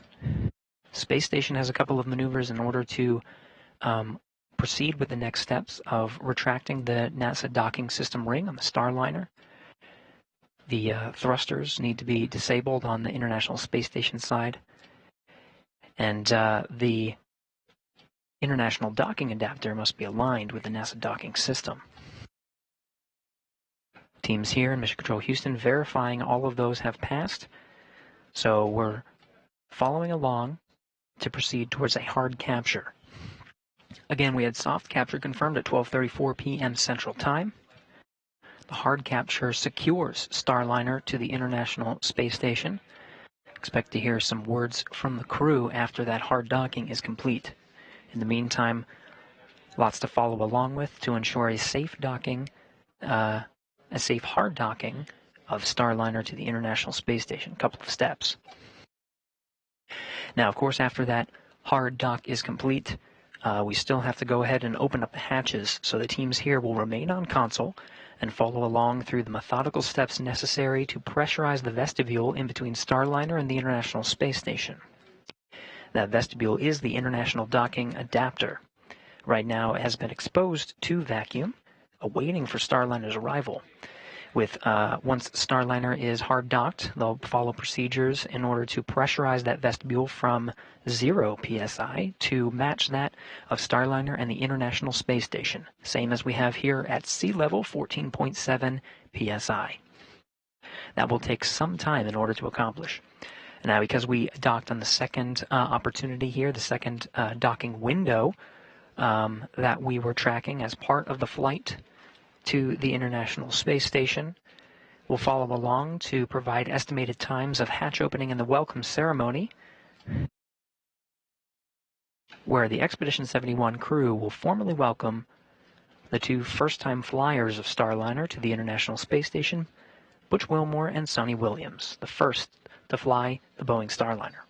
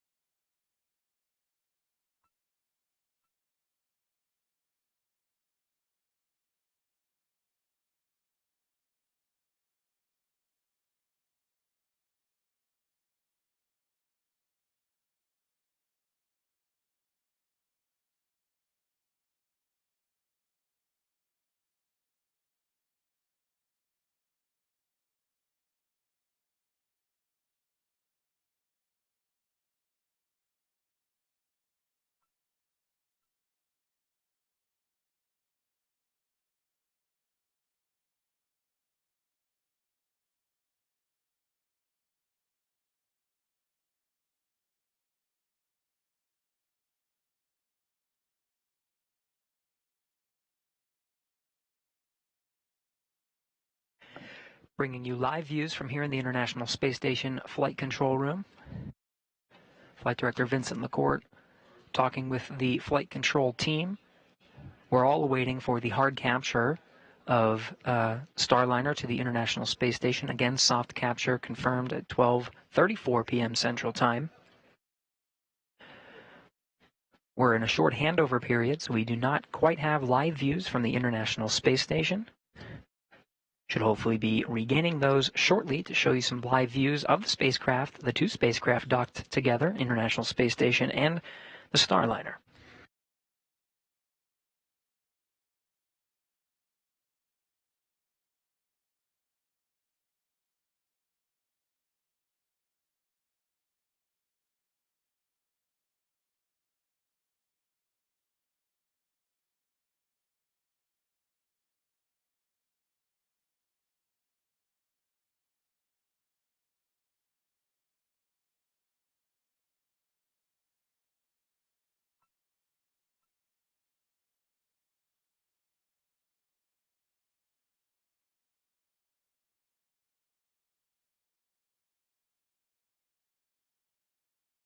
Fellow Flight Director T.J. Creamer was just passing behind Vincent LaCourte and Diana Trujillo.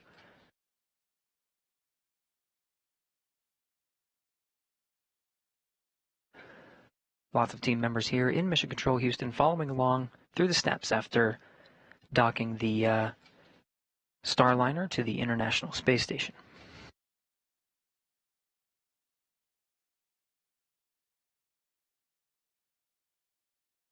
Visiting Vehicle Officer Dory Tomeko is following along with the teams over in the Starliner Flight Control Room. The visiting vehicle officer, a console position here in Mission Control Houston that works very closely with any visiting vehicle spacecraft.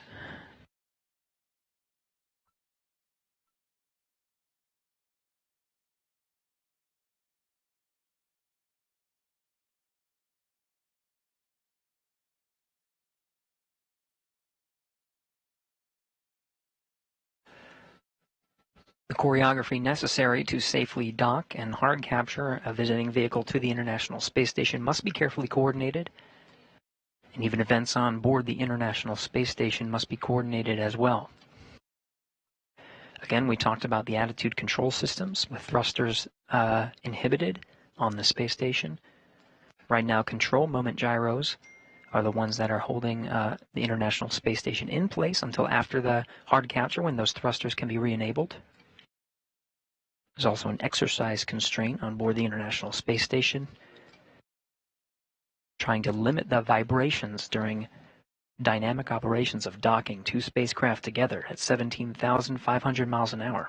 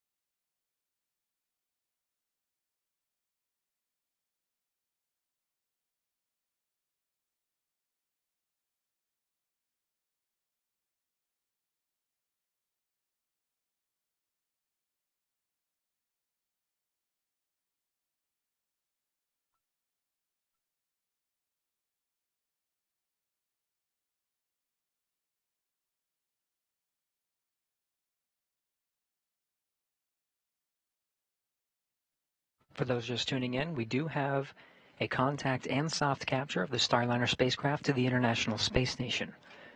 Butch, Wilmore, Suni, Williams, currently at the forward end of the space station inside the Starliner spacecraft. Teams here in Mission Control Houston, the International Space Station Flight Control Team working hand in hand with Starliner Flight Control right down the hall here at the Johnson Space Center in Houston, Texas. The teams are now working through carefully choreographed procedures to ensure a hard docking to the International Space Station. After soft capture is confirmed, there is a series of very critical steps in order for that NASA docking system ring to retract on the Starliner spacecraft, pulling in the spacecraft for a hard dock. At this time, all the flight controllers you see here in the room are watching over those systems and following those procedures very carefully. This is not the first time that Starliner has docked to the International Space Station. Of course, we did have Starliner dock as part of the uncrewed flight demonstration that was OFT-2.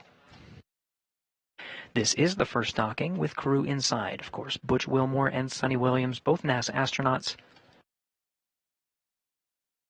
awaiting for their arrival aboard the International Space Station. We'll be providing you periodic updates and continuing our coverage through the entire procedure, including the hard dock and welcome of the Starliner crew to the International Space Station.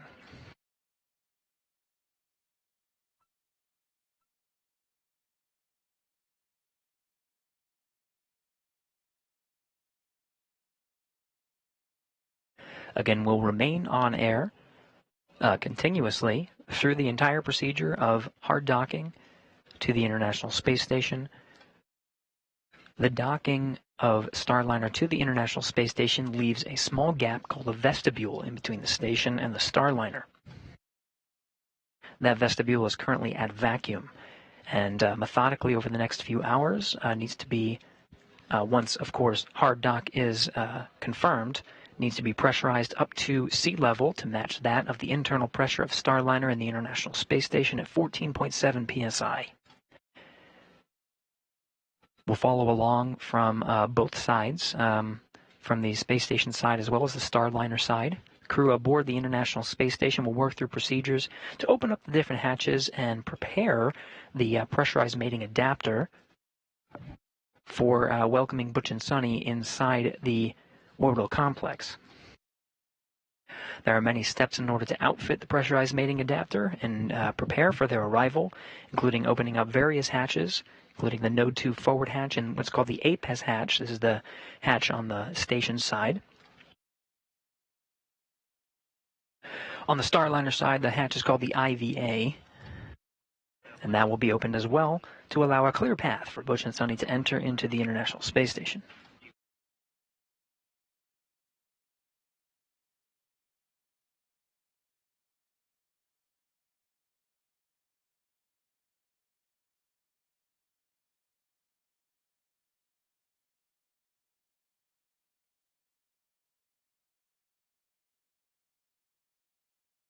Starliner, all books are closed.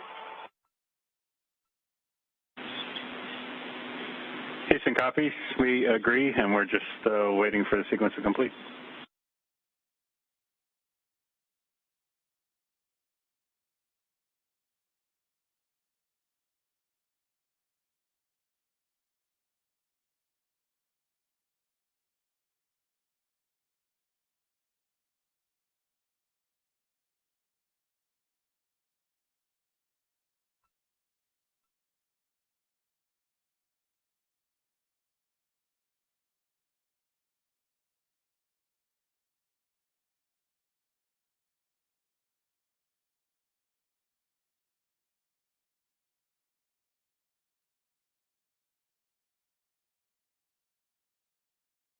Again, you're getting live views from the International Space Station Flight Control Room.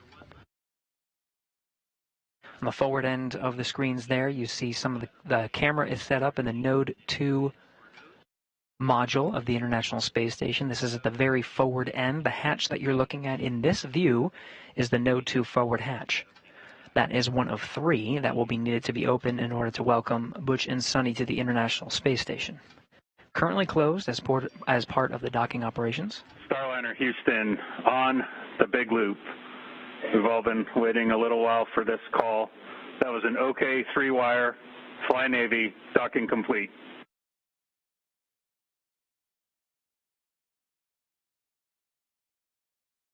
Okay, indeed. Nice to be attached to the big city in the sky.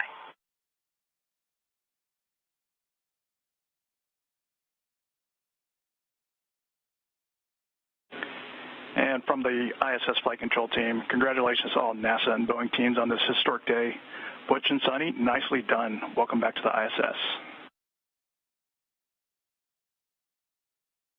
Outstanding. Great place to be. We're looking forward to staying here for a couple of weeks and getting all the things done in Starliner that we need to get done, and also on station, ready to work.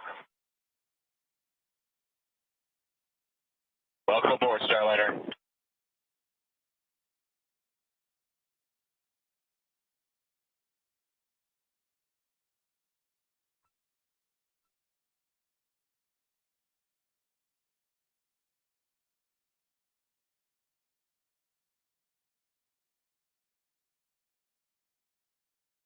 Starliner Capcom Neil Nagata on the right in your screen, flanked to his side by NASA astronaut Mike Fink.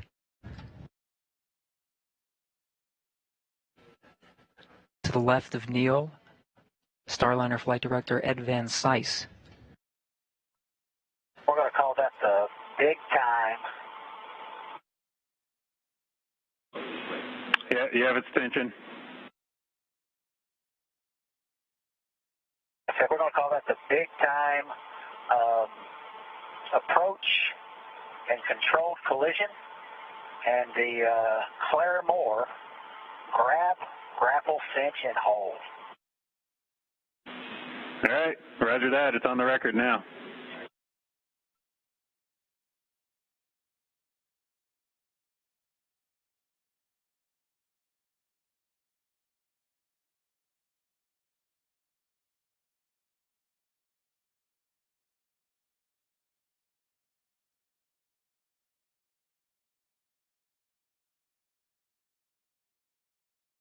Butch and Suni, of course, very much looking forward to entering the International Space Station, the crew aboard the space station as well. Starliner Houston on the big loop.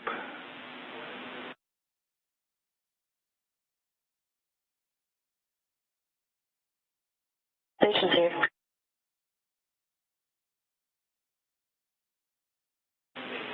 With the residue report on the outside of the Starliner hatch, we're going to work hatches one at a time, starting on the ISS side. So after a pass hatch open for TC, this is 1.302 step 5.6. Let us know if you smell anything off nominal. If you do, close the hatch and egress and we'll talk. But if things are good, we'll take some photos of the Starliner hatch, and assuming that we're still good, we'll work to get the Starliner hatch opened. Okay, a copy in 1.302. Say again the step. I've got a... Not a problem, TC. Step 5.6 is the actual APAS hatch opening.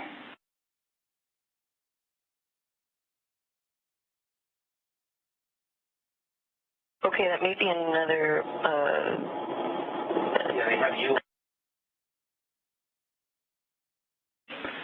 TC, we're just giving you a big picture right now, so... One more thing from Starliner.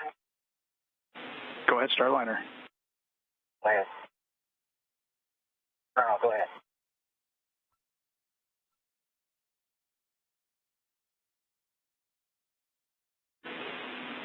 TC, we're not ready for you to get into those steps yet. We'll let you know when we are ready. And one additional point here, we want you to focus those photos and your inspection on the actual window in the hatch. Roger that. Photos on the actual window hatch.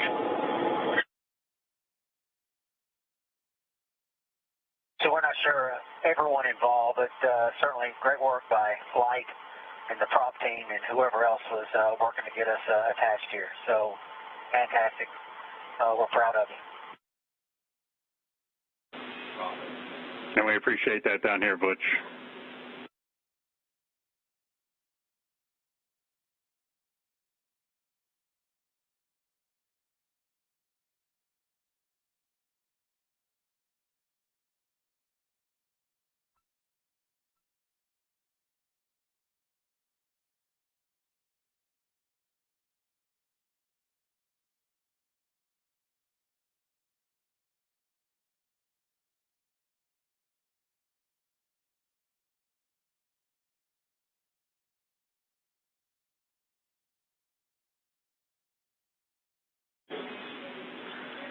Starliner Houston, on the big loop, I'm ready for you to pick up in step 1 of 1.302, the CST-100 post-docking leak checks and ingress.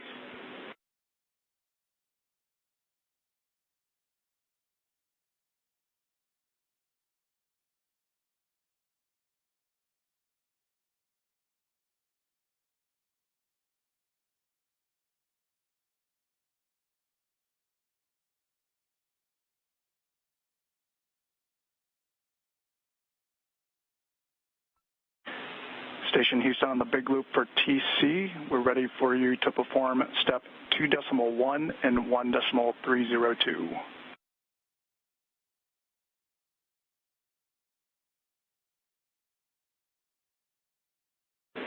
Copy and work. Starliner Houston big loop, just be advised we're deactivating Mustang for your suit doffing activities. I'll let you know when it's off. Hey, and can you say the procedure one more time? We were screwing around doing other things. No worries. 1.302, that's the first green block on your activity, on your timeline, CST hatch leak check. And that's step 1 only, please. Step 1, CST hatch leak check.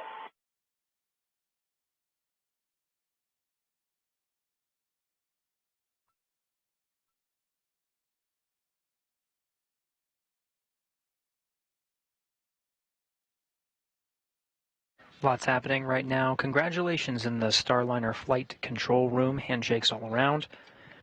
The crew is carefully awaiting confirmation of hard dock to proceed with the next steps. Of course, opening up the hatches and welcoming Butch and Suni to the International Space Station.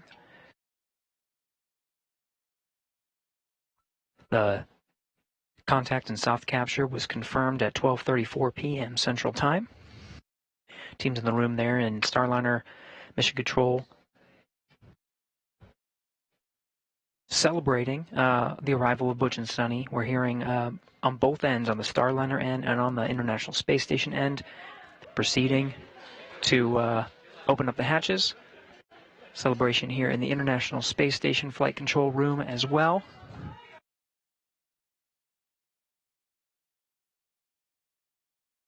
Excitement all around to welcome Butch and Suni on board. Again, it'll be a number of hours before we go ahead and open up those hatches. These steps to safely do so are very methodical. We'll follow along and continue our coverage every step of the way and give you updates on estimated times of the hatch opening and the welcome ceremony.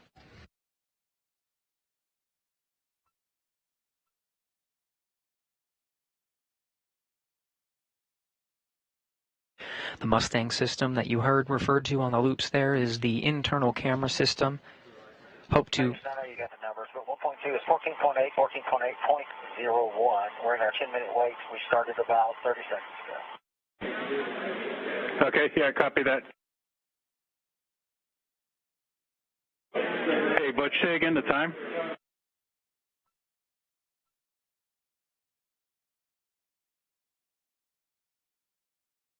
Oh, 200. Roger. I stand back. Sorry about that. I'm sorry. That's my from TPI counter. Make that 0445.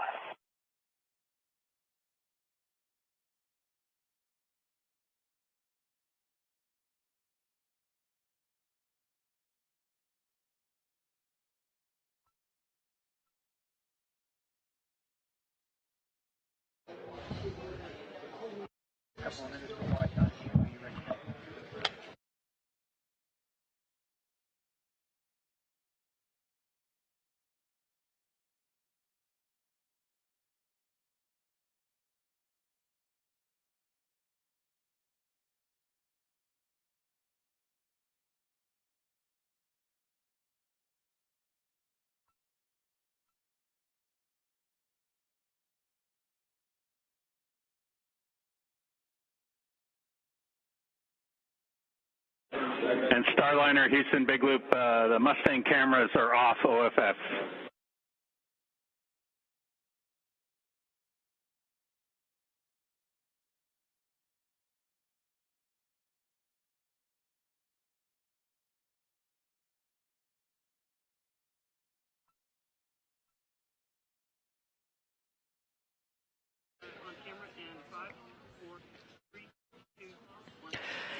Well, it's a wonderful day in both of the flight control rooms here in Houston. Starliner flight control teams and International Space Station flight control teams, as well as the crew aboard the International Space Station and inside Starliner, all working together to bring these two spacecraft together.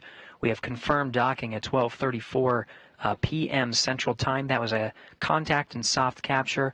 Now the teams in both rooms are celebrating and congratulating all of the hard work that got us to this moment, the two spacecraft together. We're counting down, and we're going to follow along as part of our live coverage every step of the way to take you through the hatch opening steps and welcome Butch and Suni on board the International Space Station. This is just the beginning of the celebrations, but we still have a lot to do. From here in the International Space Station Flight Control Room, we'll follow along as the International Space Station crew, specifically Matt Dominic and Tracy Dyson, will work together to open up the hatches and begin the methodical sequence of preparing for Butch and Suni to be welcomed aboard the International Space Station, including pressurizing that vestibule. For now, though, we'll toss it back over to Leah Cheshire and Jim May, who we've been working with and coordinating closely to enable today's docking. Leah and Jim. Thanks, Gary, and welcome back to the White Flight Control Room, where you can see there is a lot of activity happening behind us. Again, we docked today at 12:34 p.m. Central Time, and we are anticipating hatch opening around 2:20 p.m. Central Time. So the teams are already stepping through those procedures on the space station and on Starliner. And this is Boeing's Jim May. I'll be signing off. Thank you for letting me be there with you for this pretty historic moment for the Starliner crew, the ISS crew, all of NASA. My counterpart, Boeing's Rebecca Regan, will be taking you through with Leah and the rest of the team for the rest of the hatch opening and the ceremony for Starliner's crew arriving, Butch and Suni arriving at the International Space Station. That's right. We're not going anywhere. We're staying live until we see Butch and Suni come floating through the hatch. We also anticipate to see some views from the crew while still aboard Starliner through the Mustang video system. We've heard some calls that those cameras have been taken off for now. That way the crew can get out of their suits and into something a little more comfortable before they join the other side of the space station crew.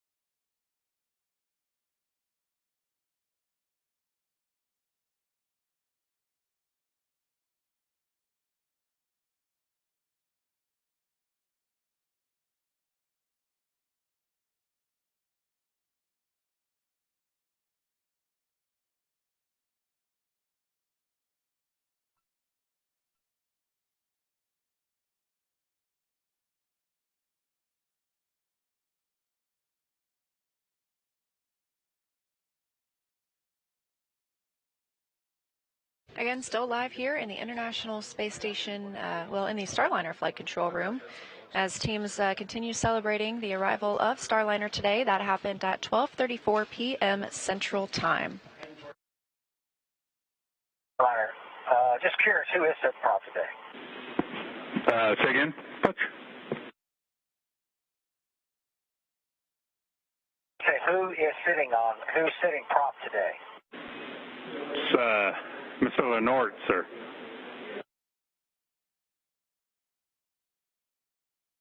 Mr. Lenort, a man we all look up to. Thank you. Please relay your team that some really great expeditious work. It's not unnoticed, of course. Wonderful. Yeah, he's not standing now, so I don't have to look up to him, but we copy that. Appreciate it.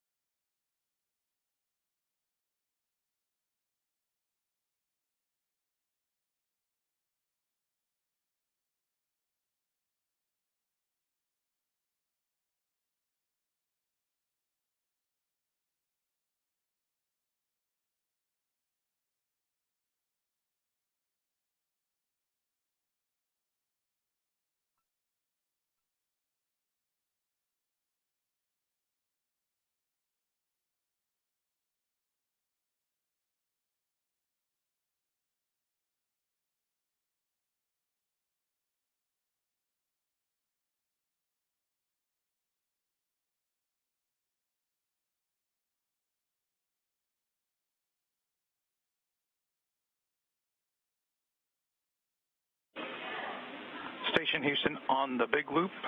ISS thrusters have been enabled, and as you can probably guess, hard mode is complete. Station copies. Great news.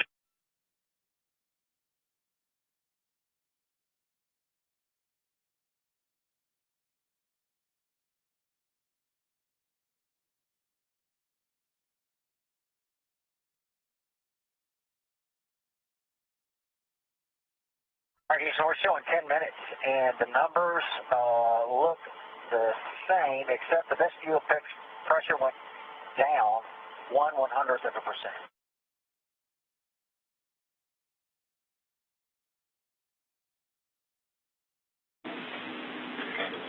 Roger that, Butch.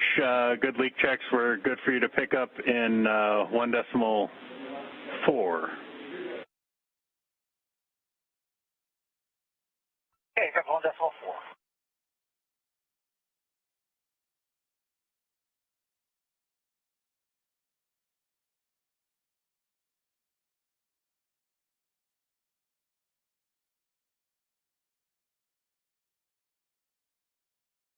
All right, Houston, initial hatch leak check is complete. Roger that.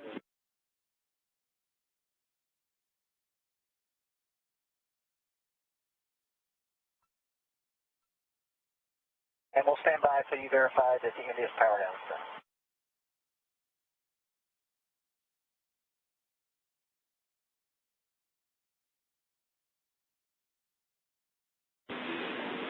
All right, Butch. Yeah, we concur. India's power down's complete. We're working with ISS for the initial vestibule pressurization. As you heard, we're going to have a delta this procedure where we're not opening the hatches SIMO. Okay. Station Houston on the big loop for TC. You have a go to perform step 3 in 1.302.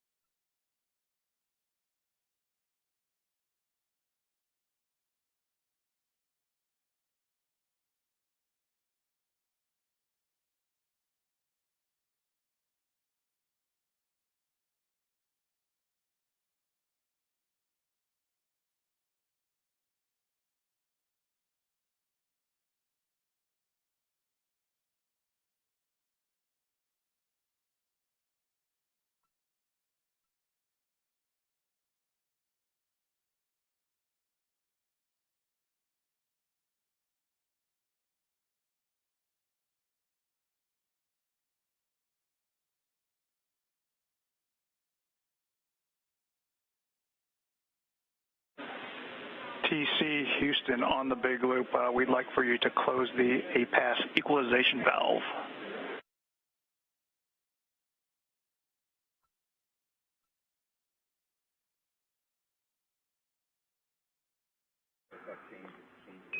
Starliner Houston, air to ground 1.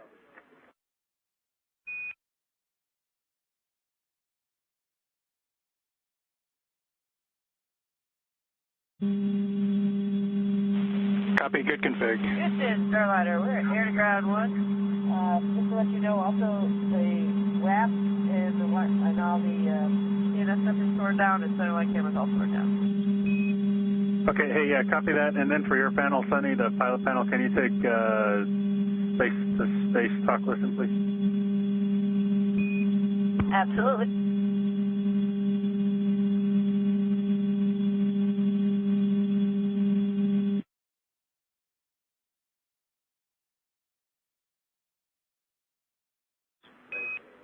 Deal complete.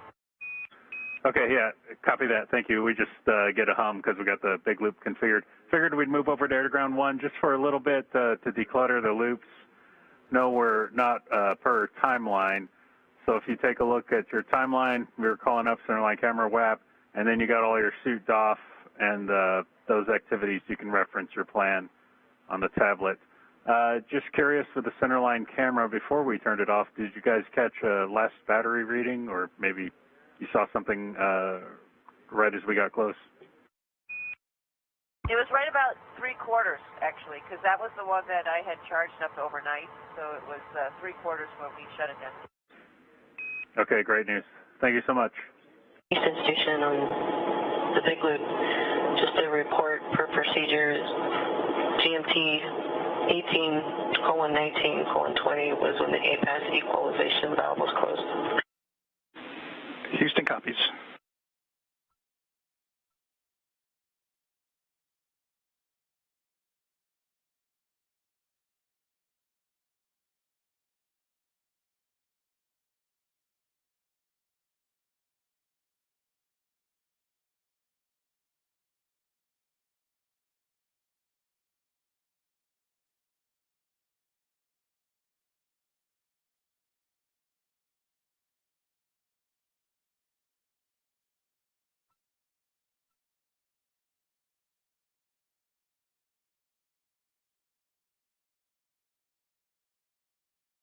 And Neil, when you guys are ready for those comm checks, let us know. Also, we're just standing by for that as well.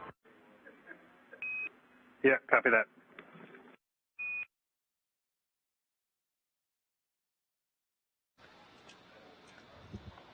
Hi, everyone, and thank you for joining our continuous coverage of the CFT, the Crew Flight Test mission to the International Space Station, the first flight of astronauts aboard Boeing's Starliner spacecraft. I'm NASA's Leah Cheshire. We saw docking of the Starliner spacecraft to the International Space Station at 12:34 p.m. Central Time. And I'm Boeing's Rebecca Regan, and just before I got on console here, there was NASA leadership and Boeing leadership in the room congratulating everyone for docking with the International Space Station today with the Starliner. First time that we've ever had humans on board, so really exciting day, and it took a little bit to get there, and I think on display was just an ultimate team sport by the Boeing and NASA team this afternoon. Absolutely, and not to mention the hard work and efforts of our two crew members aboard Starliner itself. That's NASA astronauts Butch Wilmore and Suni Williams. They are still in the Starliner capsule. We have confirmation that hard capture is complete, so the spacecraft is securely attached to the Node 2 forward port on the International Space Station, and teams are continuing to work through the steps ahead of hatch opening. We anticipate that hatch opening to come in about an hour, 2:20 p.m. Central Time. This view on the right-hand side of your screen, NASA astronaut Tracy Dyson is working to prepare the space station side of the hatch to open and welcome the two new visitors to the orbiting laboratory.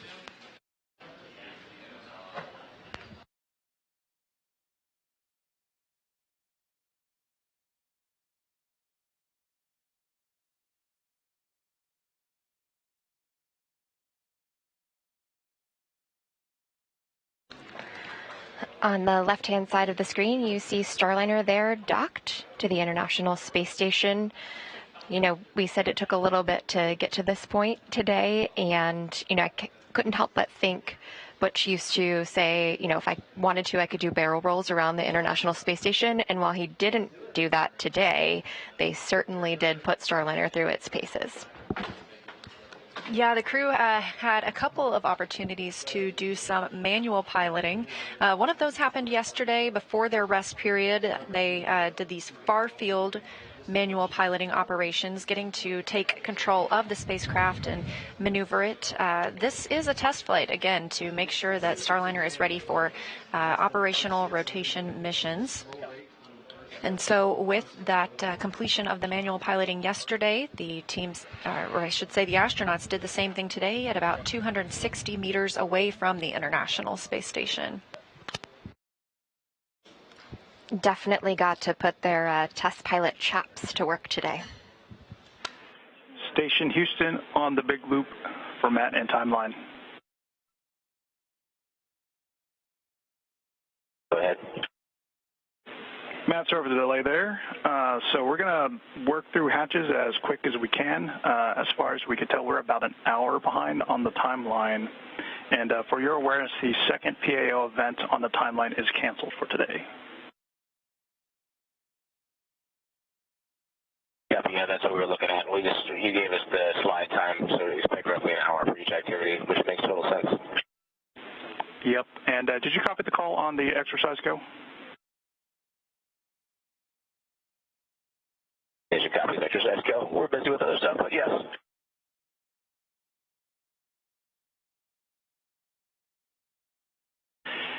And also, Houston, for SA, both Node 2 cameras are mounted and loaded for PO, and if you want two different angles.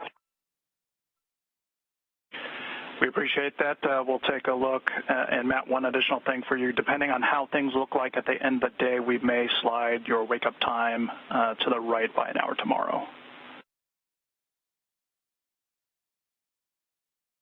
Station copies. We're so happy to have you aboard.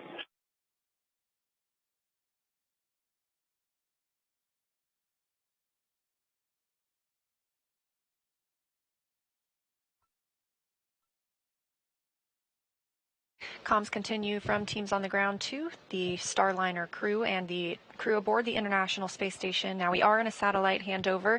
They were discussing some upcoming PAO, or Public Affairs Office events. The first of those will be the welcome ceremony. We anticipate that to happen about 20 minutes after hatch opening. Again, tracking hatch opening for around 2:20 p.m. Central Time. The second of those events may be rescheduled at a later date, but it was a private discussion. The second of those events, correction, was the VIP event that we were anticipating later this afternoon.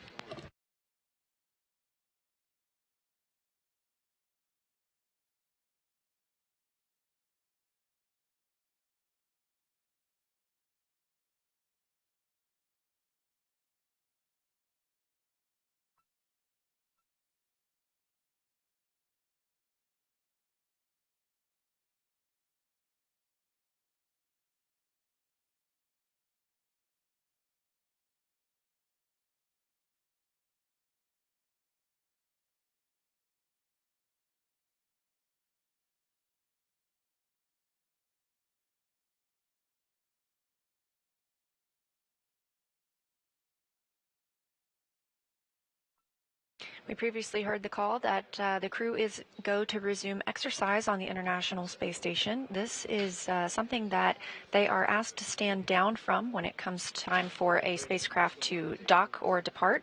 That's so that there aren't any loads imparted on the space station as any crew members are moving.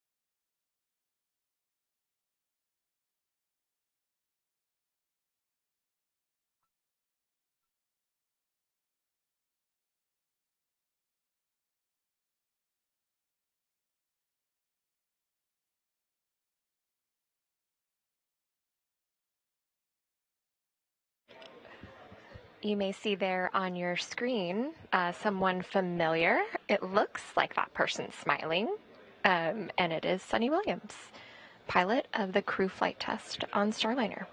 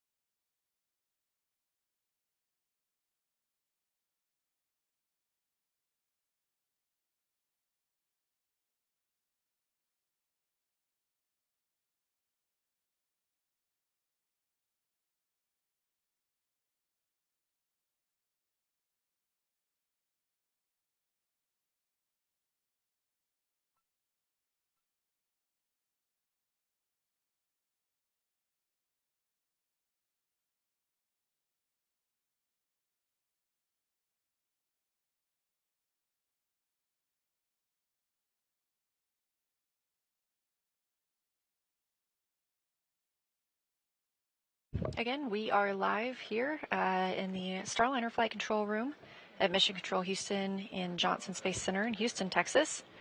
And the view on your screen is of Starliner on its crewed flight test to the International Space Station with NASA astronauts Butch Wilmore and Suni Williams. The spacecraft arrived at 12:34 p.m. Central Time as the space station was flying over the southern Indian Ocean. Crews on both the Starliner side and the space station side are starting to walk through their procedures for hatch opening. We're expecting that to come around 2:20 p.m. Central Time. It would be followed shortly by a welcome ceremony for the two visiting crew members. Part of that preparation ahead of hatch opening is vestibule pressurization. The vestibule is the space between the Starliner spacecraft and the International Space Station. Of course, this was previously exposed to a vacuum, the vacuum of space, before Starliner docked. So we want to pressurize that. We use the air, or the pressure, I should say, from the interior of the International Space Station. When it comes time for Starliner to undock, we will regain that pressure rather than venting it overboard.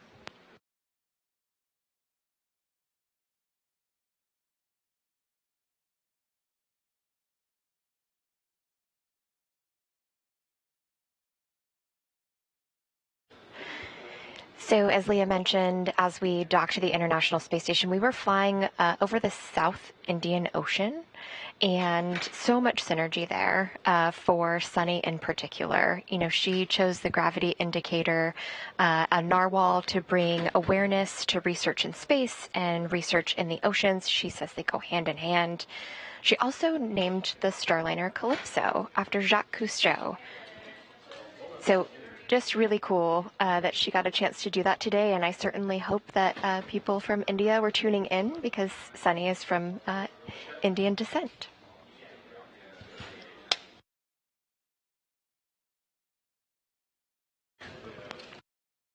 And on the right side of your screen, you saw a glimpse of NASA astronaut Matt Dominic and NASA astronaut Jeanette Epps as they prepare to welcome Butch and Suni aboard the space station. Both of these crew members arrived earlier this year as part of the Crew 8 mission. It's both of their first flight to the International Space Station. On the contrary, for our two visitors today, this is the third visit to the space station for both Butch and Suni.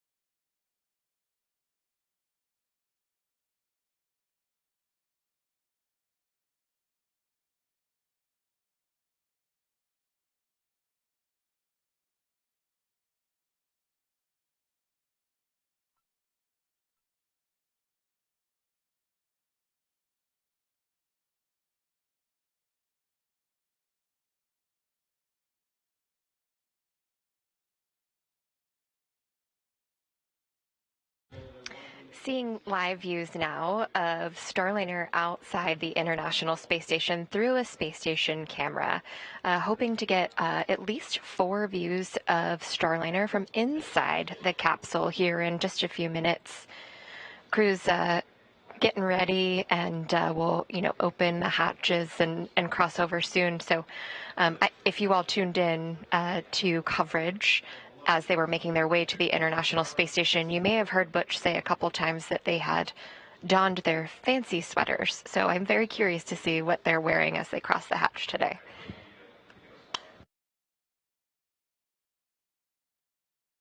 Meanwhile, on the other side of the hatch, on the space station side, that's NASA astronaut Tracy Dyson. She arrived to the orbiting laboratory in February. She is on an approximately 6-month mission. She and Matt Dominic, also a NASA astronaut, are sort of the prime members for configuring the space station side for welcoming Butch and Suni today.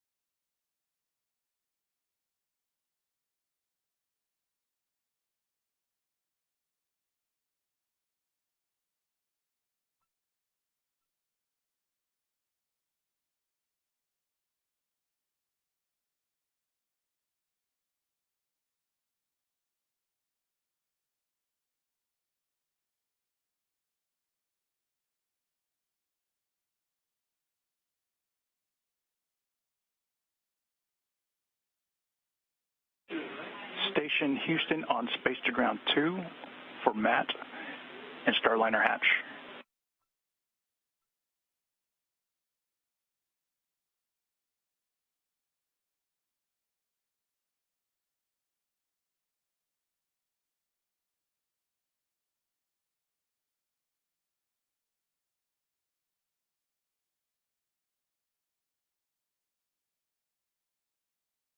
Go ahead, for Matt.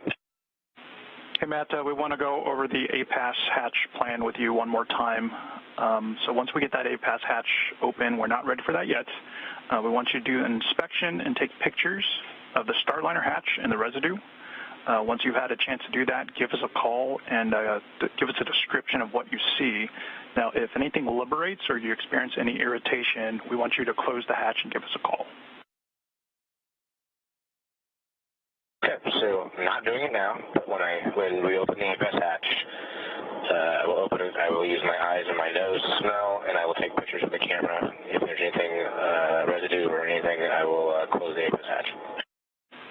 Good read, and we want you to focus on the Starliner hatch window. Copy the window. Who is Matt? Yeah, that's what we're wondering, but you can ask that on the big loop.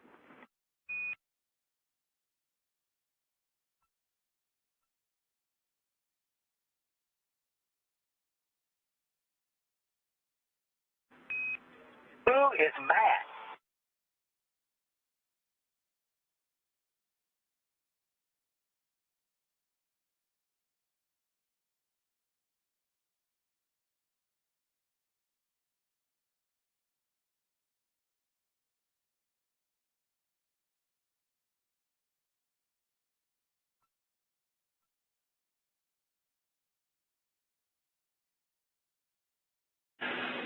And Starliner Houston, while we investigate who Matt is, we will, I'm just curious if you guys are good with us turning the Mustang cameras back on.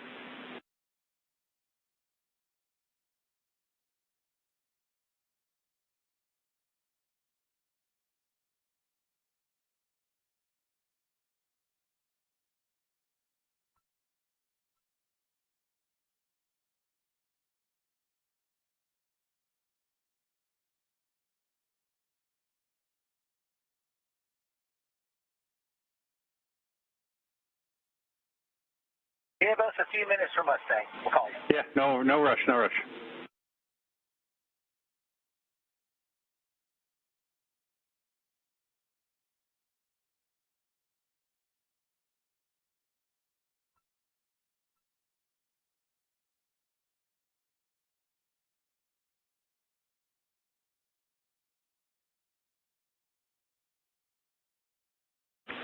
Station Houston on 2 for Matt. We see you in the PMA. You don't have a go for APAS open yet, so stand by on that.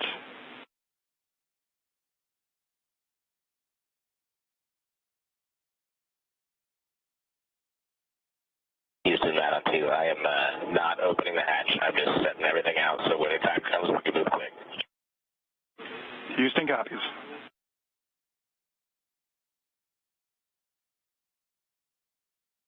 Who is Matt?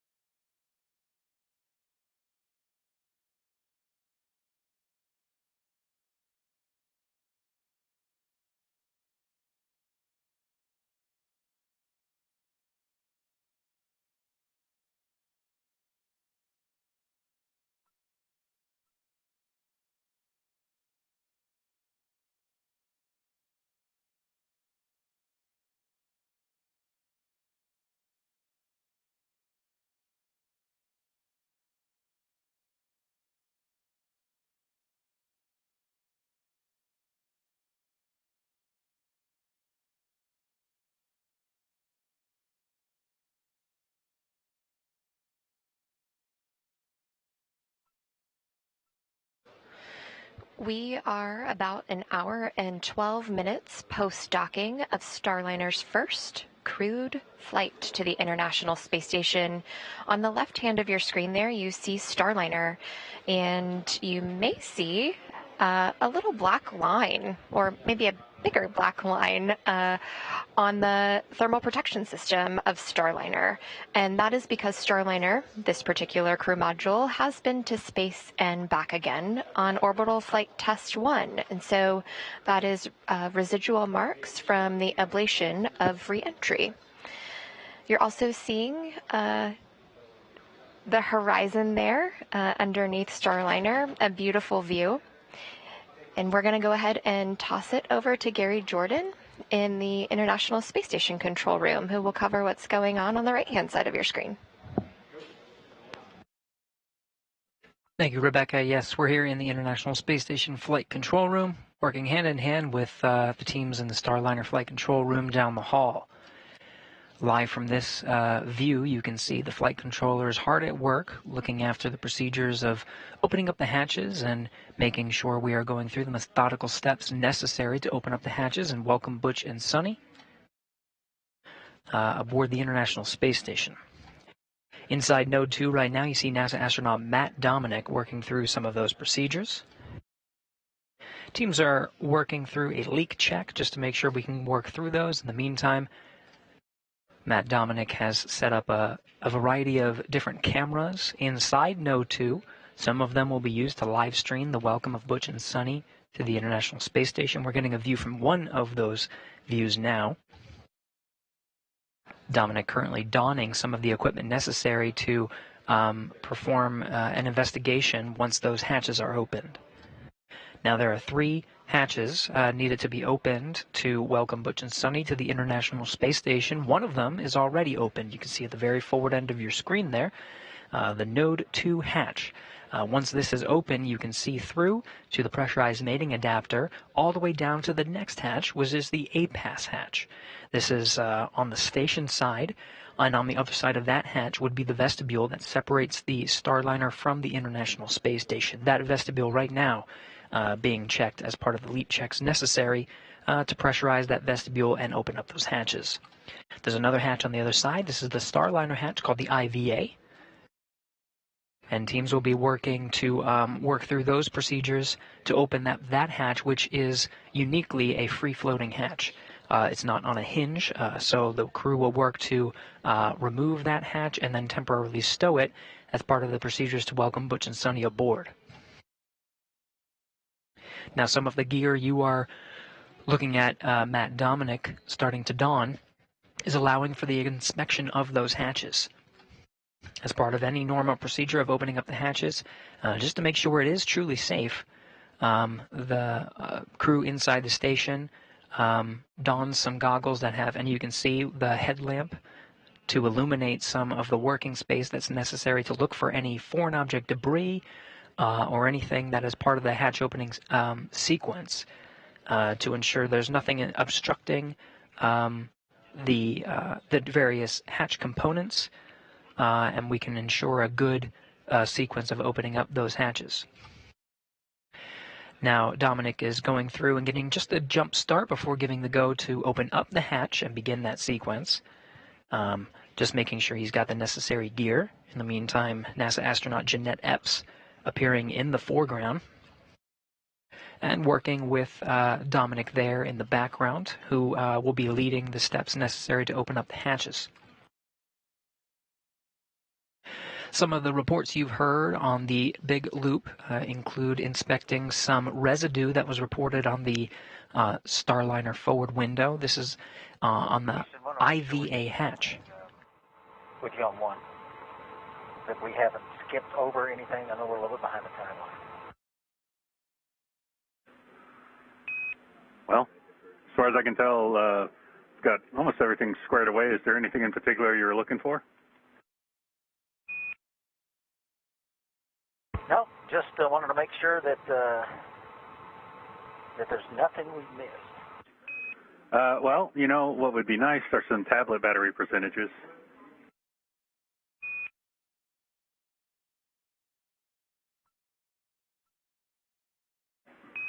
And Butch, where we are is we're just going to wait on the leak checks. We're still waiting on the leak checks for the vestibule. And then, you know, we've got the deltas for the hatch opening. So we're still in the middle of the big leak check.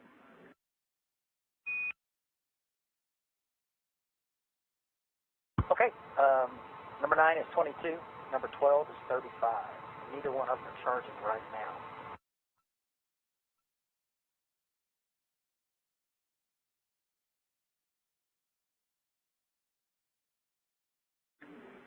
Okay, roger that.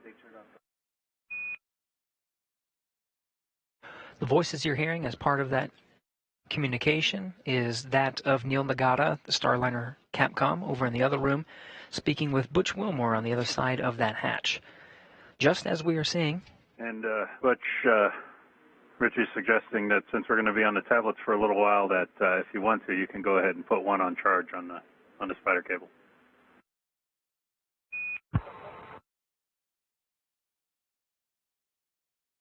Okay, yeah, we'll put 12 on it. Roger.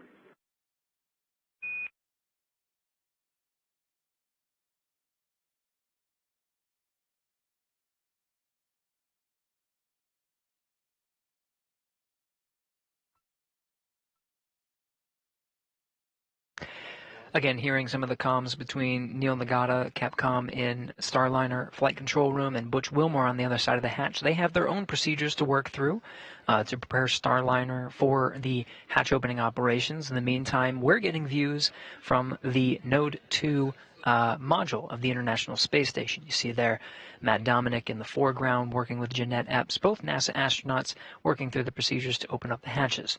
Now they're getting a jump start on some of the steps necessary to open up the hatch. They're a couple of steps ahead. As you can see, they have these cameras set up to allow us to have some wonderful live views from inside in preparation for those hatch opening steps. But once Butch and Suni enter into the International Space Station. Just, on air to ground 1, Butch and Suni. Be advised, we're going to swap S-band strings so CDH can do some file manipulation on the DRM. I'll let you know when we're on string 1. That's for S-band, space to ground. And we copy.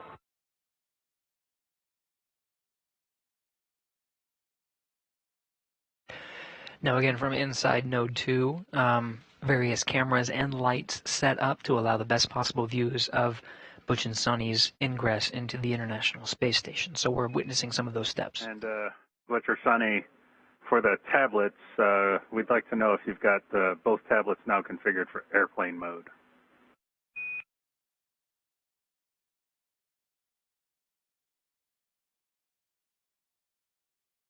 That's permanent.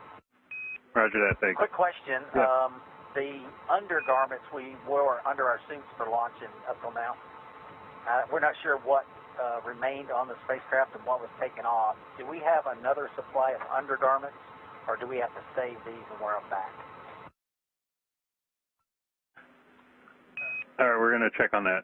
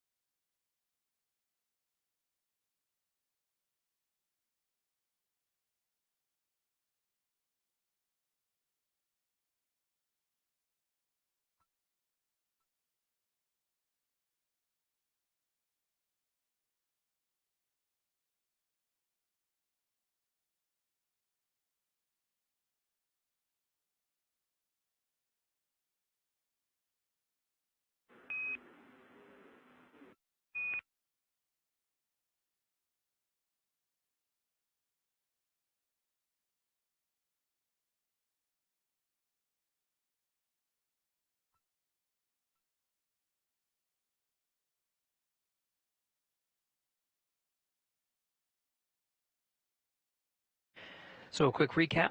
Starliner docked to the International Space Station with a contact and soft capture at 12:34 p.m. Central Time today, June 6th. Crew here in the International Space Station Flight Control Room has been working with the crew you see here on your screen, the Expedition 71 crew members on board the station. We're working in tandem with the Starliner Flight Control team. On Air-to-Ground 1, we went ahead and swapped over to Space-to-Ground 1 transceiver. And as far as the suit undergarments go, we're going to have to hang on to those for the mission. That's the only set you got. Okay, only set we got. Thanks, I think.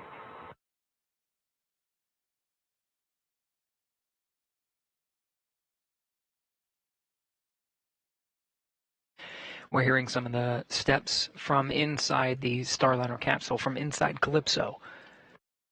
Butch and Suni both working through the steps necessary to prepare Starliner prior to the hatch opening sequence and the welcome by the Expedition 71 crew you see here on your screen inside the International Space Station. The steps needed to prepare are not too different from preparing for a long journey. For more, again, we're working here in the International Space Station Flight Control Room in tandem with the Starliner Flight Control team in the same building, just next door in the White Flight Control Room. For more on this, let's head over to Leah and Rebecca, who are following along with the teams in Starliner Flight Control Room. Over to you guys. Thanks, Gary.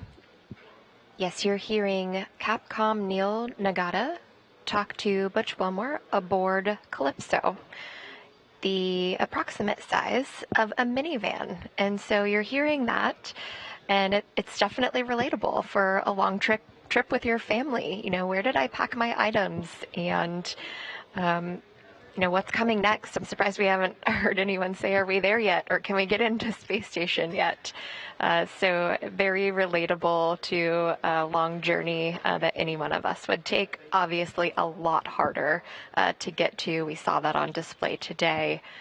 Looking forward to seeing Butch and Suni both in the Starliner spacecraft and being welcomed in the International Space Station. And we are still in the period in which we are pressurizing the vestibule, the space between the Starliner and the International Space Station hatches. Again, it was exposed to vacuum. We need to bring that up to the same pressure as what is in both spacecraft.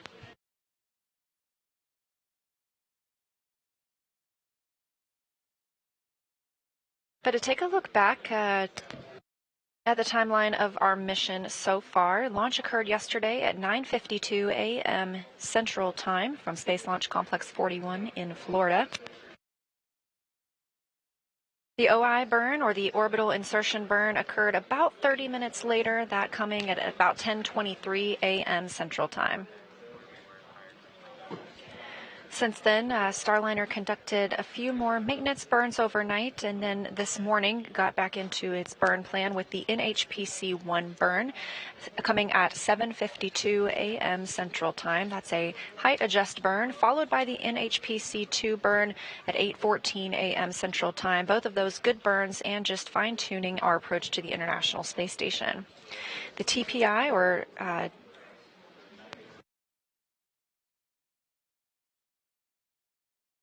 the terminal phase initiation burn, TPI burn, that occurred at 9:02 a.m. Central Time.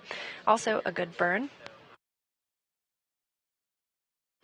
There were two inbound fly-around burns, one at 9:47, one at 10:07 a.m. These swung Starliner up and out in front of the approach corridor, and eventually we had the approach corridor initiation burn. Once Starliner was on that approach corridor, that means they were directly in front of the Node 2 forward docking axis. That's where they docked today.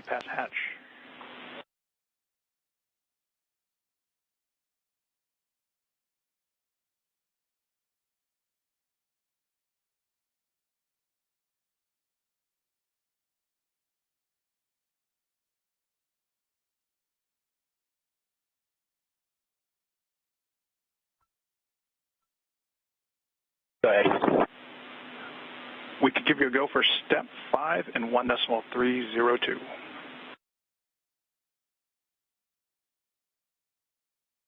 Copy, step 5.1.302. Good copy. Going in.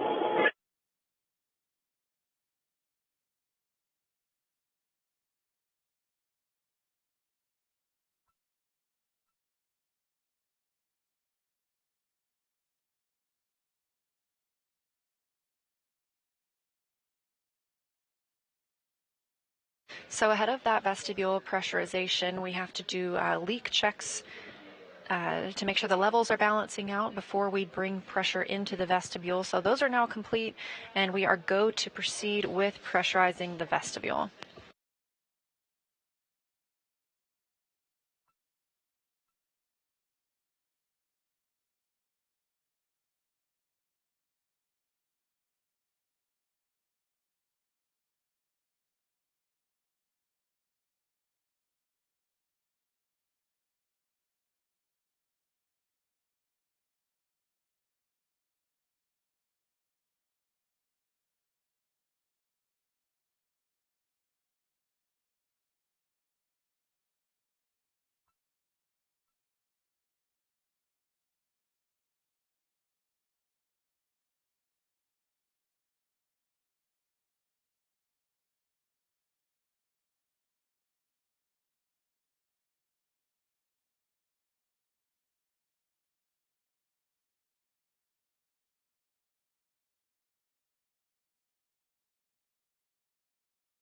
Houston, Matt on 2, APAS equalization valve is open, looking for your go in 5.12.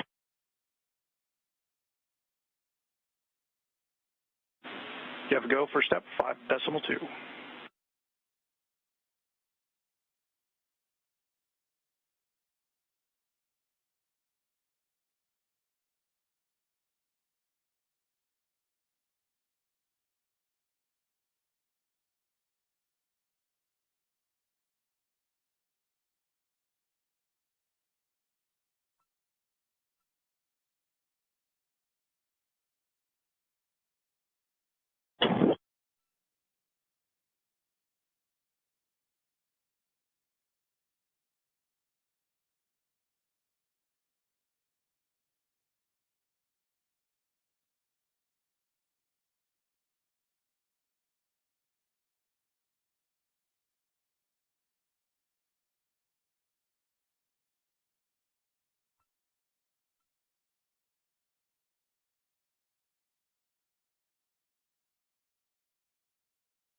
Houston, Matt on 2, how copy?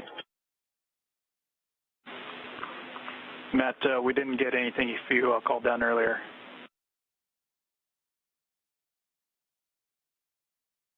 Copy. You gave me a go in 5.2. I think I missed a big picture call earlier. I overheard part of it. Understand, Starliner is keeping its hatch closed, and we're going to take the picture, so I'm proceeding with 5.3, just clarifying. That is correct. And if you see anything, we want a description of what you see. And if there's any concern, you can close the hatch. And the focus area of inspection of photos is the window.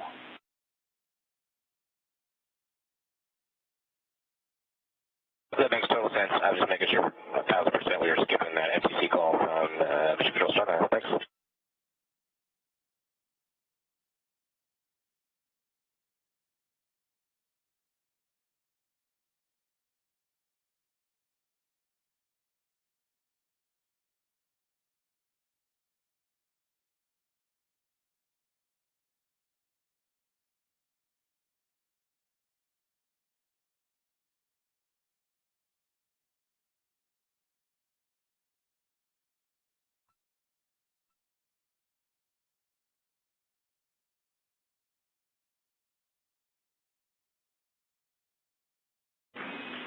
Starliner Houston on the big loop. Teacher's direction blockage, so we're going to be on the big loop.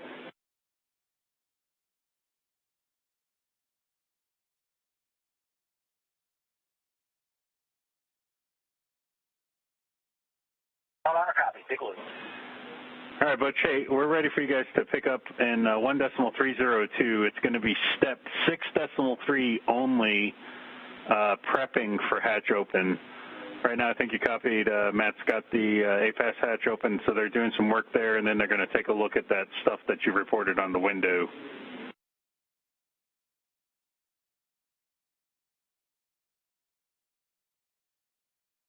Okay, well, that's 1.302, step 6.3 only, and who is Matt?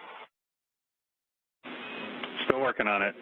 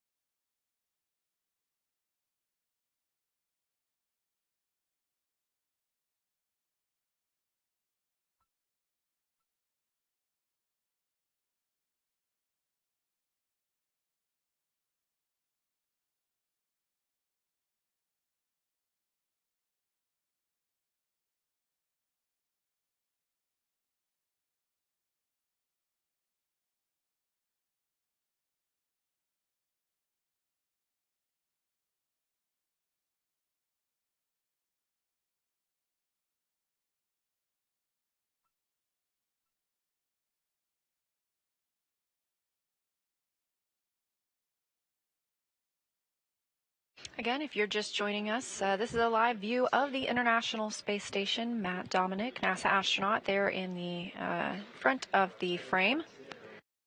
He is working to bring on board the new visitors to the space station. That would be NASA's Butch Wilmore and Suni Williams, who arrived on the Boeing Starliner spacecraft at 12:34 p.m. Central Time.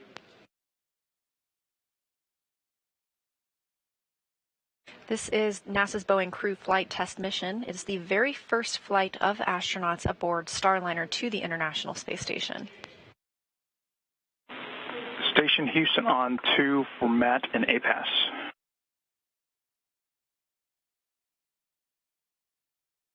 Go ahead. Hey, can you confirm for us where you are in step 5?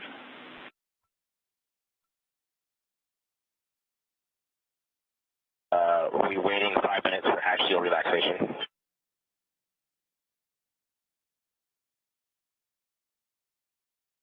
Specifically 5.5. Okay, copy. Thanks for the confirmation.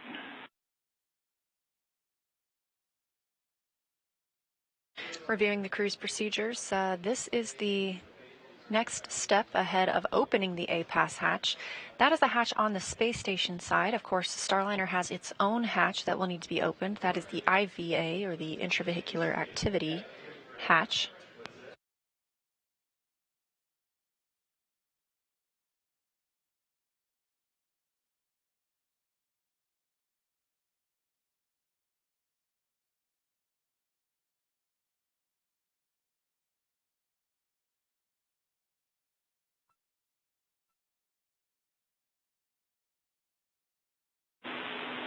Houston, on the big loop for any available crew. Looks like there's an MV over one of the IMVs going into Columbus. We'd appreciate it if you can move it. It's over the IMV. The valve part.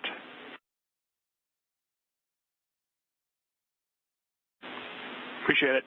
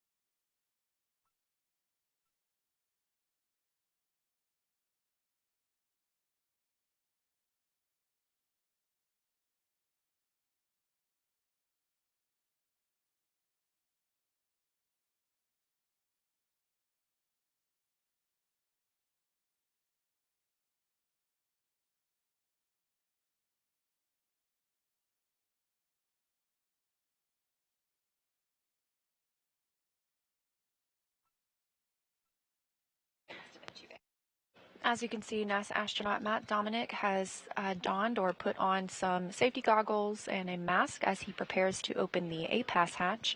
This has been exposed to the vacuum of space, and with the docking of a new spacecraft, he's taking an extra precaution ahead of opening that hatch. Of course, we will still have to wait for the Starliner side of the hatch to be opened.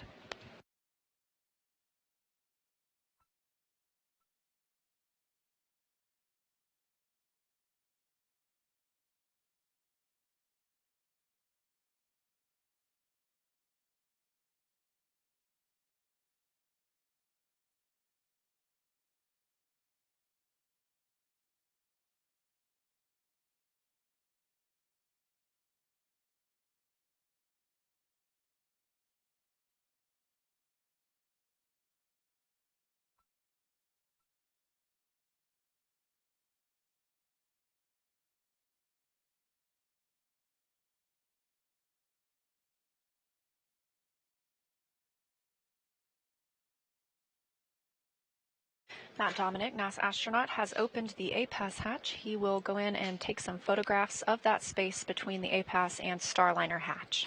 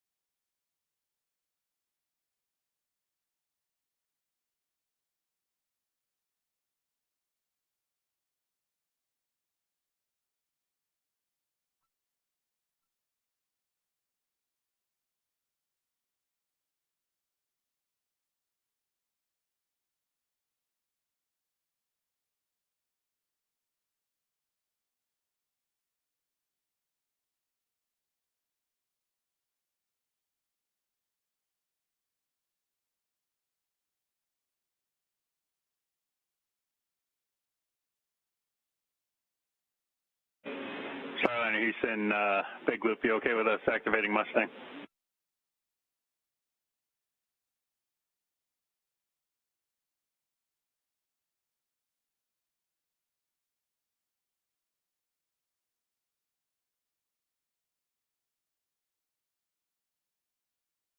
Yes, we are now ready for Mustang.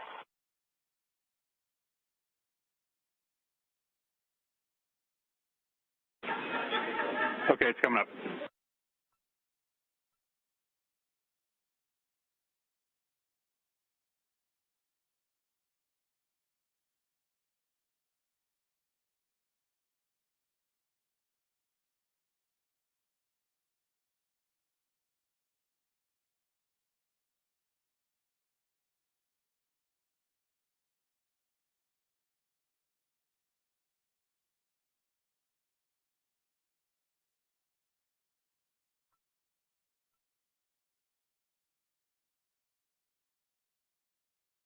Houston, Matt on C for inspection. Go ahead, Matt.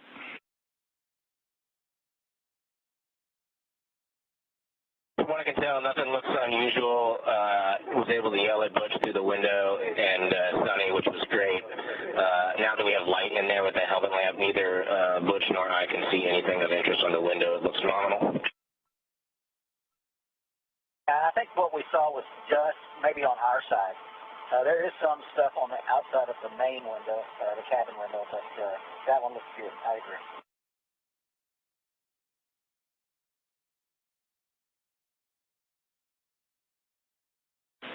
Copy that, Matt. Great news. Thanks. Those words coming from teams on the ground to Matt Dominic and Butch Wilmore aboard the International Space Station and Starliner, respectively. They were looking to see if there was any residue on the small window that is on Matt, you go ahead and continue with the rest of step 5.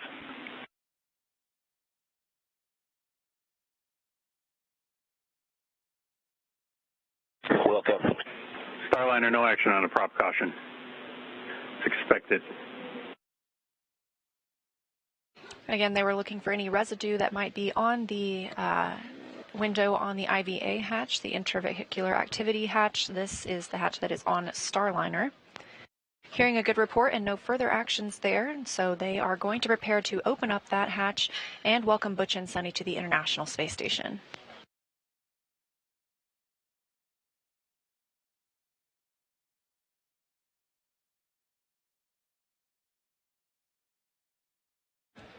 This will be Butch and Suni's first time opening Starliner's hatch in space, but they have had plenty of practice here on Earth.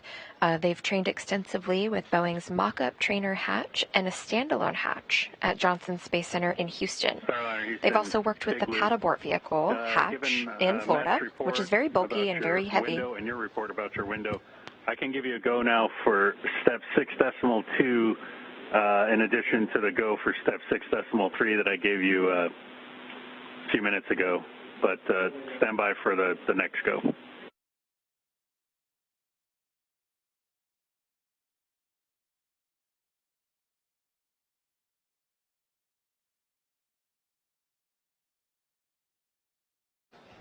That pad abort vehicle hatch in Florida is very bulky and very heavy, especially when you are not in microgravity like they are today.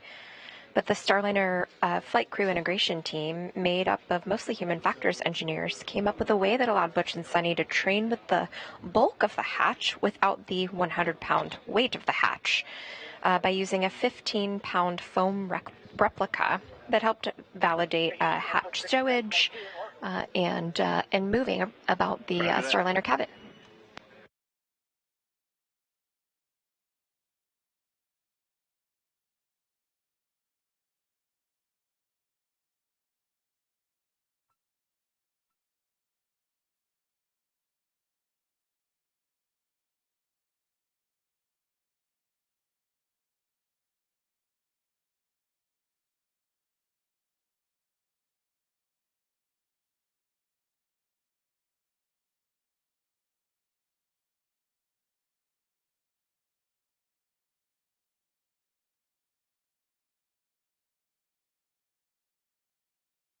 been about an hour and 45 minutes since docking today of Starliner to the International Space Station, that coming again at 12:34 p.m. Central Time, and we are standing by for hatch opening to officially welcome Butch Wilmore and Suni Williams back to the International Space Station. This is the third flight to the space station for both crew members. I'm sorry, Butch, didn't quite copy that. Did you say 6.2 complete?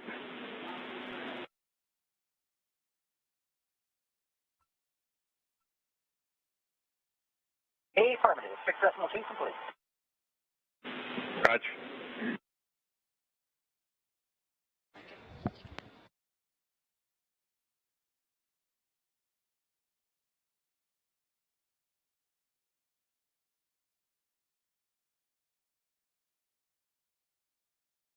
You can turn down the cabin test some if you'd like. And no action cabin temp. Hi, I didn't copy your last, though.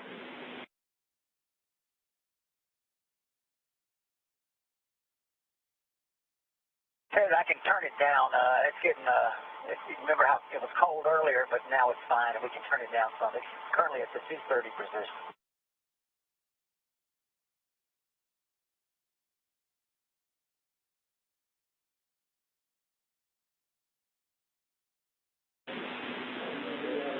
All right, Butch, your discretion on the temperature.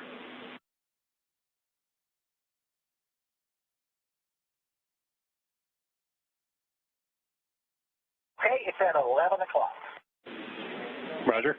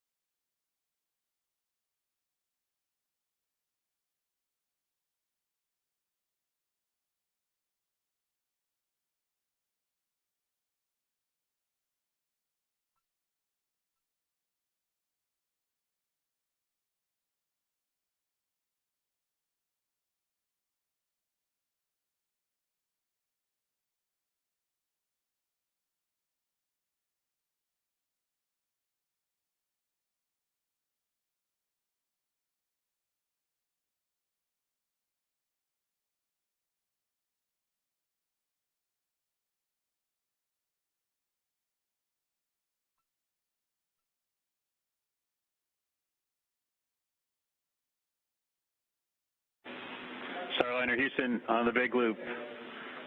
Big moment here. You are go to get into step.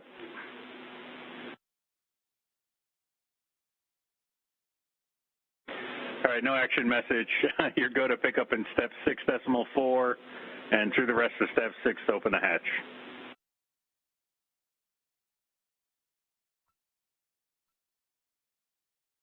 .4, here we go.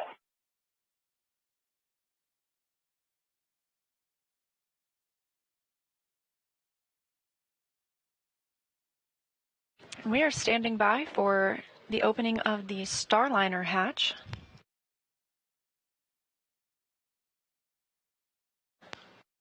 Several Expedition 71 crew members on the space station side eagerly awaiting the arrival of their two new visitors, NASA astronauts Butch Wilmore and Suni Williams. Again, we docked at 12:34 p.m. Central Time.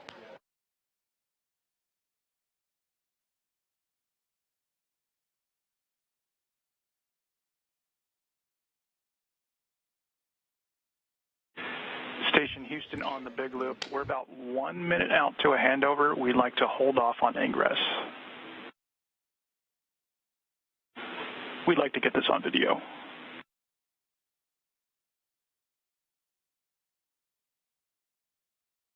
Station copies. Leah mentioned and the anticipation for hatch open of the Starliner spacecraft. And if you all tuned in for OFT2, you know that that hatch open actually came from the space station side. This time around, it will come from Starliner side, the first time that we've done that in space, which is going to be very exciting to witness.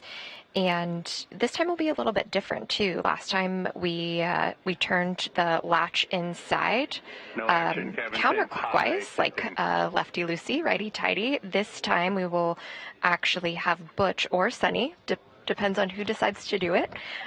They will turn the latch 1 1/4 turn clockwise from inside the Starliner. They also have a window that you've heard them talk about, so we might be able to see their faces from inside that camera that you saw on the International Space Station. And we do have a handover of the tracking data relay satellite system. You heard that call to the crew just before we lost those views, letting them know that we would just wait until we regained communications, because we definitely don't want to miss the moment that Butch and Suni float into the International Space Station. So we expect to regain visual from... No action, cabin humidity high. And I don't know if you copied Will's call earlier. We'll just wait till we have KU band back until you start coming into the ISS.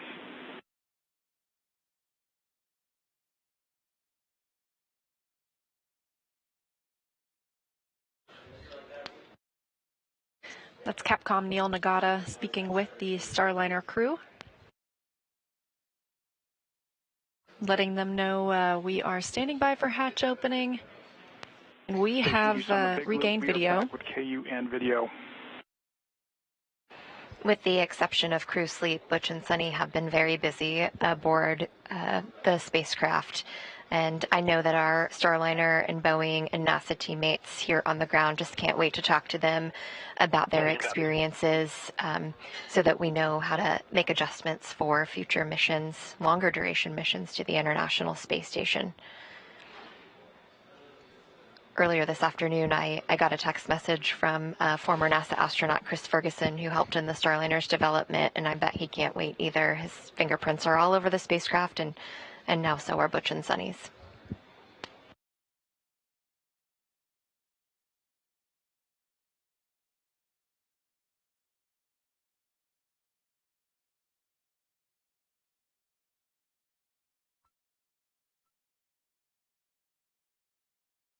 Like Rebecca mentioned, teams will be looking for feedback from Butch and Suni on how their flight uphill went. This is a crew flight test, so there have been several demonstrations that have happened so far and will continue throughout the docked time frame and during undocking and landing. Teams will start looking for feedback on habitability of the spacecraft, how it performs as a safe haven if that were ever to be needed, manual piloting, which we saw a couple of times during the ride uphill.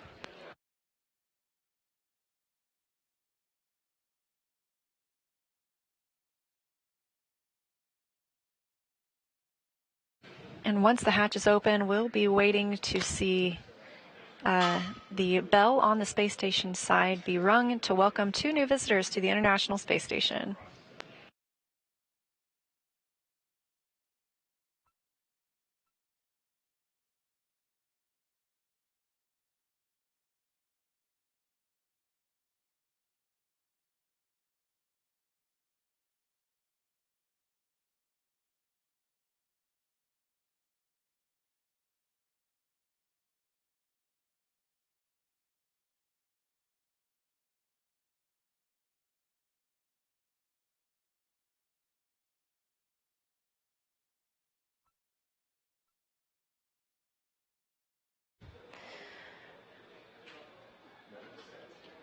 While Starliner is docked to the International Space Station, there will be more flight test objectives achieved, along with the ones that Leah just mentioned that have already been achieved,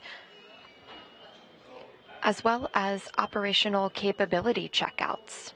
Those are things where the crew gets to interface with the Starliner and we get to check off some more items This is a primarily crew interface test, so we're looking forward to hearing more about their experiences. But in terms of flight test objectives, they will establish joint ventilation with ISS, recharge Starliner's batteries, verify telemetry paths and file transfers, transfer cargo to and from the ISS, including a urine processing assembly pump that Starliner actually we were able to put into the Starliner while it was at the launch pad because it was a need for the International Space Station. So proving the flexibility of not only the spacecraft to fly cargo, but also of the team. A lot of teamwork went into that across the NASA and Boeing community to get that pump up. And I believe they're going to be working on that pretty quickly aboard the International Space Station.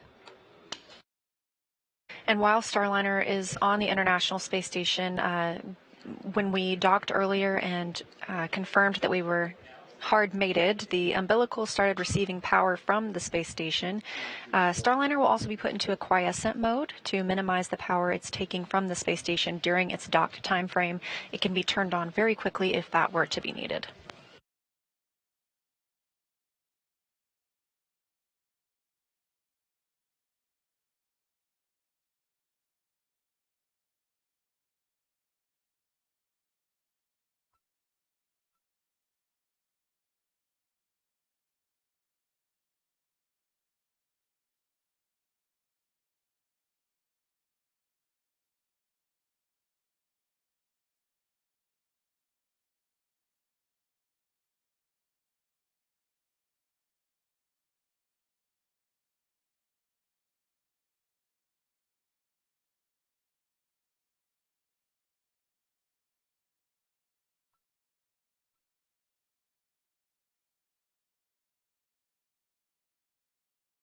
From what we can see in this view, it looks like we have most, if not all, of the crew members aboard the International Space Station awaiting their visitors to open the hatch on the Starliner side.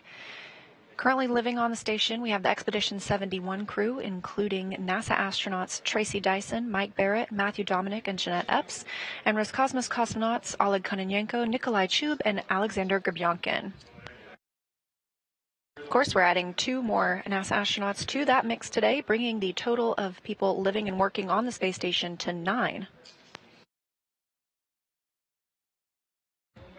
Leah, this again is just a display of a team sport. When we think about Starliner, yes, it is an American capability, but it's also going to provide global access to the International Space Station and potentially new destinations in low Earth orbit. We'll see at least one international crew member fly up on Starliner 1, Josh Kutrick, Canadian Space Agency astronaut.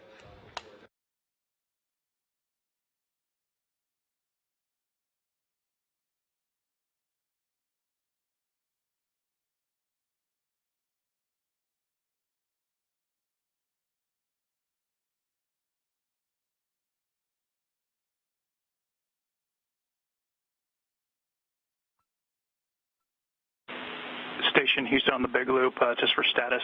CFT crew has just opened up the IVA hatch equalization valve.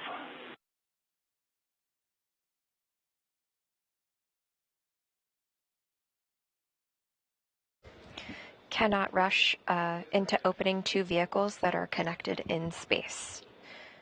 Want to make sure that pressure is equalized between the 2 vehicles.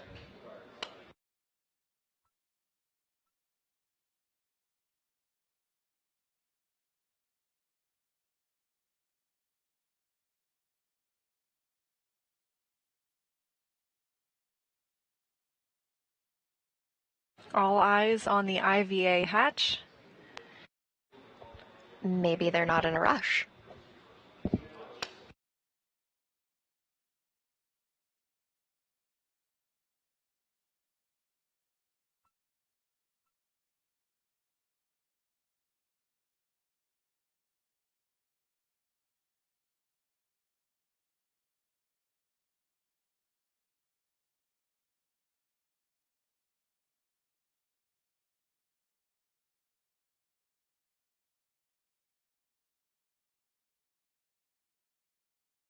Now 2 hours exactly since Starliner docked to the International Space Station on NASA's Boeing crew flight test. Again, that coming at 12:34 p.m. Central Time.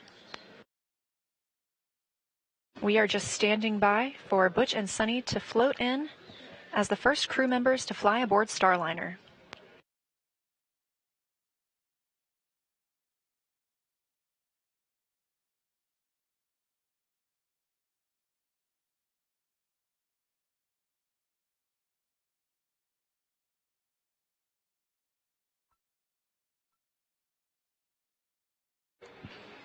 I saw Sunny Williams at the orbital flight test landing in New Mexico, and I remember her telling Rosie the Rocketeer, which was the ATD riding in the vehicle, hey, get out of my seat. So maybe she just doesn't want to get out yet.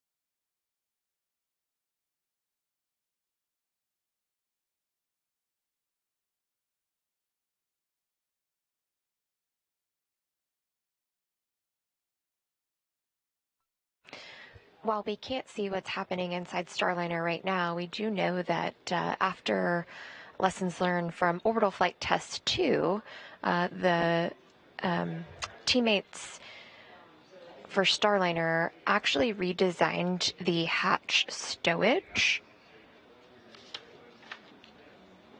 procedures and the straps.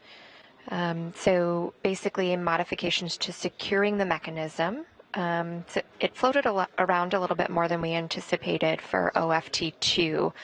So they went from 2 anchor points to 4 anchor points. So could imagine maybe they're working on that right now. So the hatch is likely out of the way and they're working on stowing it. Yes, it's definitely not as quick as the movies when you watch spacecraft arrive to another orbiting laboratory. There are several procedures that have to take place before the crew can fly in, things that need to be stowed, and we take careful detail to track everything aboard the International Space Station as well as aboard a visiting spacecraft to make sure everyone arrives and leaves with what they brought up or what they needed to leave on board. I do remember Sunny saying during one of their free flight downlink events where we heard the audio saying that she promised the team she was going to clean up after herself, and Butch was modeling that for her.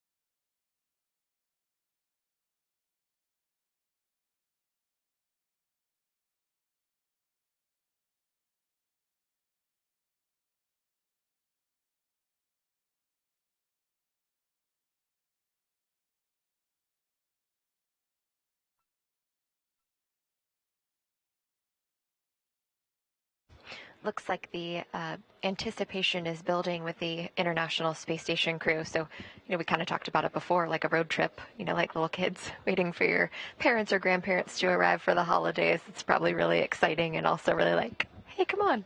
Yeah, and the crews aboard the International Space Station, they get a lot of opportunities to talk with their friends and family at home, but we really only see new visitors essentially every 6 months, as we either have a Soyuz arrival or Crew Dragon arrival or now a Starliner arrival. So it's always really exciting to see new friends arrive and new faces at the International Space Station.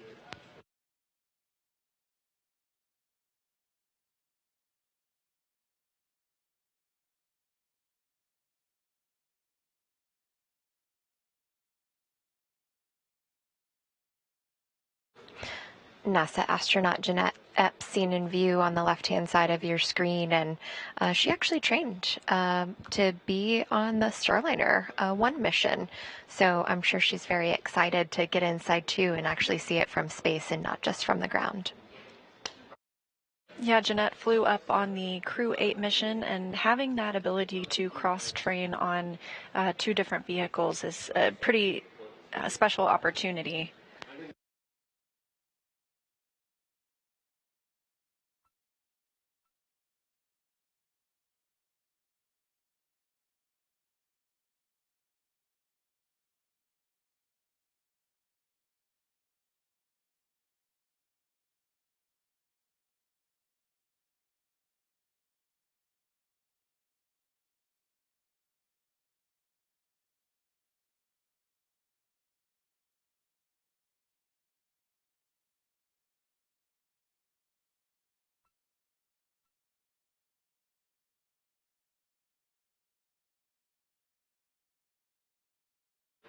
Hey, Butch and Suni put in a lot of work to get here, so they deserve to take their time.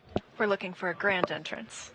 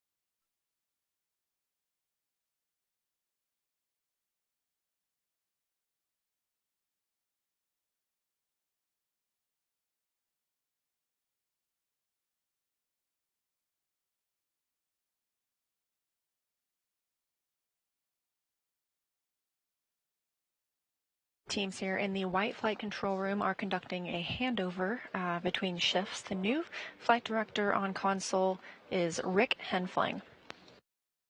And we are still standing by for Butch and Suni to float from Starliner into the space station.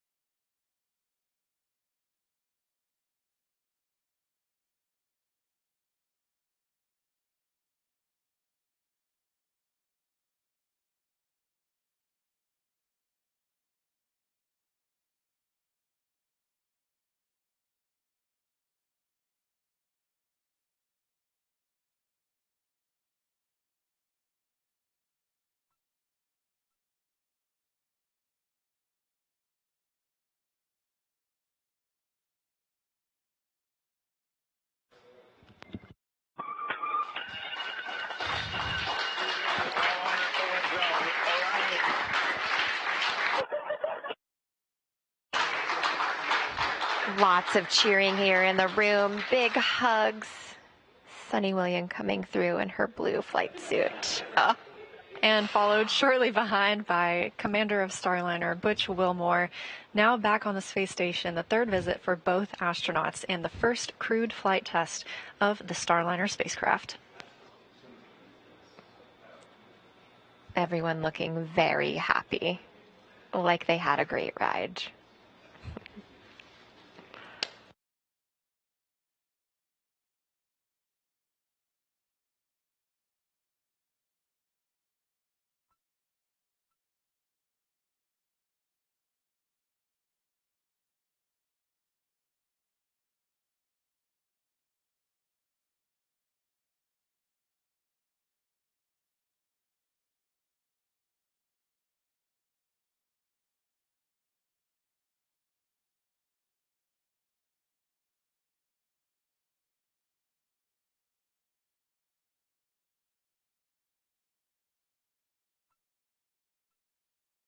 And the ingress or the entrance of Butch and Suni coming at 2:45 p.m. Central Time. Again, their arrival to the space station today at 12:34 p.m. Central Time, bringing the space station total crew right now up to 9 people. Arriving for the first time ever in Boeing Starliner spacecraft.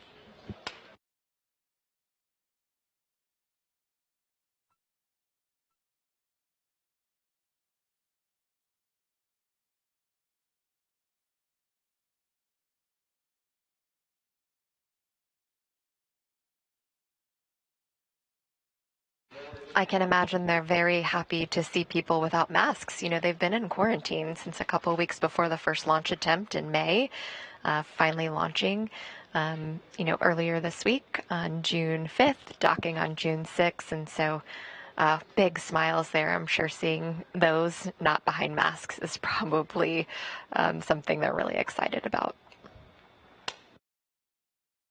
And again, that launch coming yesterday morning at 9:52 a.m. Central Time from Space Launch Complex 41 in Florida atop a United Launch Alliance Atlas V rocket.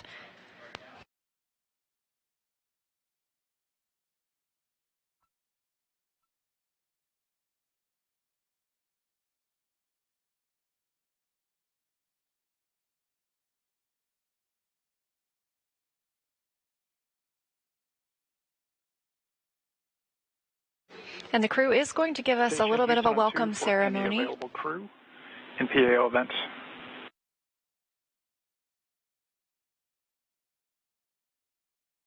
Go ahead, Houston. Hey, we'd figure Butch and Suni want to take a quick break here, so you guys let us know when you're ready for the event, and whenever you have a chance, we'd like to do a quick voice check.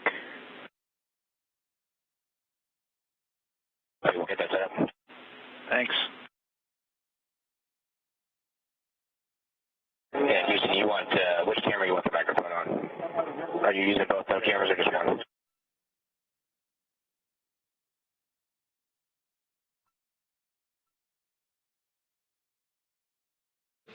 So we did not see live Mustang views today. That doesn't mean we won't see them.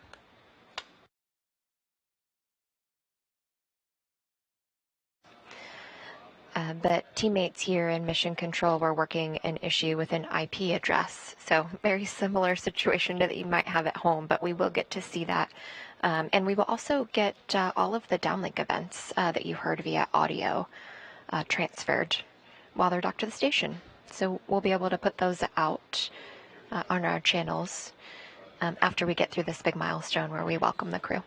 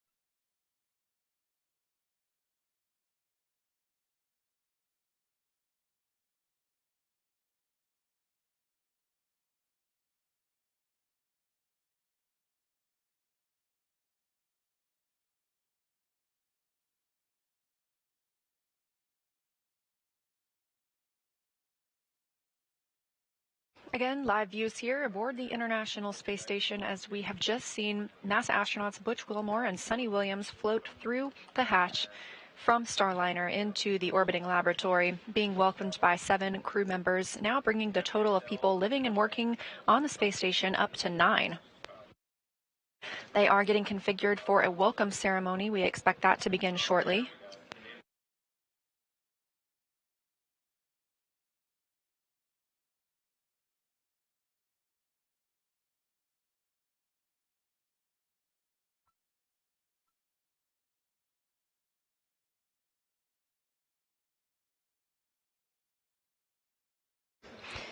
You heard over the big loop that Butch and Suni wanted a bit of a break, maybe to stretch their legs a little bit. It was a more than 25-hour trip to the International Space Station, and you know they were in the vehicle for a couple hours before launch as well on June 5th. And with the arrival of Starliner today, we have 6 spacecraft docked to the International Space Station. That includes obviously Starliner, SpaceX's Dragon from the Crew 8 mission, the Northrop Grumman's Cygnus, 2 Roscosmos Progress resupply spacecraft, and 1 Roscosmos Soyuz spacecraft.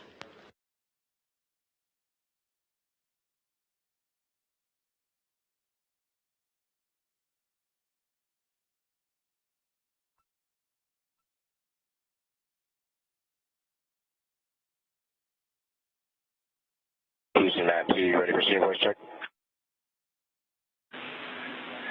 Yep, we are ready for the voice check. And Matt, while you're getting into place, we have a...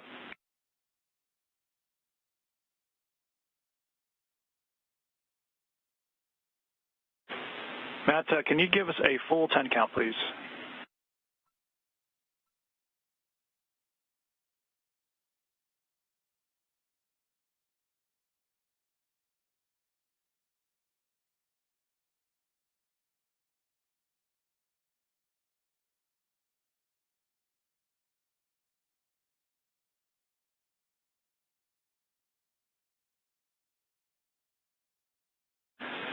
We think it's good. However, can you face the camera and give us another quick 5 count, please?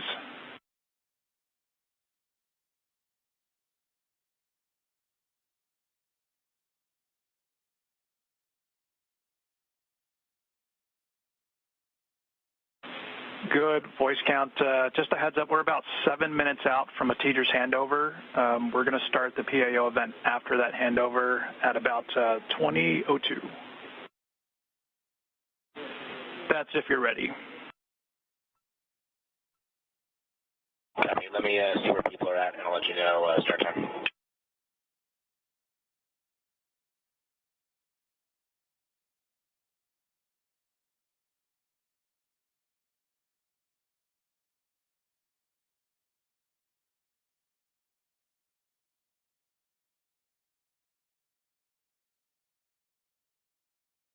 As you can hear, we are now preparing for that welcome ceremony, expecting that in the next several minutes.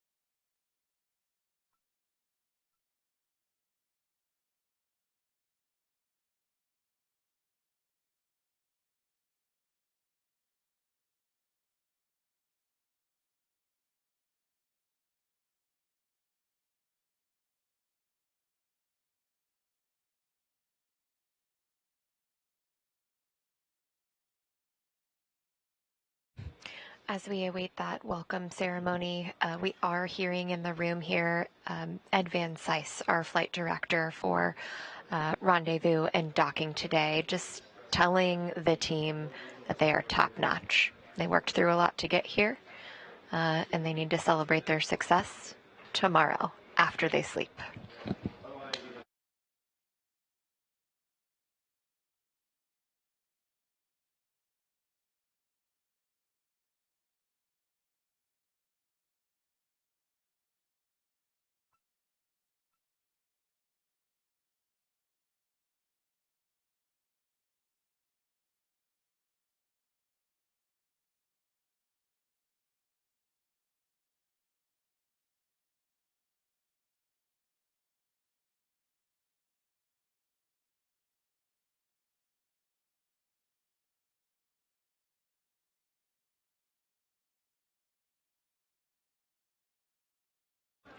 Here in the room celebrating today's successful docking and seeing the crew come into the International Space Station is Starliner 1 pilot Mike Fink.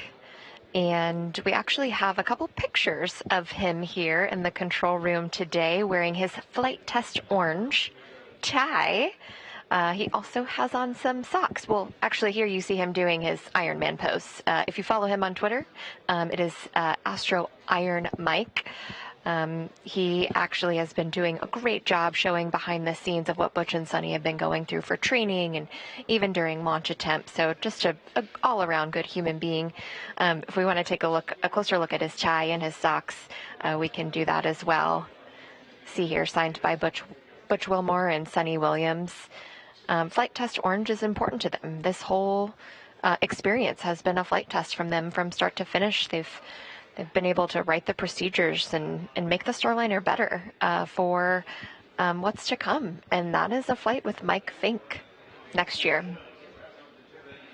And we have a live view of Mike right now. He is very much excited about this docking today and very much looking forward to his own mission on Starliner 1. Capcom Neil Nagata, you've heard most of today speaking with the crew members.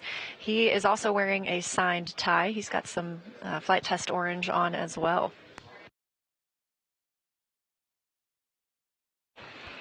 We see Butch and Suni floating in another view here. And what I love about Suni is she is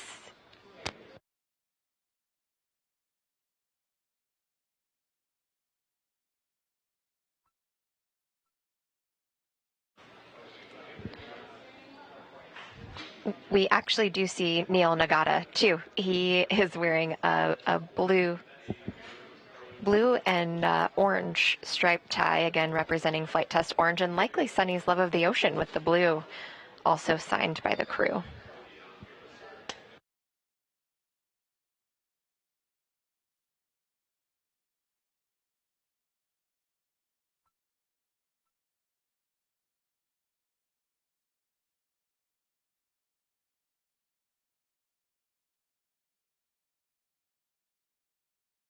And a brief satellite handover while we are setting up for this welcome ceremony with Butch and Suni. We're standing by to regain those video communications, planning on starting that welcome ceremony here shortly.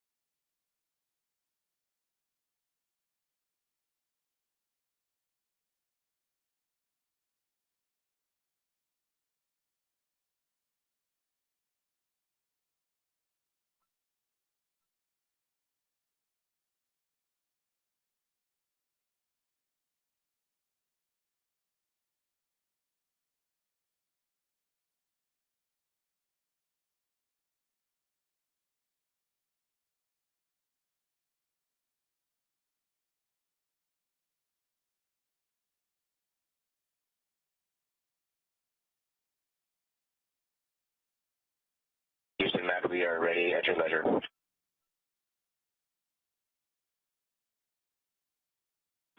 Copy, Matt. We'll give you a second to get into place.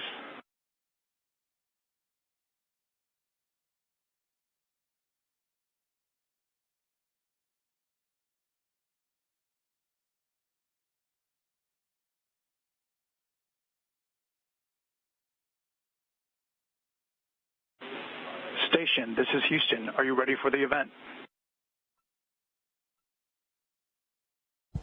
Houston, we are ready. Congratulations to all of the NASA and Boeing teams on this incredible milestone. Butch and Suni, the ISS flight control team, is thrilled to see you back on the ISS. Station, please begin your remarks.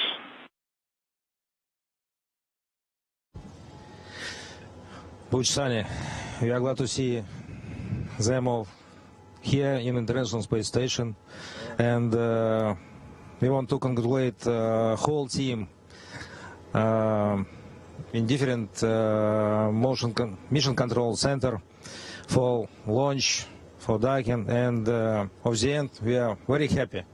Yes, indeed. Yeah, we are thrilled as well. I'm not sure we could have gotten a better welcome.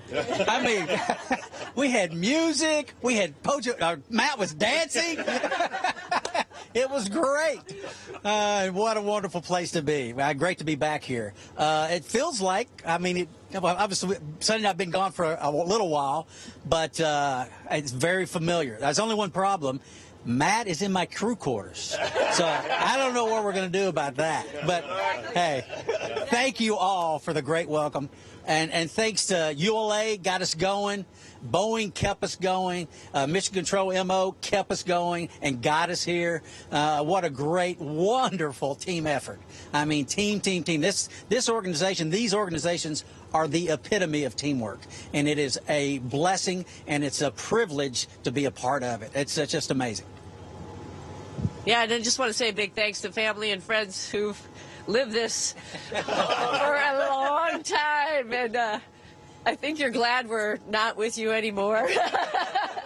And we have another family up here, which is just awesome. Like Butch said, it was such a great welcome, little dance party, and that's the way to get things going. And we're just happy as can be to be up in space, one in Starliner, on an Atlas V, and then here on the International Space Station. It just doesn't get much better.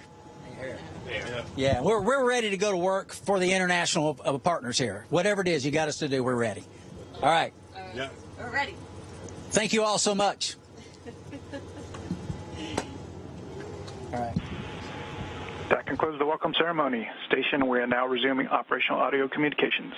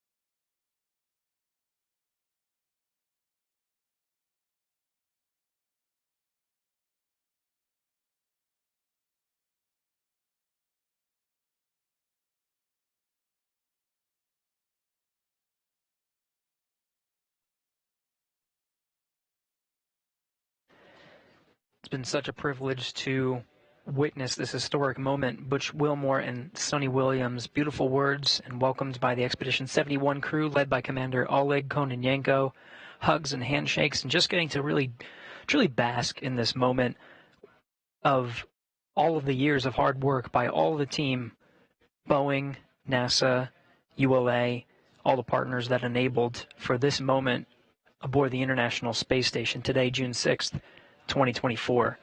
Butch Wilmore and Suni Williams now aboard the International Space Station. From here in the International Space Station Flight Control Room, it's been a privilege to have had the opportunity to witness this historic moment and see the crew being welcomed, Butch and Suni, by the Expedition 71 crew. Looking forward to their stay aboard the International Space Station. From here in the International Space Station Flight Control Room, we'll go ahead and wrap up on this side and hand it over to our counterparts, Leah and Rebecca, over in the Starliner Flight Control Room. We'll hand it over to you guys. Thanks. Thanks, Gary, and we are just still watching the crew enjoying themselves as they are now up to 9 people aboard the International Space Station. Again, docking coming today at 12:34 p.m. Central Time, and we saw the crew float through the hatch at, I believe it was about 2:45 p.m. Central Time. Yeah, and very nice words from the crew there. Butch saying that ULA got them going, Boeing and mission operators kept them going, which was really exciting for the team to hear, I am sure, once they made it to the space station, especially for the Boeing team. They helped build the International Space Station and helped maintain it. So I'm sure that just like hit them right in the feels. You know what else I noticed about Suni too, as she came in, you know, she's been described as like such an... Hey, Butch. Good event. Yeah, thanks. Hey, can we go private on 2? Hey, Ryder. Yeah, let's get that. We'll get that squared away. Okay, yep, we're standing by.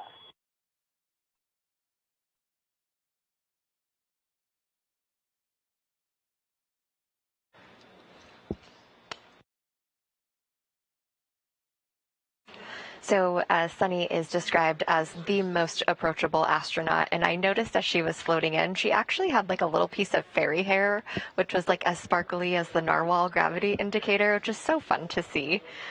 Also fun to see this view right now out the Starliner window.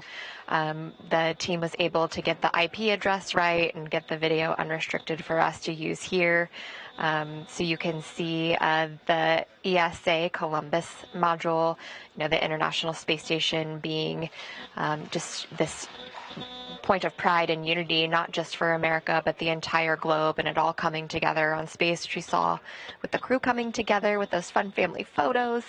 And there's something else out the window there, too. Yeah, this is an incredible view because it is from the interior of one American spacecraft, Boeing's Starliner, looking out the window to another American spacecraft. That's SpaceX's Dragon. So, Okay, Butch conference configured on air-to-ground 2. I'm going to go ahead and hand over to Jay. I'll talk to you on the radios tomorrow. Okay. Actually, if you can stay, it won't take long. I don't know that you have any example or extra remarks, but maybe stay for the conference real quick. Okay, I'll punch it up.